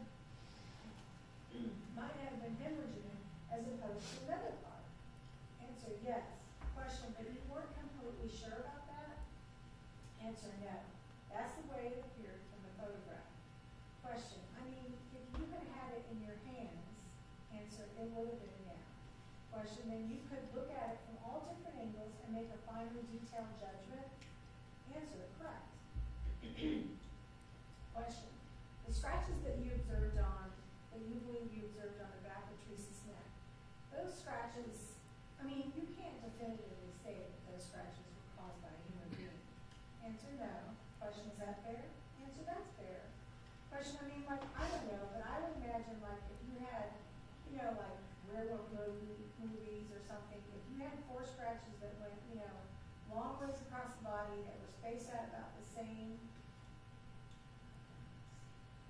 distance as fingernails, you could say, well, it sure looks like a hand that went across, but those scratches that we saw on the slide seems to be sort of haphazard.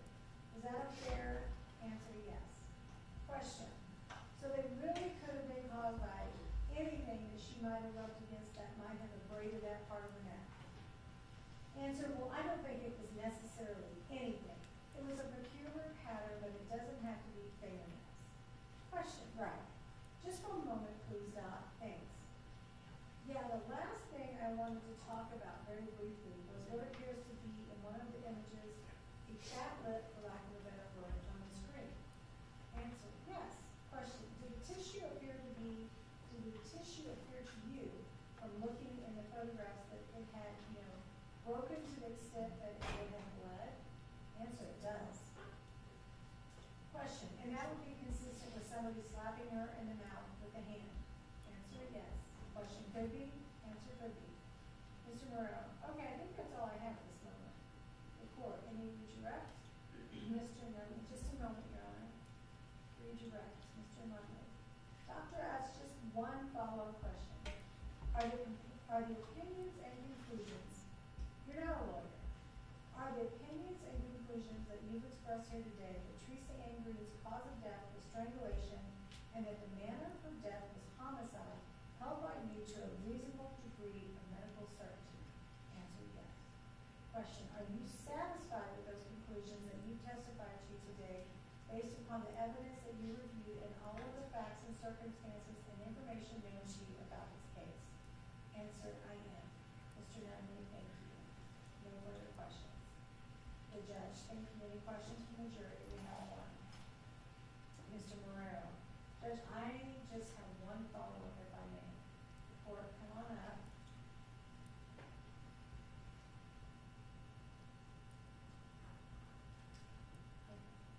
Good court. A couple of questions for you, Dr. Utz. If the carotid artery is compressed prior to the jugular vein, will that lessen the likelihood of petechia?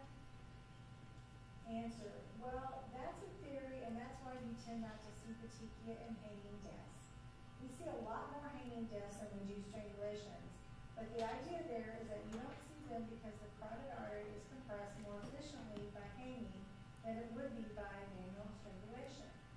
The court, on what side of the neck does the carotid artery run? The witness, well, they're on both sides.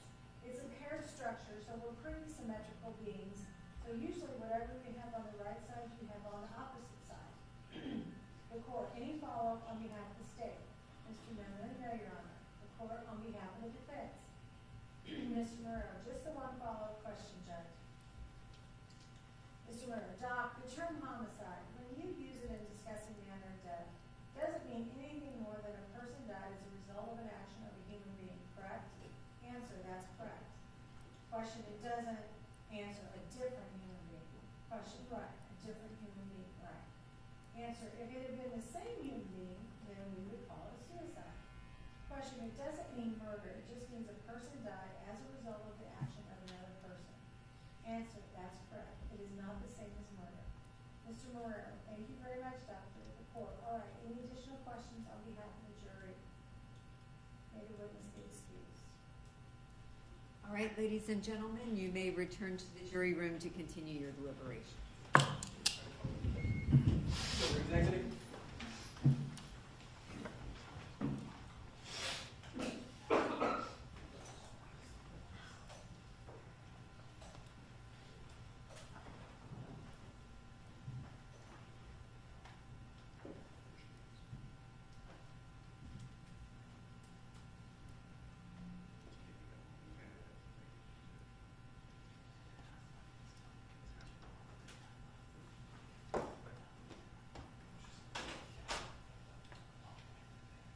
All right, we'll be in recess subject to recall.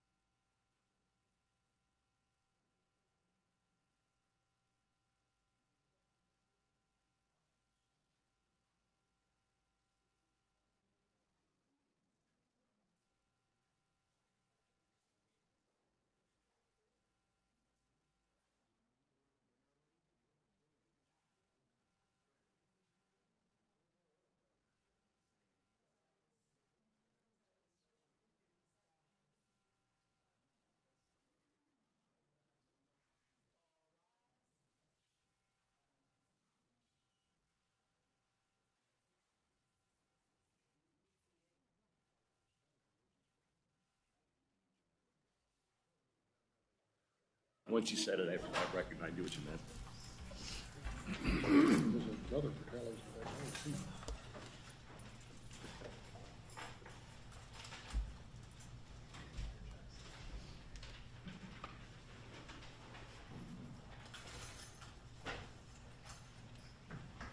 Is there dinner on the way? Oh, it just arrived. All right, so they're gonna bring it up and they'll be able to take it with them? Yes. All right.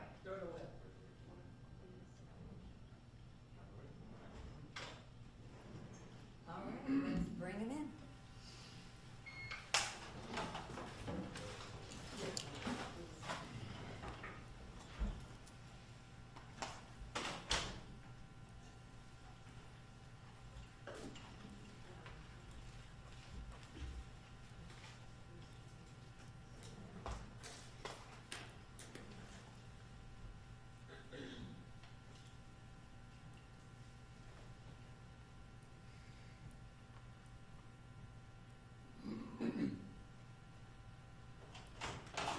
Jury entering?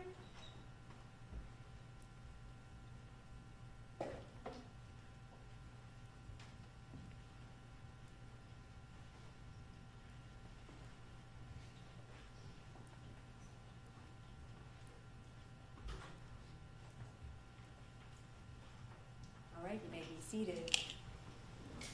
Ladies and gentlemen, I understand that you have reached a verdict in this case. If I could have you fold the verdict form over and hand it to the court deputy, please. Thank you.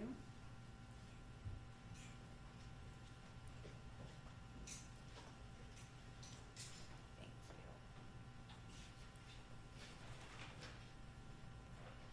The verdict is in proper form. Madam Clerk, if you could publish the verdict. In the Circuit Court of the Ninth Judicial Circuit in and for Orange County of the state of Florida versus Demorris Hunter, verdict as to count one, we the jury find as follows. As to count one of the charge, the defendant is guilty of first-degree murder as charged in the indictment. So say we all, dated the 8th day of April 2026,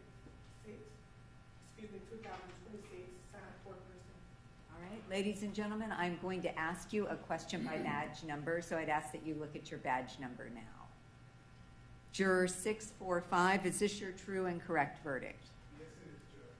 Juror 331, is this your true and correct verdict? Yes, Your Honor. Juror 739, is this your true and correct verdict? Yes. Juror 244, is this your true and correct verdict? Juror 341, is this your true and correct verdict? Yes, Your Honor.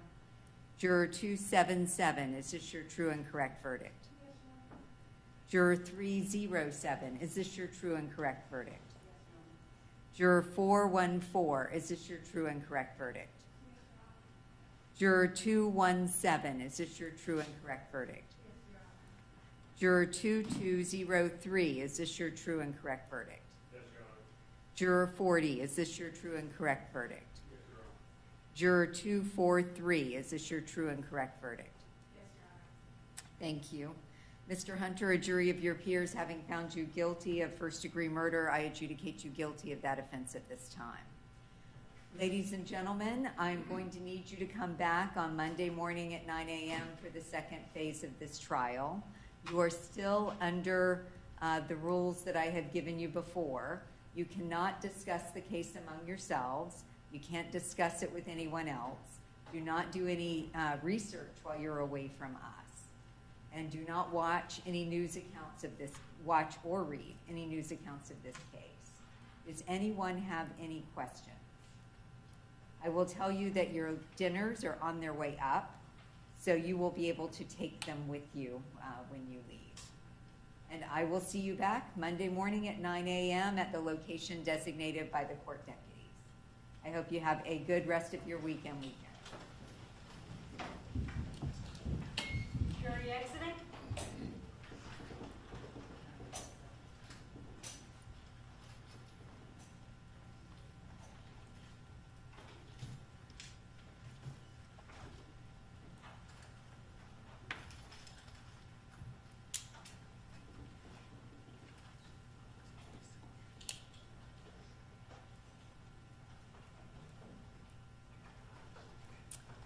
anything that we need to take up before we reconvene on Monday morning? Not from the state, Your Honor. All right, I'll see everyone here for the second phase of this trial bright and early on Monday morning at 9 a.m. Thank you. Very good, Your Honor, thank you. Actually, I'm going to ask that you be here at 8:45 so we can go over any preliminary instructions I need to give them. Yes, ma'am. So we'll see you at 8:45.